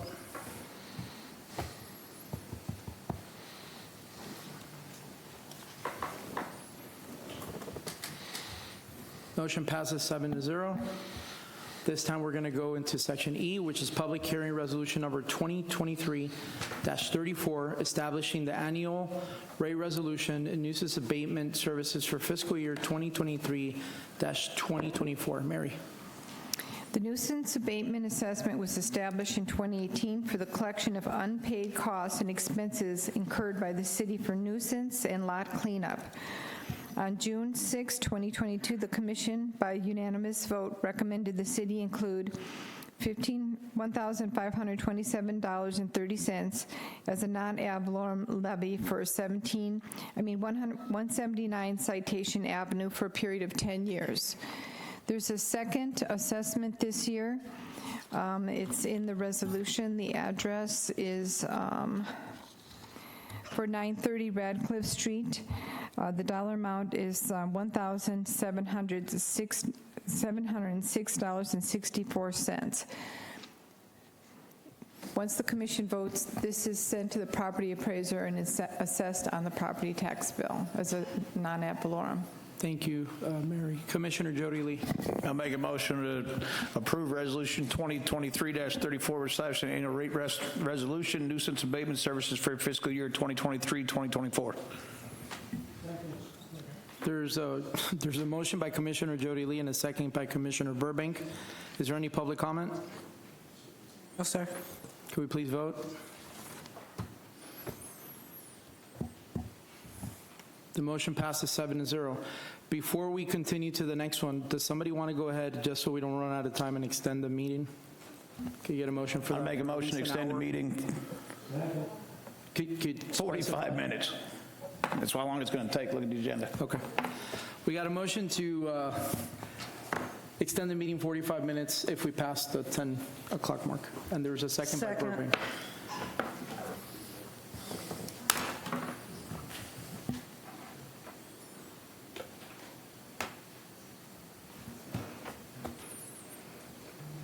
Oh, I think you're putting the public hearing on here.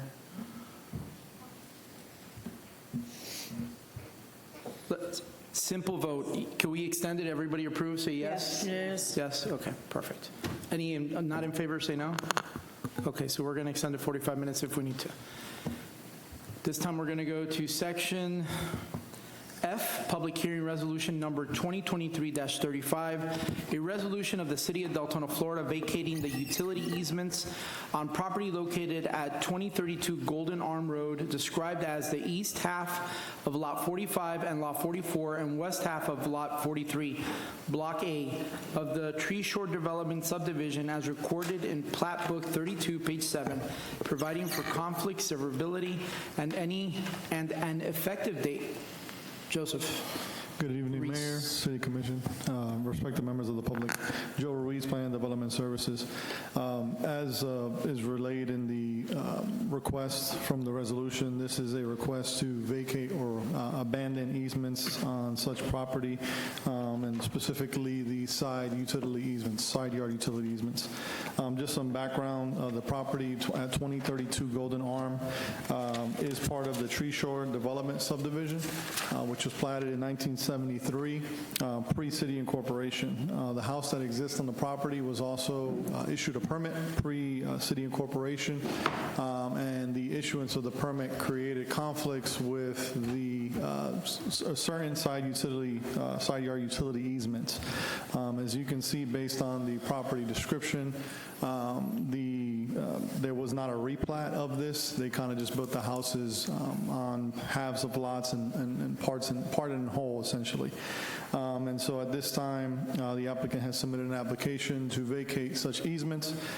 Staff has gone through and reviewed the application and received all non-objection letters from all utility holders based on the 811 report. Staff also has reviewed those letters and found them to be sufficient for non-objection. Pursuant to Code of Ordinances Chapter 58. So at this time, staff recommends that the City Commission approve said resolution for abandonment or vacating of these side yard utility easements. Thank you. Commissioner Caldwell, then Commissioner McCool. The easement, is it encroaching on any of the housing or any other property at all? Or as far as their sidewalks or? So essentially, on the survey that was attached, Commissioner, there's easements that cut through the driveway, the driveway, as well as certain ones that cut right through pretty much the center of the home, as it was built. Yeah. Thank you. Commissioner McCool. Thank you, Mr. Mayor. I just wanted to make a motion. I hereby move to approve resolution number 2023-35, resolution of the City of Deltona, Florida, vacating the utility easements on property located at 2032 Golden Arm Road. The city manager has the authority to make corrections of scrivener's errors and the like. Second. So motion by Commissioner McCool and second by Commissioner Jody Lee. Is there any public comment? No, sir. Can we please vote?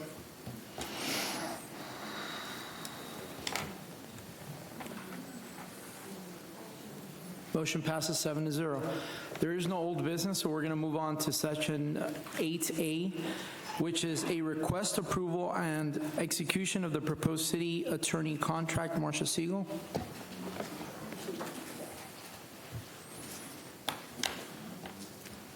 Is there anybody on the dais that would like to? I'd like to make a motion. Go ahead. Commissioner Avila Vasquez.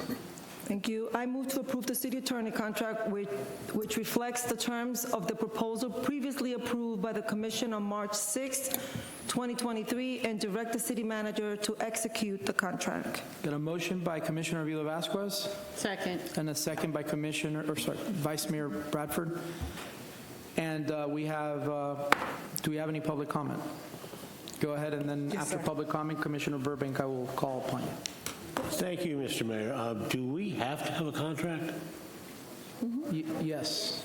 I'm hearing one saying yes and one saying no. I have it. Ms. Chisholm, are we required to have a contract with our attorney? Go ahead, Ms. Siegel. Are you required to have a contract? Well, you have a contract one way or another. If you have a verbal contract and there's an exchange of ideas, that probably would suffice in some cases, but I would recommend that you approve this contract as it is in writing, and it is something that has been discussed thoroughly in the public, and all the parties, I think, are in agreement. If that's the pleasure of the commission, then we should approve it. Thank you, sir. Public comment, please. Albert Bryan, then Brandy White, and Kathy Bryan. Albert Bryan, please.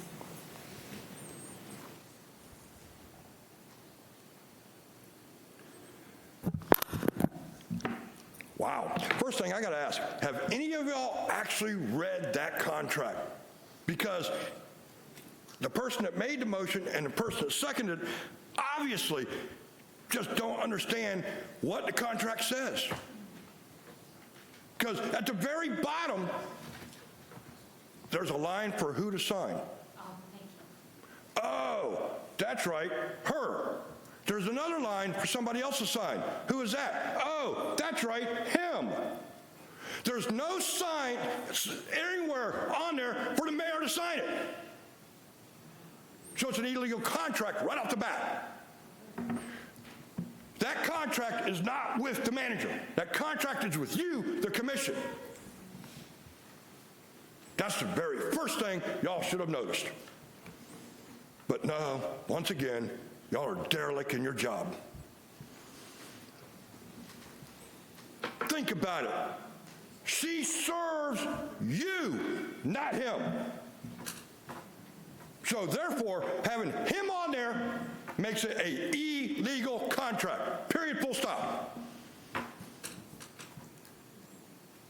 Now, as everybody knows, I've pulled every invoice she's ever turned into you. Now, I have to admit it, that I tried to warn Jody when he fired Fowler, that Fowler wasn't really the problem, because Fowler wasn't doing 99% of the billing.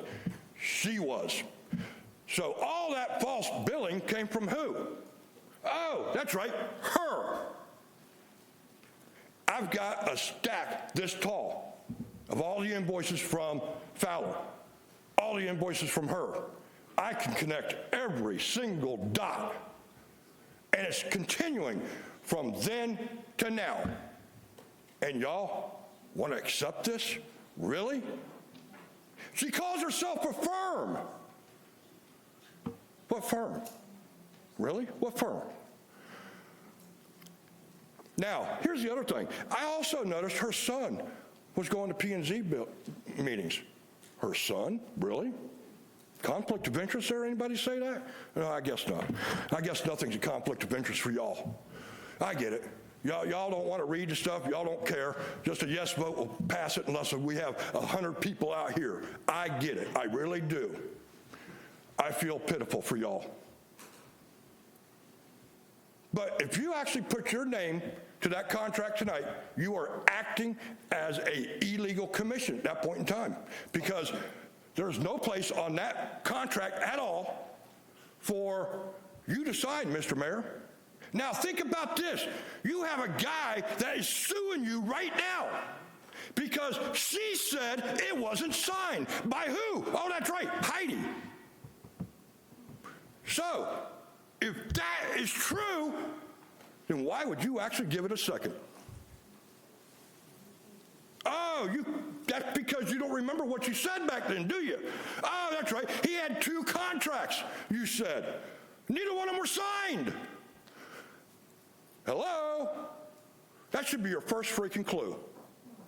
But I guess not. Wow. Never mind. Brandy White, please.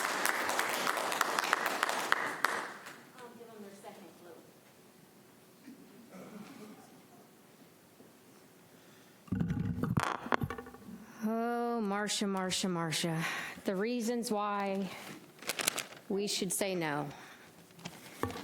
We can start with the fact there's no end date, and anybody who knows contract law knows what?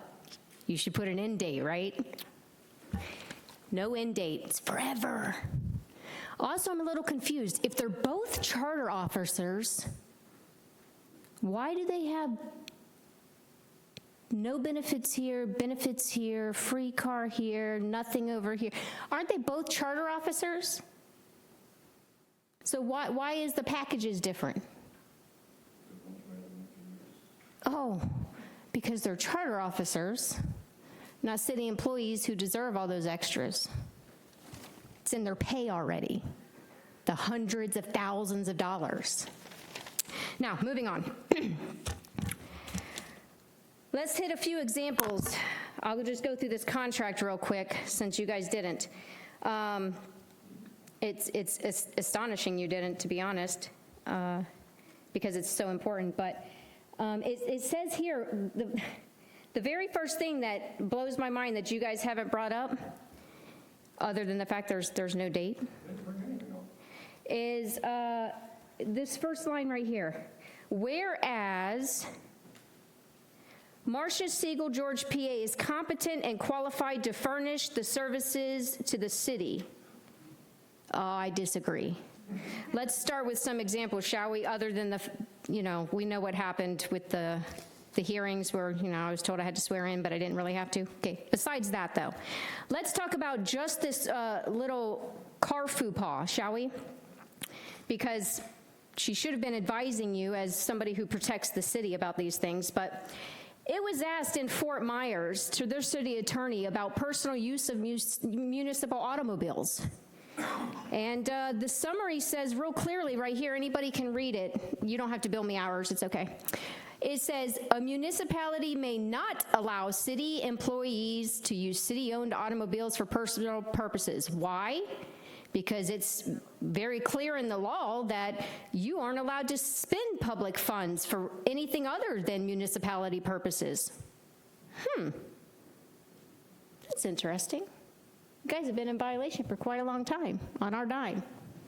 And our city attorney over here hasn't protected us. She didn't protect us when Jane Shane came at us either. And in fact, she told them to go ahead and file those charges, which resulted in me suing you. Remember that? Or how about the lawsuit now with Stacy, where she's smack dab in the middle of that too? Forget about that. How much is that one going to cost us? What about the fact we've asked for a no pass-through ordinance for how many years? 5. Still hasn't shown up. The fact that we ran out our very own moratorium with no progress. I mean, I could go through this contract to the fact that she's also going to be, because her son's doing this, by the way, you're also in violation of the law. It's very clear that it says that a public officer or employee shall not use their position to benefit themselves, their spouse, children, because we hired you, not him. Nowhere in the contract says him. So again, I mean, do I have to go through this, guys?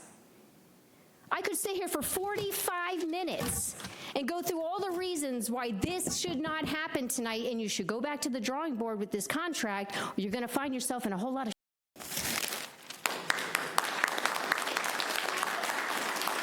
Kathy Bryan, please.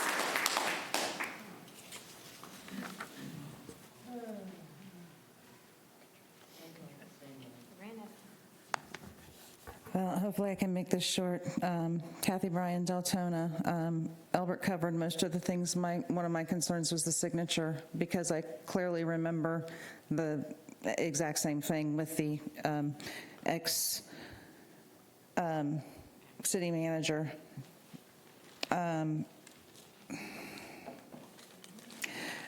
Once again, you get what you pay for. Sometimes it's a value, sometimes it's not. And I don't know who in their right mind would do something like this without a contract as a way to get yourself into a whole world of trouble. That just makes me laugh. Do we need a contract? Yes, yes you do, really. That's all I gotta say. Former Commissioner Sosa?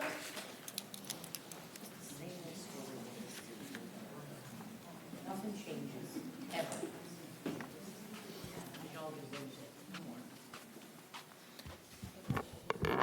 All right, David Sosa. Okay, question one of the attorney contract. Is she even eligible? Does she reside in Volusia County? Does she reside within 25 miles of the city limits? Nobody knows. It's not on the contract. She has no address. Okay? Now, I've seen documentation through public records that she's been using the address of the Fowler Law Firm since she's been our city manager.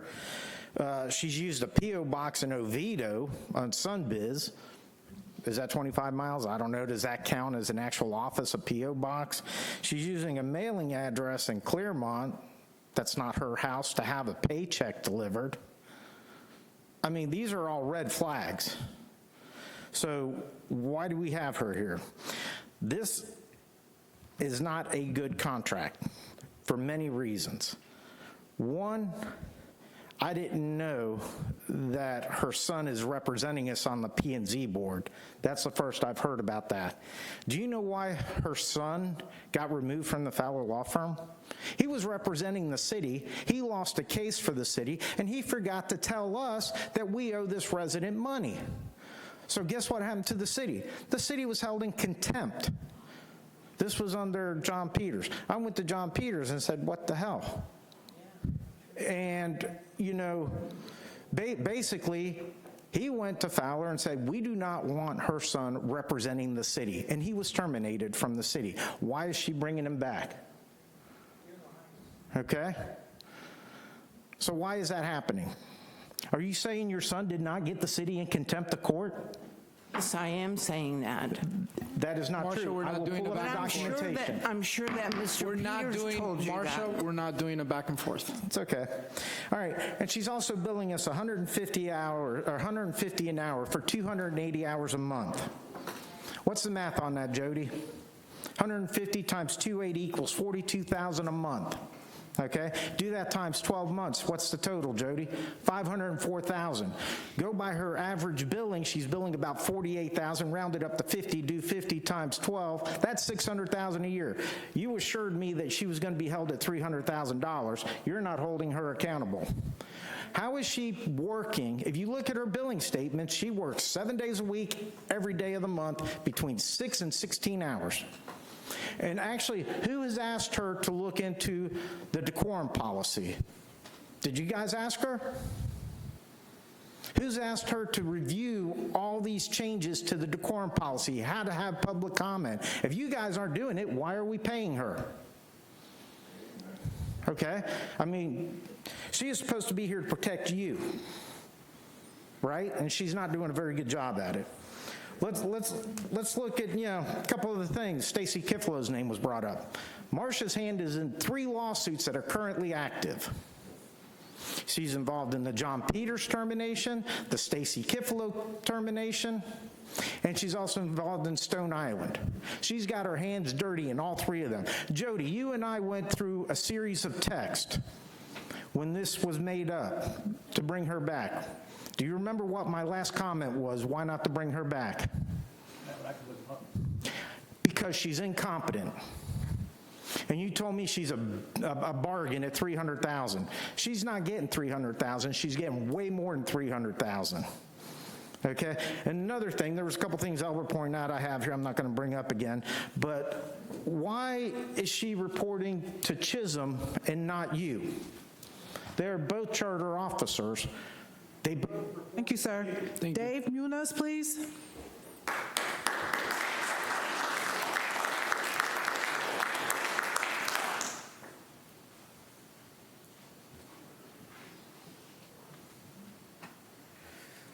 Hi. I'm just going to irradiate just basically some of the stuff these people have already said. In May, she billed us for 261 hours at a price of $39,271. Does anybody really believe she worked 261 hours in May by herself? When you go through her invoice, she claims she did all that on her own. Nowhere on her invoice does she claim she spread that work around. And it says that we have a balance due to her of 325.64 hours at a total of 48,846 that's due. So we're averaging about $42,000 a month that we're paying her. Why? Is she providing $42,000 a month worth of services? I don't think anybody believes that. That's all I have to say. Elizabeth Chavez.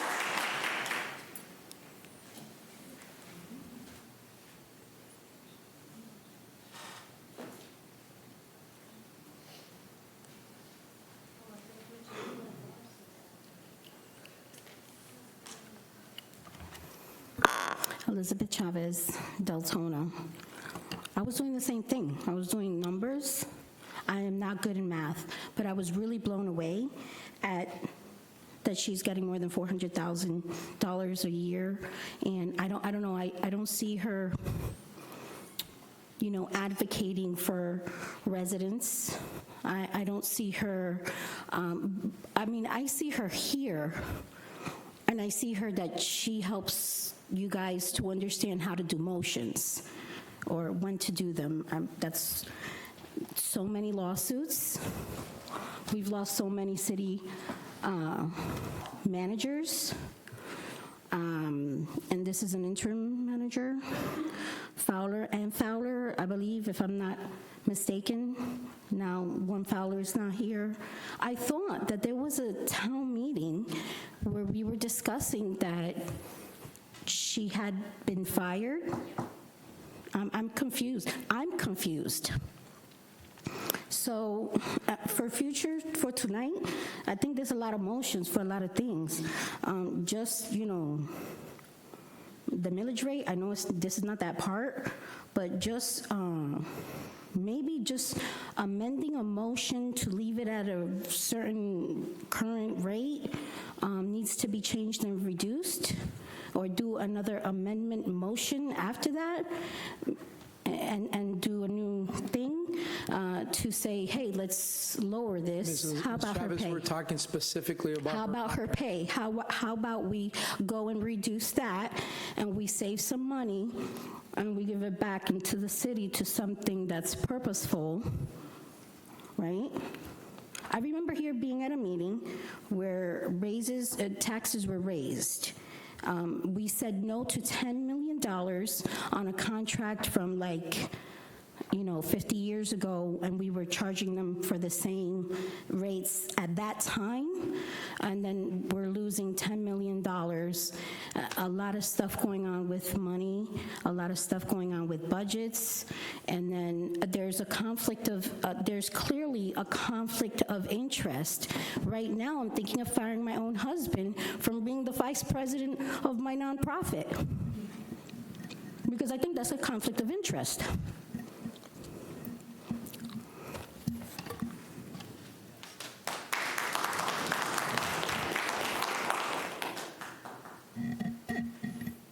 Mayor, that closes public comments. All right. We have a motion and a second on the floor. Can we please vote?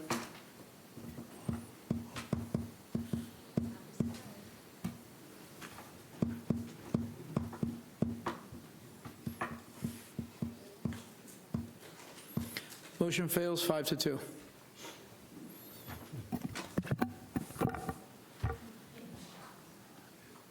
Do we...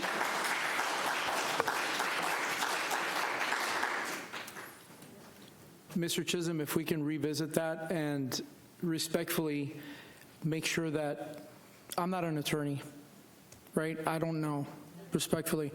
I don't know whose signature is supposed to go on there. And I can ask, but I'd rather ask it here in the public, so I know I get a precise answer. Can we make sure when we do these contracts, number one, end date is in there? Number two, because that was in, when we hired that, did we not stipulate a time frame, or am I wrong? For a year. Can we make sure that we get an end date, that we get the correct signature that needs to go on there? And are we going to hire her as a firm, and then who's going to be part of that firm?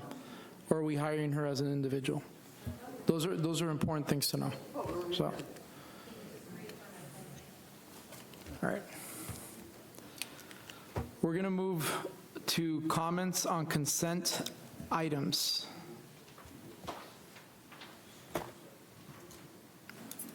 Brandy White, please.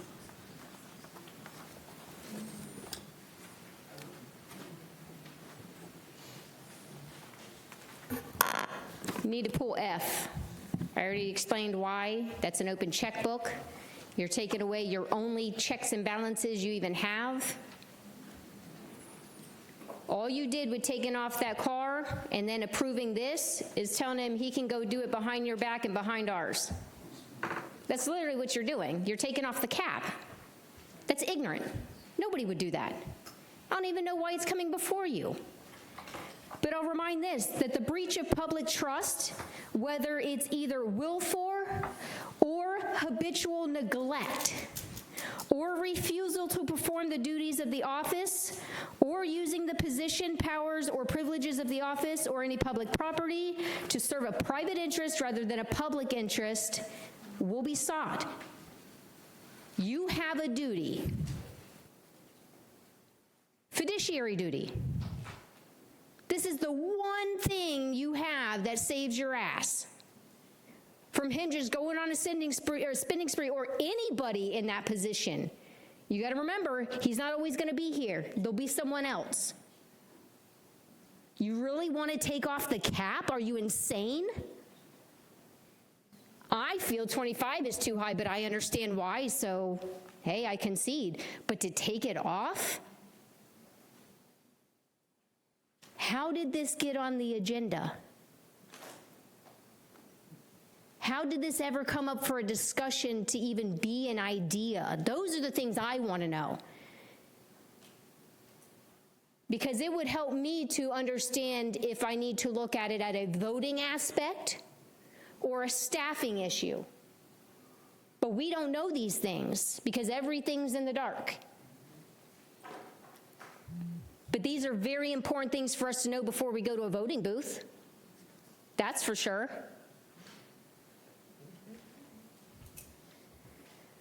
I could probably read 100 other lists of things under the ethics guides that's going to probably creep up if you decide to pass this and then we find out all these willy-nilly purchases that were made. But again, you guys just will have the days you deserve, and you continue, making decisions how you want.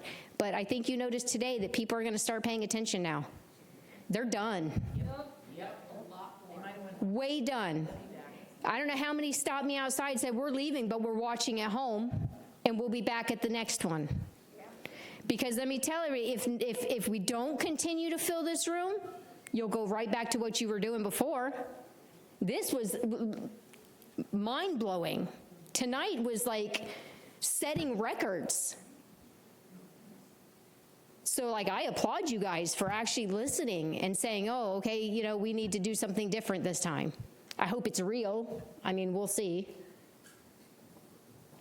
But to pass something like this would be literally insane. You really look at what you're passing and think about it.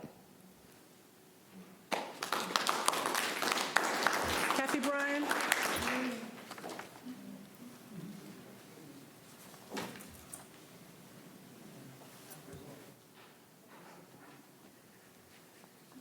Good evening, Pamela Braun, Deltona. I think she called Kathy Bryant. Oh.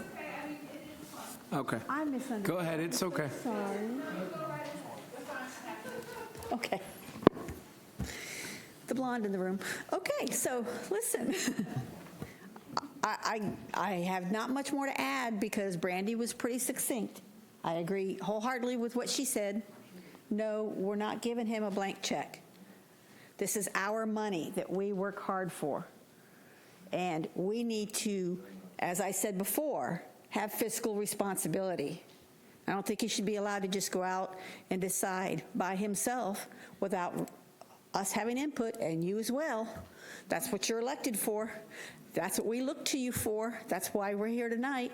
So no, don't approve this. Thank you. Kathy Bryan?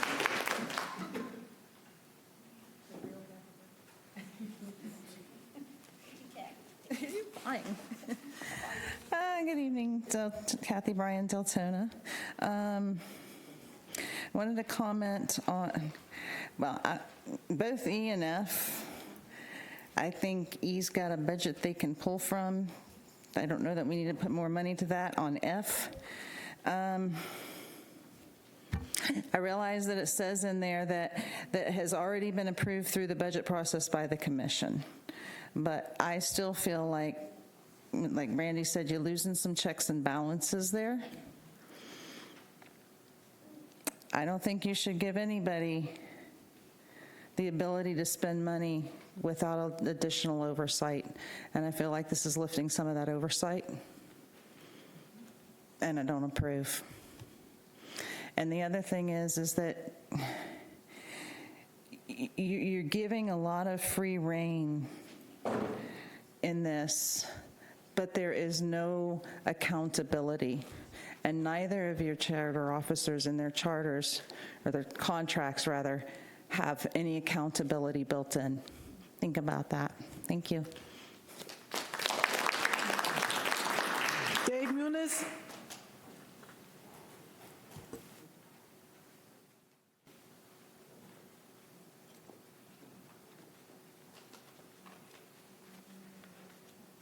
Hey. It took me all of 5 minutes to figure out this was a bad deal. You're basically letting this guy, if you pass it, write checks left and right. And what really concerns me is on the agenda last night at 11 p.m. when I was going through it, the purchase for the Tahoe was on there. I came in this morning, today, and it wasn't on here. I checked the website again. It wasn't on the website anymore. It was pulled down. And I firmly believe that if he had this power in the past, he would have wrote himself a check for that Tahoe a long time ago. And how do you guys, and he wants to purchase it through the police department or something like that. How do you guys feel about him taking $51,000 from your guys' budget? Come on, wasn't one of you in here a couple of months ago asking for more money so you guys can have more officers? And this guy's trying to take that money from you guys? I would feel stabbed in the back. Anyways, don't give this guy that kind of power, because you're giving him the power to basically write checks on the city dime. Thanks. Gloria Ford?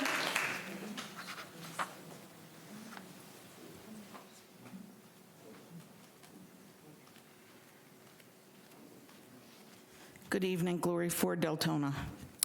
A lot of people came in here too talking about this $51,000 Tahoe. And I think that probably was 10D that's gone. Currently, our city manager has to come to you for anything over $225,000. It's worked in the past. We need the checks and balances. You make the decisions in our interest.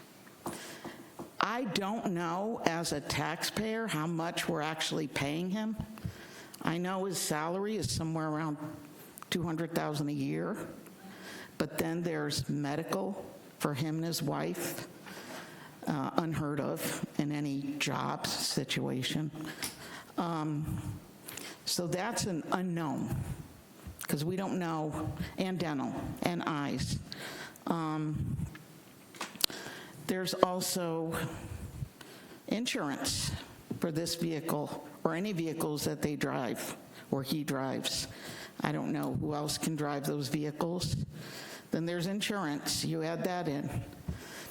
We have other monies that other people have pointed out that can be moved or can't be moved. I don't know, my experience in government, in the military, where I served for 20 years, we had budgets. We could move certain money to areas that were needed, and as I hear here and see here, we've done that in the past. Are some of our surplus money going to be moved to cover this unknown city manager's pay? I don't know that. I don't know how much he makes. And then as far as this blank check, we need those checks and balances. I would love to be able to have a budget at home that I could just say, oh yeah, let's just go on this $300,000 vacation around the world and not worry about it. We'll put it on the credit card. Or we could take $5 million or 5 years to pay it off. But that's not how life works. And that's not how government should work either. And that's all I got to say. Former Commissioner Sosa?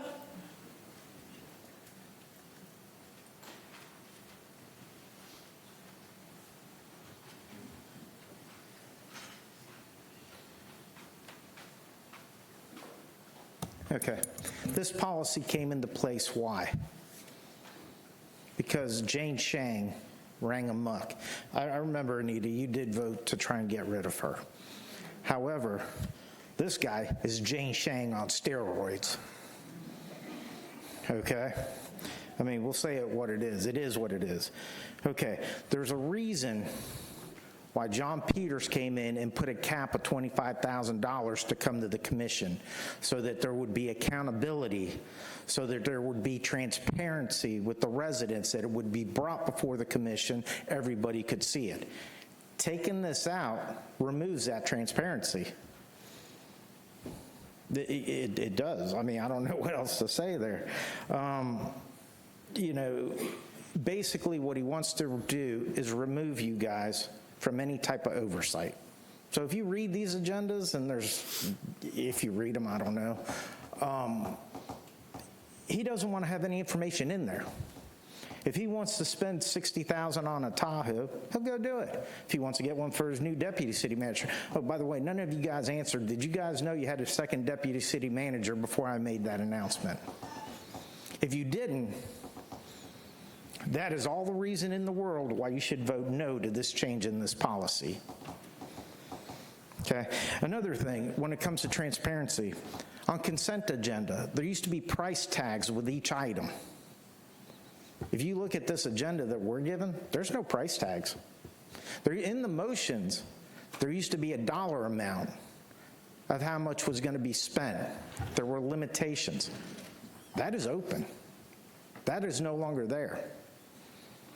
But yet, if you approve this change to the policy, you are giving him free rein. And you are not fiscally responsible. You do not care about taxpayer money if you do that. Have a good night. Mayor, that closes public comments. You better look at those papers again.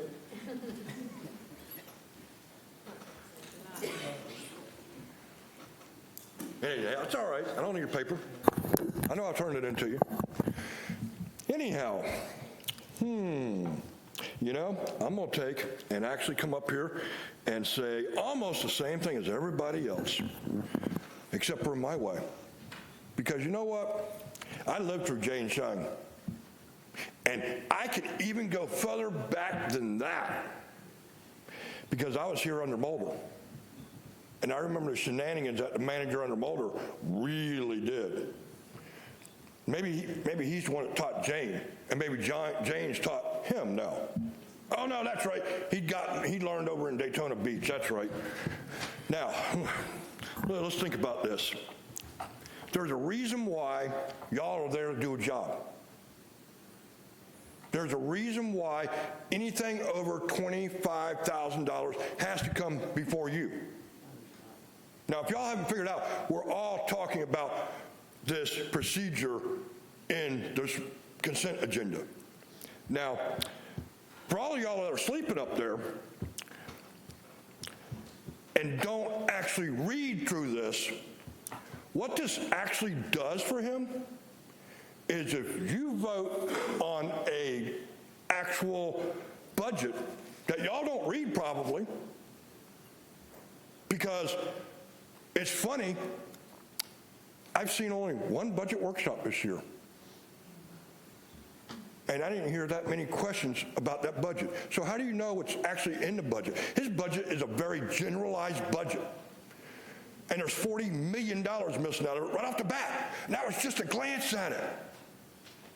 None of the departments are actually broken down to what line items were there even from last year. So by giving him a blank check, not only could he buy his Tahoe, he could buy a mobile home, drive his butt all the way out to the canyon and back, and you would be on the take for that, more or less. And that could all be brought back directly to you because you okayed his budget. So anything that's actually in the budget, it doesn't matter because it's such a generalized budget. Each line item could represent 4,000 items. You don't know that because you didn't question it. Not at all. So, at the end of the day, do we want to look lower than what we had during Jane's shine? Someone who physically broke the law, and that commission said, oh, it's okay, it's a personal thing. Some of us actually have memories of this. And some of us actually have memories of what she did to her budgets. Oh, that's right, she brought the center forward as what? Oh, some kind of senior center. Now what is it? Oh, that's right, we made a motion to make it an entertainment center, didn't we? Yeah. So, you know, that's the kind of shenanigans that went on underneath Jane. Because she brought in one set of prints and said, oh, well, you know, it got changed and I forgot to bring it back into you. That's the kind of shenanigans that goes on with this kind of crapola. Now, y'all are going to be the commission that votes on this. Remember, you're only here for 4 years.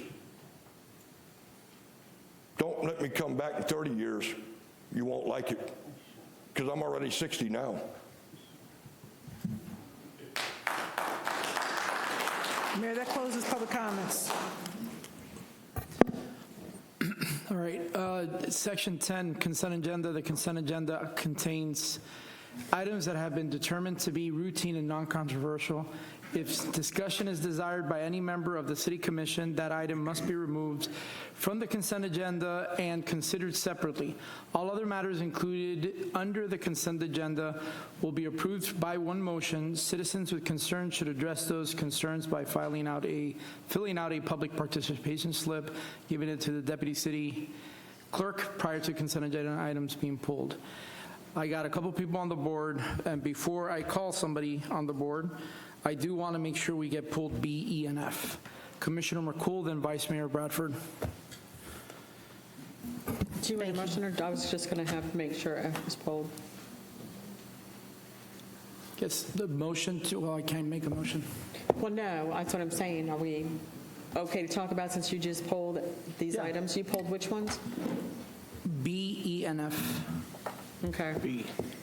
So, in all transparency, I know personally I did speak with the city manager, and he did inform me that he would be pulling the Tahoe because he didn't need such a vehicle. So that was actually staff put it together under normal. Under F, he put it under normal, yes. So under F,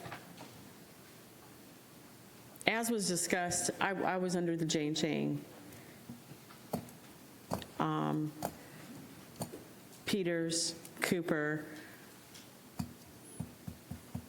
and I've seen things go through where a prior city manager, to get $100,000 through, put 10,000, 10,000, 10,000, 10,000, 10,000, 10,000 through to pay a certain consultant friend.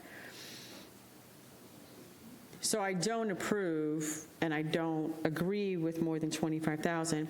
I understand that we are saying budget items, but it's the who could be after him or that next person that we got to make sure that we're covering ourselves for. So with that, I mean, I can't go and change this any more than it is at 25,000. Thank you, Vice Mayor. Commissioner McCool, before Commissioner McCool starts, can I get another motion to extend at least another 15 minutes of the meeting, please? Yeah. I make a motion to extend another 15 minutes. There's a motion by Commissioner Jody Lee and a second by Caldwell. Can we get a simple vote? If everybody's in favor, vote yes. Okay. Go ahead, Commissioner McCool. Yeah, I just wanted to, in reading this right here, and purchases over $25,000, and I read what other cities have done also because of rising costs, because of whatever. And I understand right now that we have a problem with transparency and efficiency and whatever. My suggestion was, however, that, Mr. Peters put this in place after Mr. Cooper, after Jane Shane, after all of that, after. Right.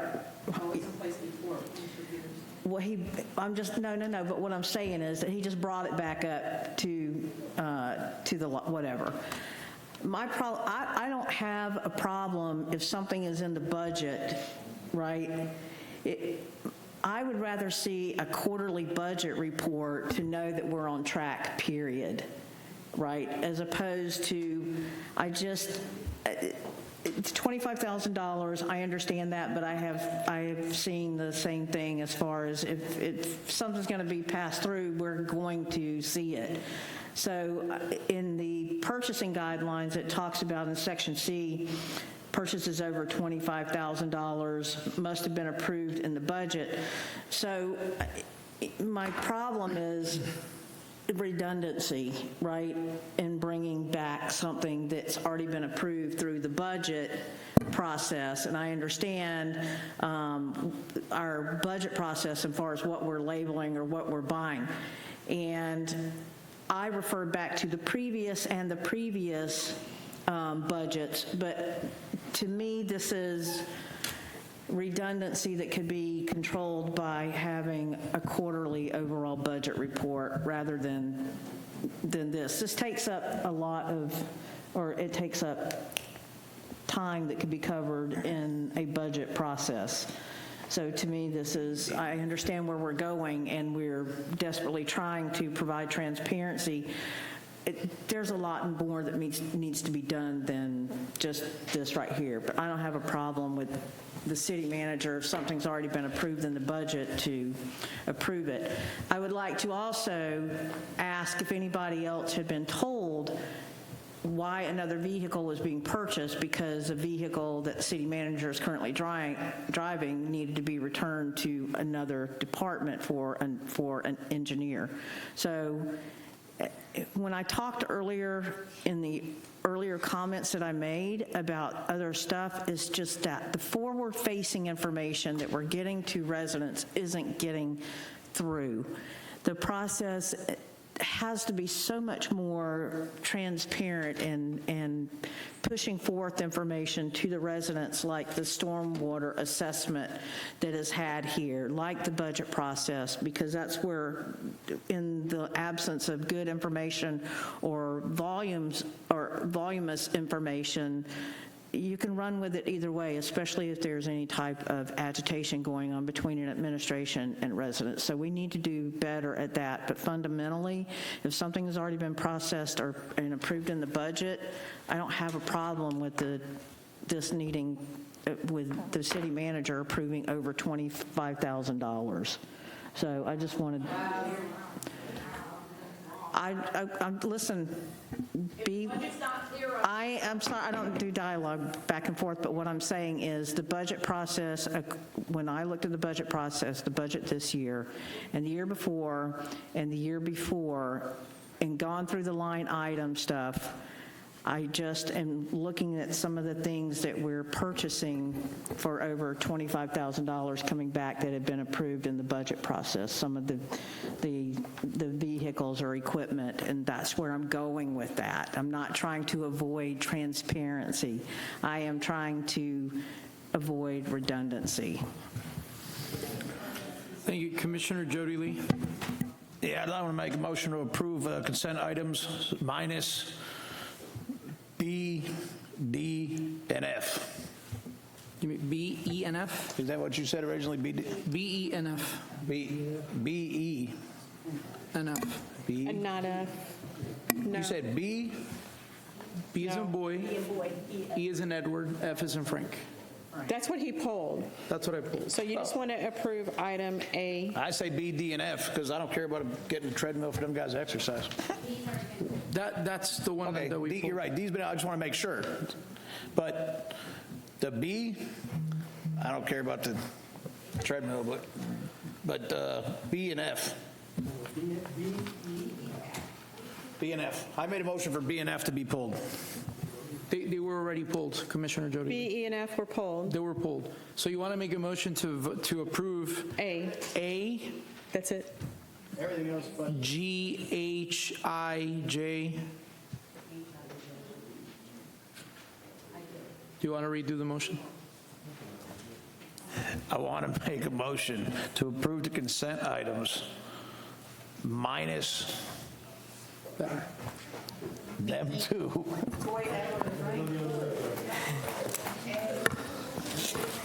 So we're, Fine. Mr. Mayor. Boy, Edward, and Frank, them three. Mr. B, Mayor. E, F. Let's just clear the air. I don't have any desire to have approval over 25,000. This is only on here to expedite the projects that you approve anyhow. So as far as I'm concerned, you can pull this off. There is nothing in here that's going to make me do anything different than I would do in everything I do with this city.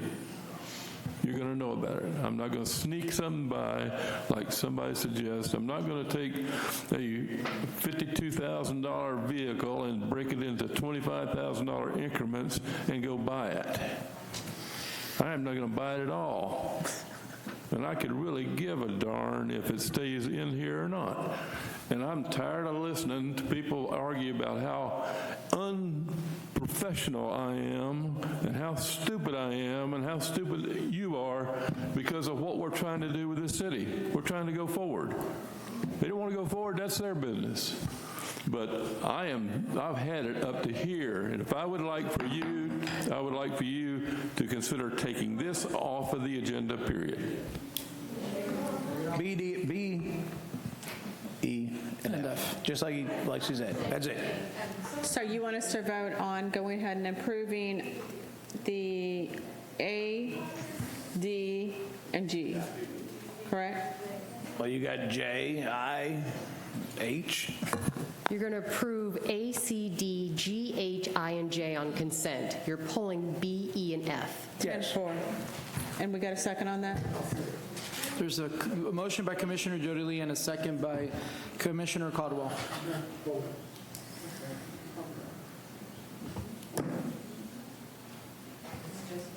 Can we just clarify that?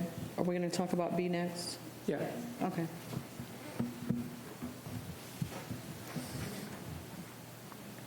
Okay, motion passes 7-0. Let's bring up B really quick, then we'll discuss E, and I think we've spoken enough about F, but B.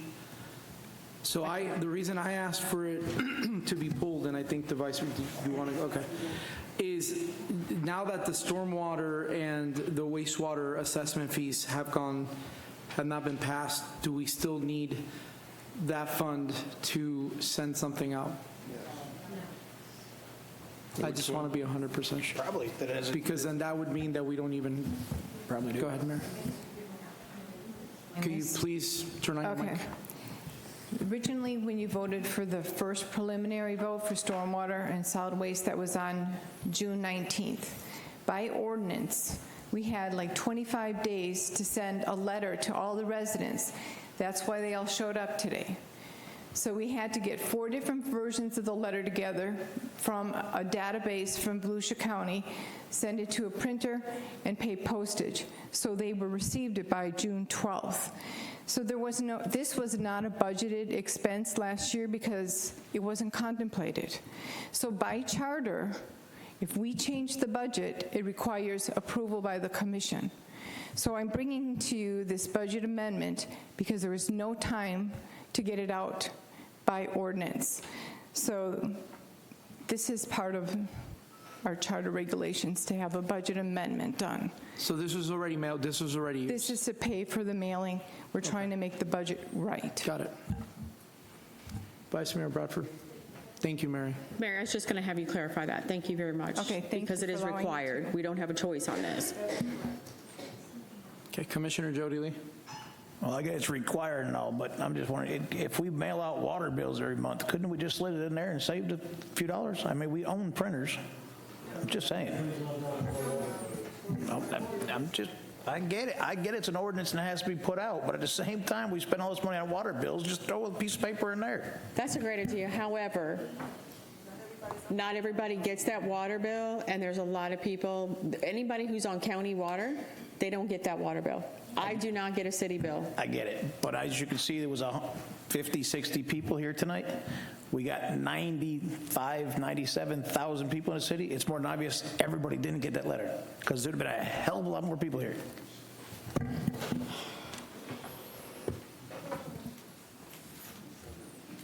Okay, well, we have no choice but we have to pay for this. So can I get a motion? I'll make a motion. There's a motion, but Okay, so let me clarify this. I'm going to make a motion to approve B and E. Are we still going to talk about E? well, I just wanted to bring up on E, I wanted to have a quick discussion on it. All right, so I'll make a motion to remove F. Okay, so I make a motion to remove F from the consent agenda. There's a motion to completely remove F from the consent agenda. Is there a second? Second by Commissioner Jody Lee. Can we? we allowed to do that? Well, I was going to lump B and E together on approval. He wants to talk about. Okay. You want a motion for B? Okay. I make a motion to approve B and remove F. Can we do them both together? There's a motion on the floor by Vice Mayor to approve B and remove F. Second. There's a second by Commissioner Jody Lee. Just trying to move it along.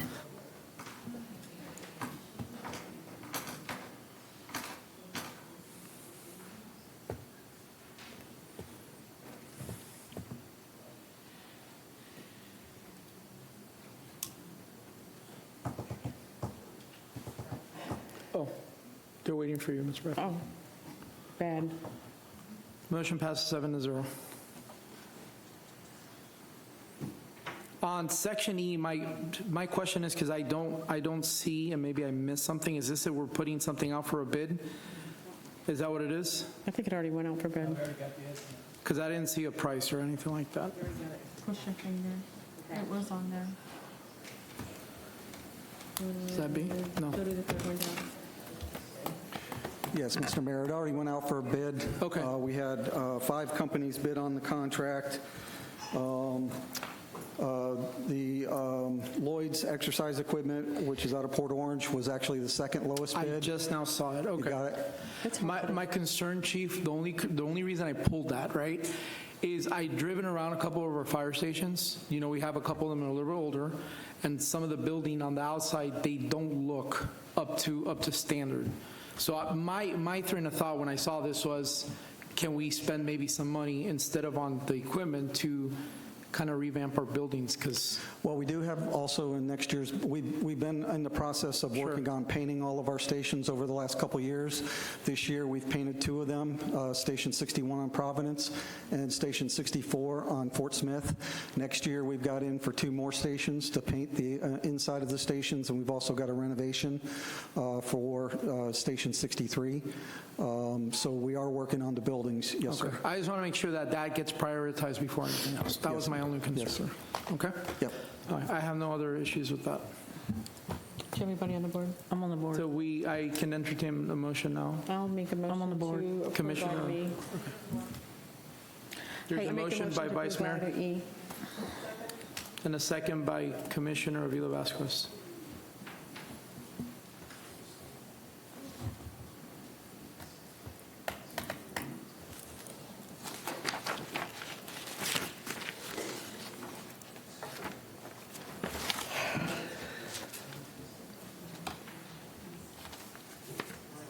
What are we waiting on?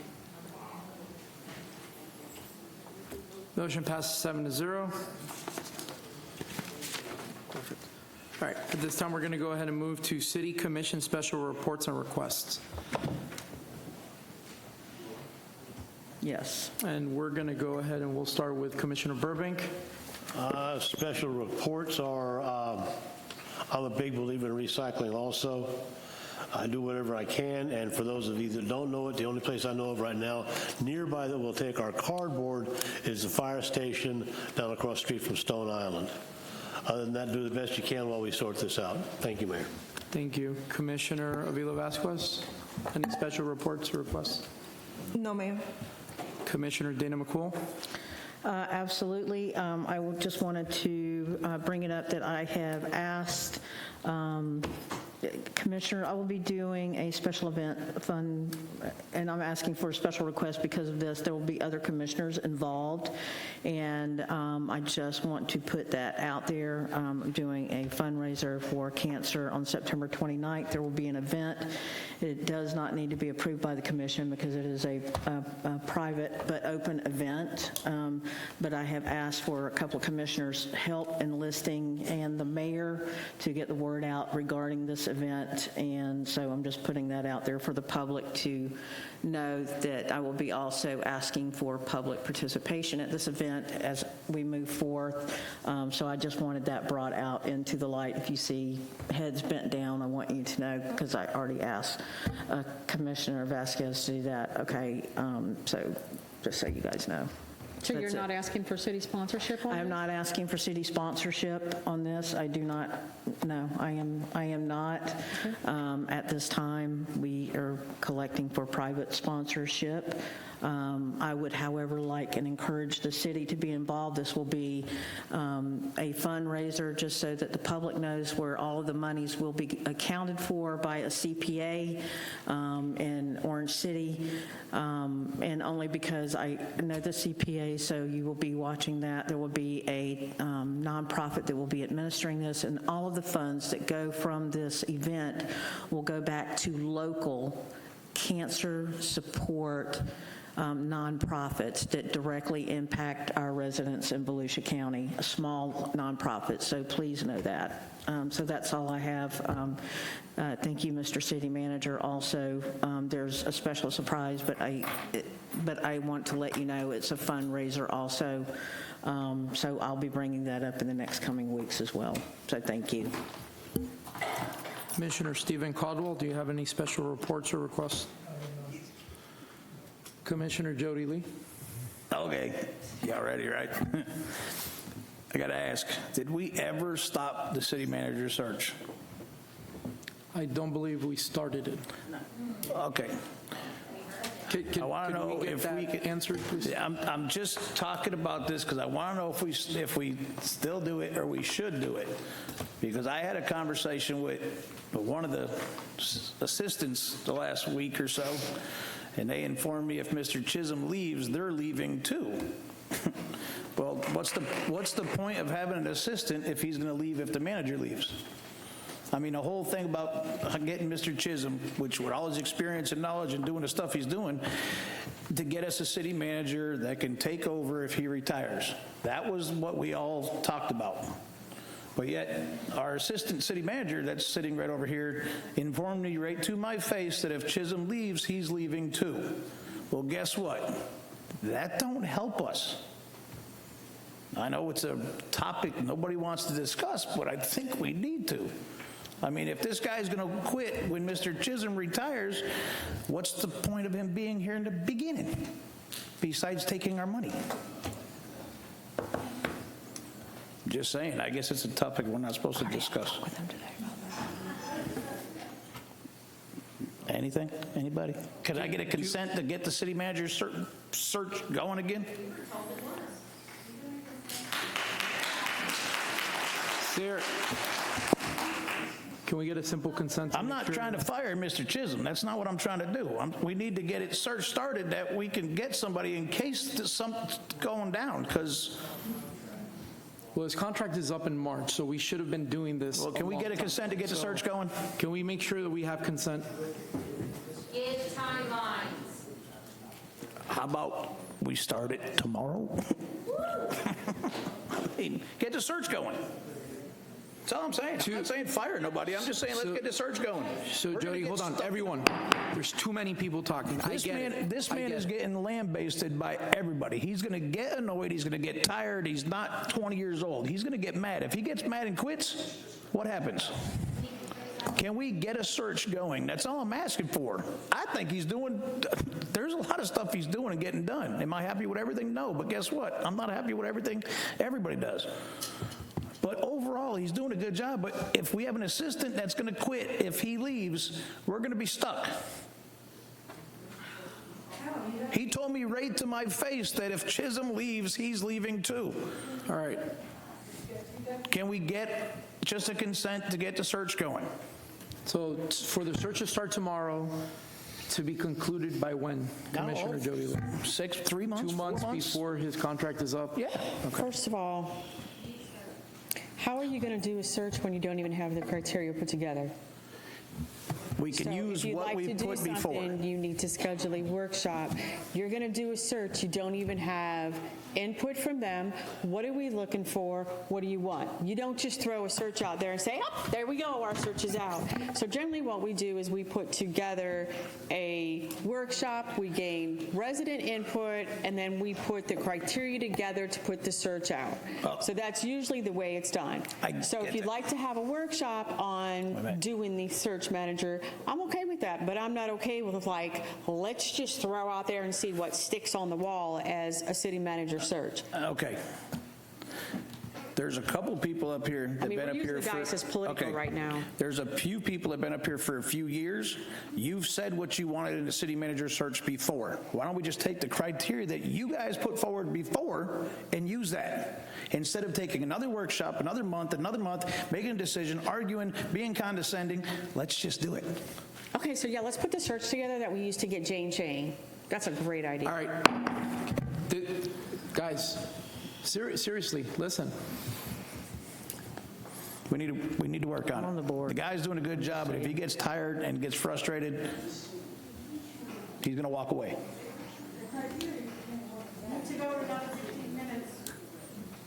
Can we make a motion for another 15 minutes? Is there a second? Is there a second by anyone? Second. There's a second by the Vice Mayor. A simple vote. Everybody raise your hand if you approve. 1, 2, 3, 4. Okay. I hate to say it, but we need to do this. If you guys want to discuss it at a workshop, let's get a workshop together rather quickly and not 3 months down the road. That's what I'm asking for. All right, Commissioner Jody Lee. Okay, that's not the only one. I got more. Okay, go ahead. We're talking about saving money in the city. I think we need to get a consent, except for there's a few department heads that need it. The city manager needs it. But everybody else, I think city vehicles should be parked at City Hall at night.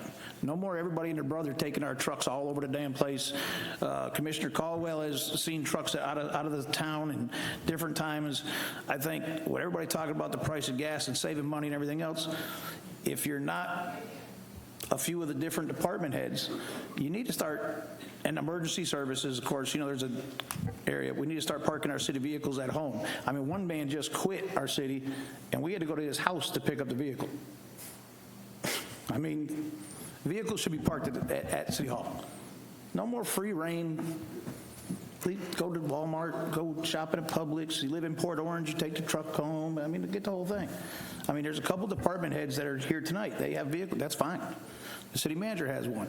But everybody and their brother taking vehicles needs to quit. Just saying. I would like to get a consensus that we can narrow this down. Do we have to do a workshop on this one too?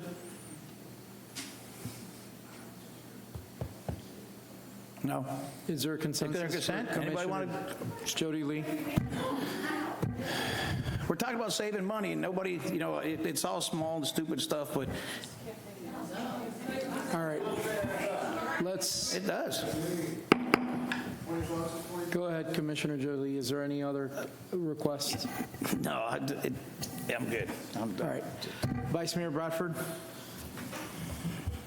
Any special requests? I'm going to bring some items up that I've already, actually, residents already left that I spoke to, but I spoke to them about, I thought it was a great idea, but I'm going to bring it up so it's all out there with what I spoke to them about.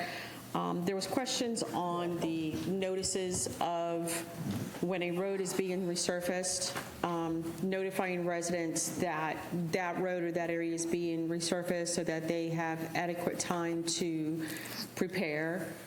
So I'd like to make sure that we do some sort of door hanger, notification, whatever we need to do to let them know that, hey, XYZ time period, road is going to be resurfaced and this is what to expect. I think there's a lot of people that are very happy that they're being done, but at the same time, when they get woken at 7 o'clock in the morning, it's a little distracting, and if they're not able to drive and they got kids to take, it just gives them time to prepare. So I'd like to see if we can start giving notice on that as much as possible. And then this one left. So I believe there's an area from Joyner to Providence where when you go to turn, there is excessive brush there that needs to be cleared back, that is in view of the turn lanes and being able to see oncoming traffic. If we can get that looked at.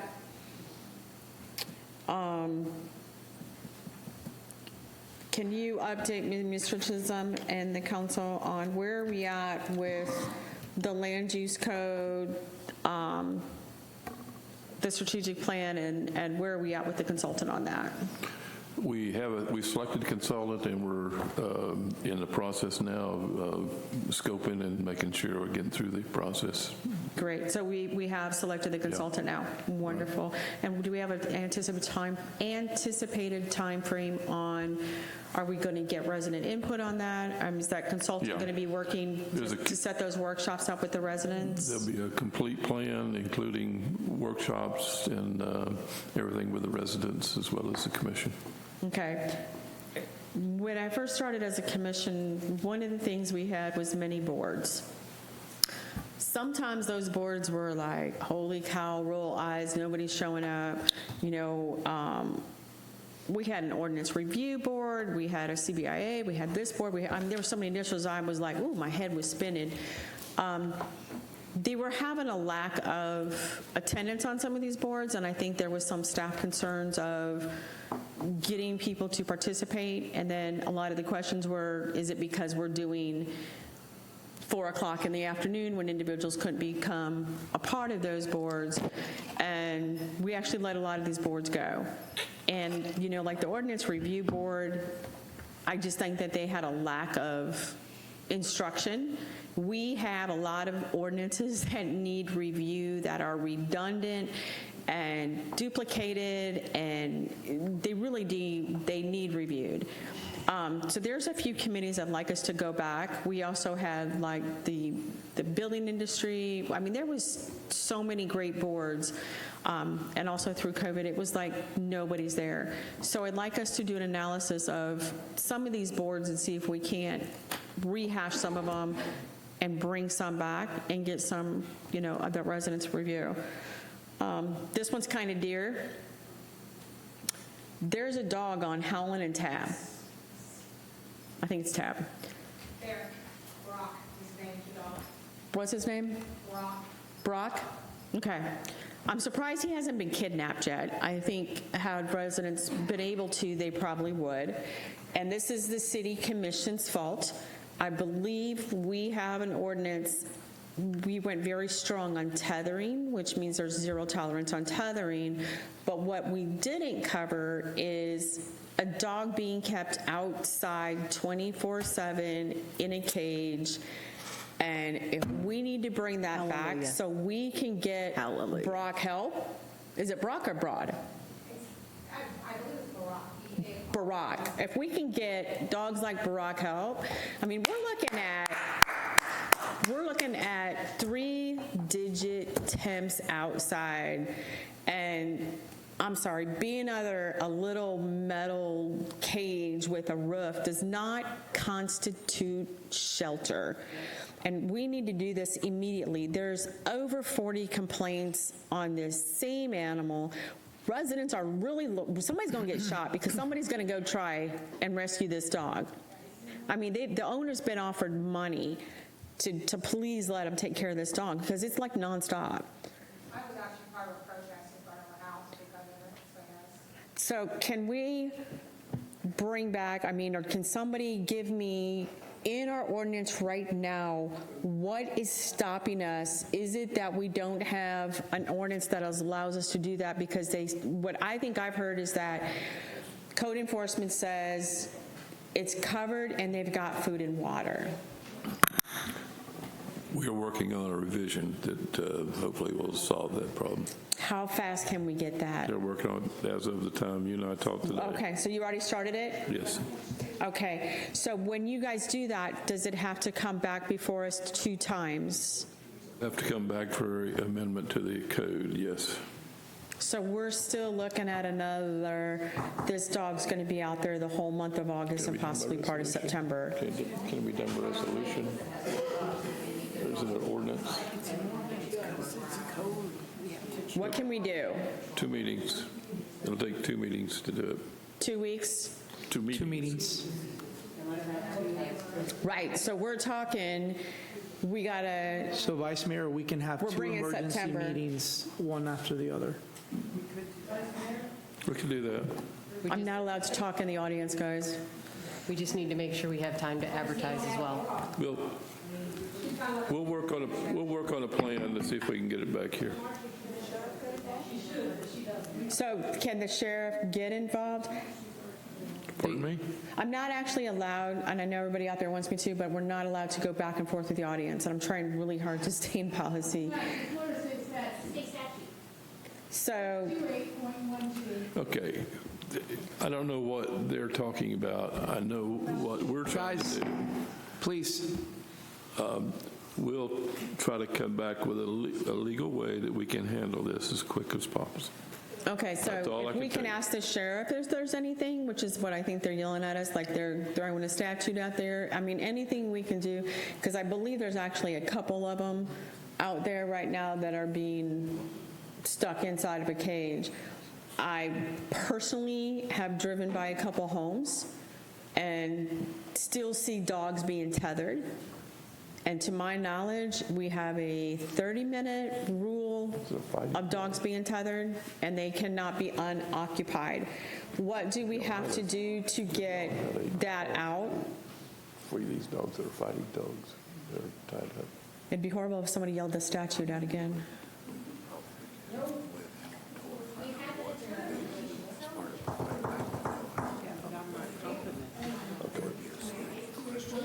Okay, but I'll get with whoever is in charge. Who's in charge over here now? Thank you. Mills. Okay. Ask you to call me tomorrow.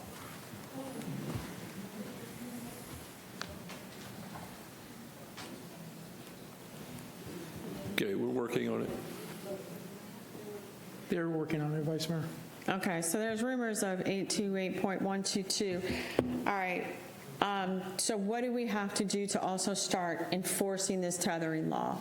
Again, I drove by a dog wrapped around a tree with less than a foot of leash left to go. Nobody looked like they were around. So we passed a tethering law. I know we got a lot of new code, and I just want to make sure that they're understanding that these need to be enforced. Especially right now, we're going to be I know they're very diligent. In fact, the one that's had 40 calls about it, they've been out there I don't know how many times, and there's just issues with what's going on, and we have to find a way to enforce. We don't have a way right now. Okay. So the next meeting, we'll hopefully have a new ordinance on that. We will try. Not that I'm holding you to it, but I am. So one more thing. It was brought up by a teacher and a local advocate to me when we were at the backpack giveaway yesterday, that if the city could do a sponsorship for a teacher supply appreciation as well, something where we can possibly have a period where teachers can come and pick up supplies, do this similar to like what we did with the backpack giveaway, local businesses.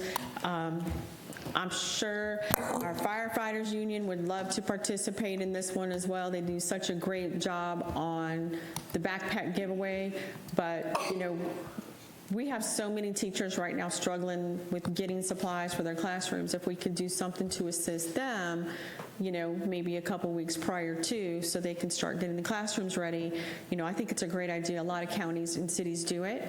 So I don't know if that's something next year that we can work towards, is getting a teacher giveaway.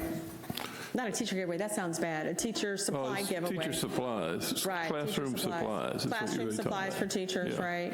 Yeah, that's very important. Probably as important as a backpack, because teachers are the ones that are every day dealing with that particular concern. So, right, and they're struggling already as it is with funds to be able to do that. So, if we can try to find a way to add that into the schedule. Okay. I did briefly mention it to the union, and he was like, just tell me when. So I know they were like, yeah, but I said, okay, in all transparency, I want to bring it up and make sure that, if you need consensus up here, that we'll try to get consensus. We're going to need another motion for another 15 minutes at least.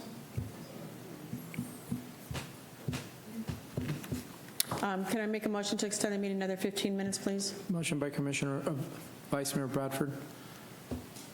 Sure. There's a second by Commissioner McCool. You get a simple majority? Raise your hand. Okay. That's all I've got. Okay. I think I've taken enough. Thank you. So I only have a couple things, but they'll be quick. So I've been asking for probably 3 months after I got elected about doing a month-long Veterans Appreciation, kind of like what DeLand does, called Hometown Heroes, making sure we got the pictures, and this can be done with another agency. I know that there's sponsorships and stuff like that, so it really shouldn't cost the city any money, where we can pretty much say thank you to our local veterans that live in the city of Deltona. Can I at least get consensus so we can start looking into that, so we can hopefully get it started this year, if not at the latest next year? But our veterans, we have a huge population of veterans, and I'd like for us to do something. We've already dropped the ball, and we've already missed something else. So can I get consensus from the dais to please look into that? Absolutely. Yes. Go ahead. I think Mark has something on the agenda for November, so that probably can be included for November, Veterans Day.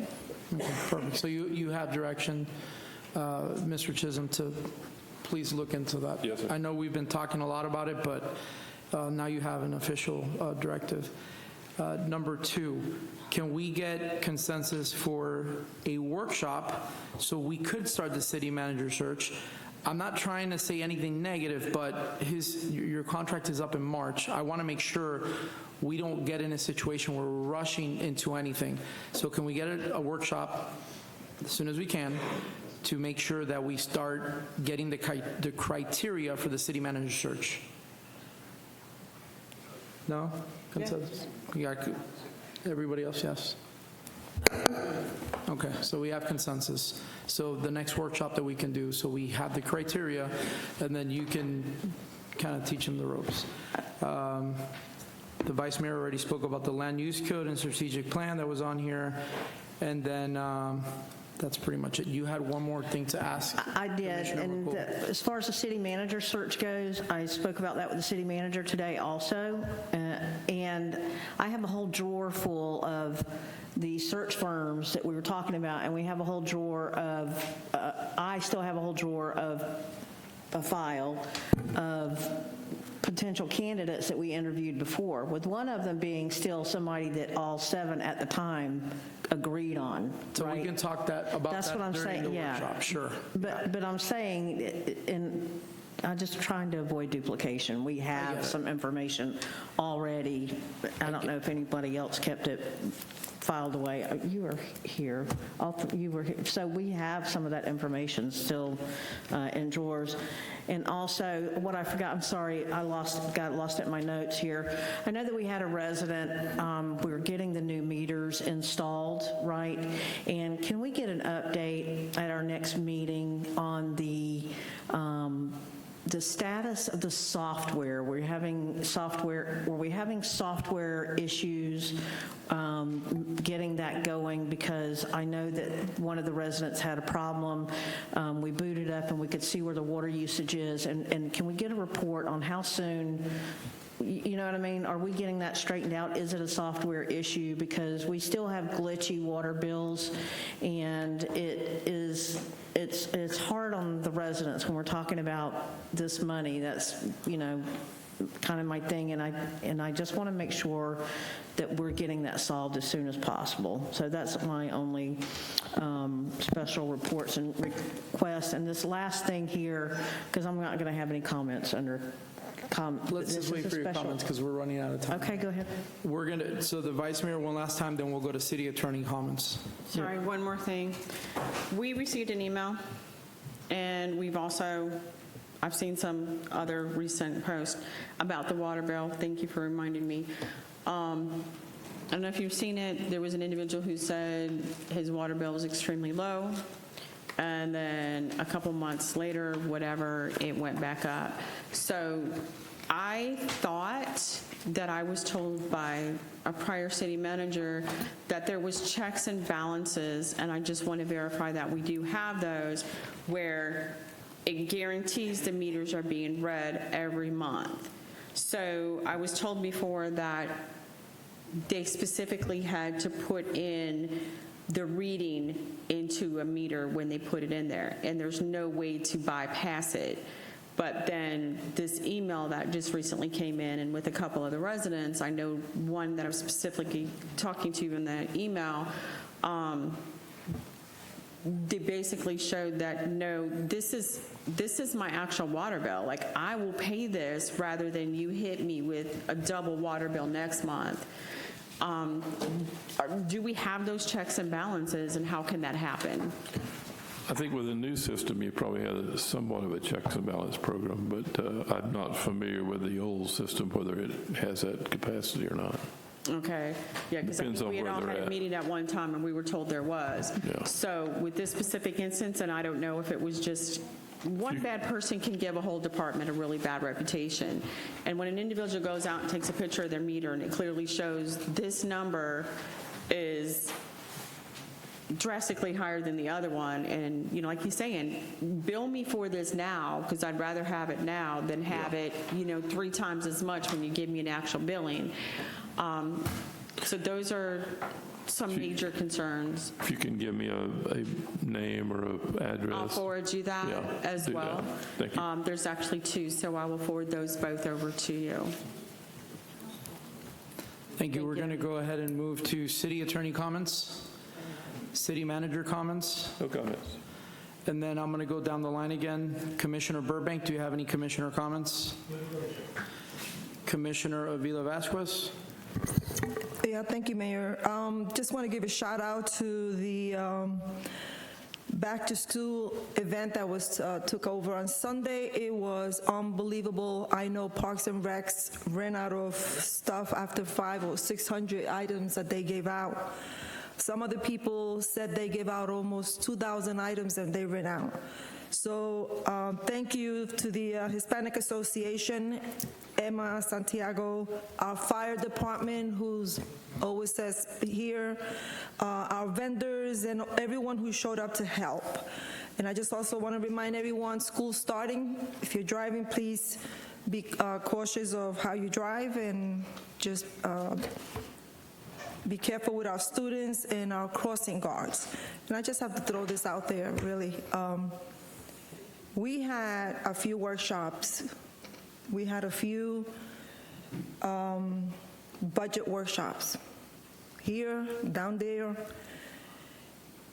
and it shocks me that there were so many comments made up here today, but none were made during the workshop. We could have been home right now. If all these comments, things that we didn't agree on were made during those workshops, and giving staff the opportunity to go back and forth and make the changes that and this happens all the time. We wait for the last minute. We didn't have to have all these people here right now, 12 o'clock, or going on 12 o'clock. This is why we have workshops, so we can tell staff, we don't want this. I'm guilty too, I'm not gonna say that. I did come up with a few things to the city manager, but this is why we have workshops, so that we can change or remove whatever we don't feel it's right. Please, let's not go through this again. Let's make all these changes. A lot of people receive emails, you hear them, then let's use those comments during our workshop. Let's not go through this again and wait till the last minute when we have to come up here and approve stuff. This is why he calls all these workshops. I mean, we're all guilty. I'm not gonna point a finger at anybody, but that's why we have maybe 5 workshops. Well, we had workshops up here. We had about 2 of them, I think, here at the dais. I'm sorry? We did. We're not going to do the back and forth. And then we had another one on the dais, but, well, no, we never had a workshop in private. But anyway, this is my comment. Thank you, Mayor. Thank you, Commissioner McCool. Thank you very much. And if we can keep it short, I'm sorry. Yeah. Listen, I want to, first of all, and I want to extend my apologies, but this paper was shuffled up in my agenda, but this is still very important. I want us to all take, this evening, take a moment of silence at your time. We lost one of our most beloved employees in the city, Todd Healy, this week. He had lived in Deltona for 35 years, and he had worked for Florida Water in Deltona for 30 years. And if you ever met him and ran into him, you would know exactly what I'm talking about. It was an amazing individual. So please take a moment to remember Todd in your prayers, and be praying for his family as well. I also want to say how well the backpack giveaway went. It was amazing. I cut out early for that. But I want to tell you also what an amazing city of residents we have, because when I left that, I went over Sunday, we have a little disabled man having some code compliance issues, and people showed up with their equipment and with their gloves and with their sweat and worked over on this little old man's place, and his belief in this city is incredible. So I want to thank 3 of the volunteers are sitting right now in this room, and so thank you very, very much for taking your time out. I know that this is what you do with your time, and it's amazing to work shoulder to shoulder with you, because that was a serious undertaking. It's an ongoing process. We're going back in a couple of weeks. If you would like to find a way to contribute and give back to your community, get in touch with neighbors, helping neighbors, because this is what drives our community, is when people volunteer. We can all show up here at City Hall to make our thoughts thoughts known, but getting down into the city and working with the residents, that's where we build better communities. So thank you from the bottom of my heart for that, guys. I really, really appreciate it. So Layla, Brandy, Val, thank you very much for being there and answering the call, along with Charles Cross, Lewis, and everybody else that was there. Don't hit me because I don't remember who all was there, but thank you for bringing your equipment. We need more of this in our community. So if you have time, please volunteer and get in touch with neighbors, helping neighbors. They are making changes down in the trenches of the community, like also nitty gritty. Thank you for that. So thank you, Mr. Mayor. Commissioner Stephen Caldwell. Commissioner Jody Lee. Nothing. Vice Mayor Bradford. Just going to go over these real quick. Some upcoming activities. Everybody should see them. Wednesday night, this Wednesday, City Hall from 6 to 7:30. Sheriff Chitwood is going to, and the Florida Department of Family and Children will have a forum on internet danger, social media risk, the facts on human trafficking, and tips on how to keep your kids safe from predators. So that'll be this Thursday from 6 to 7:30 right here. You know, it's funny, we mentioned the backpack giveaway because our Parks and Rec Department was there. You know, we were giving out flyers to all the wonderful young kids, and it's amazing how so many kids don't realize we have basketball, baseball, softball, volleyball, soccer. We have all these wonderful activities for our kids. I encourage you to get them involved in sports. It really does help keep your kids out of trouble. But so there is a lot of awesome activities that we have right here in West Quail Park. So right now we've got T-ball, softball, and baseball signups coming up. You also got basketball signups. We got volleyball on Thursday nights right now. Get your kids out there, put down the TikTok and start moving and getting them energized.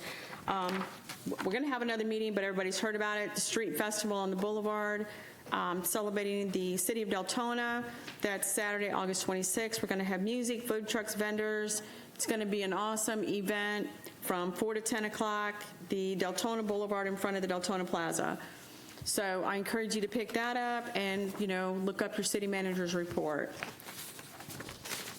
That's it.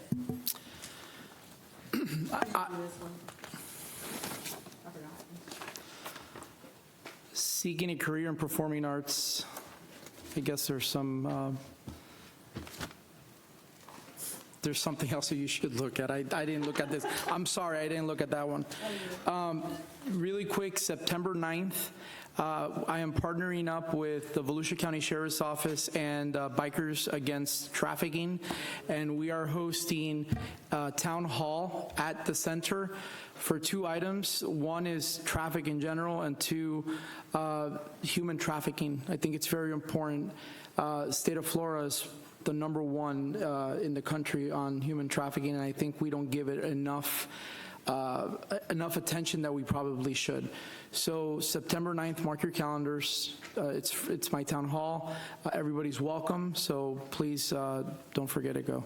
And then the last thing is, if any of the residents ever want to schedule a meeting with me, it's on the city website. You can just go under the mayor, and it's very simple. You can click on the dates, times, whatever. And that's pretty much it. Meeting's adjourned.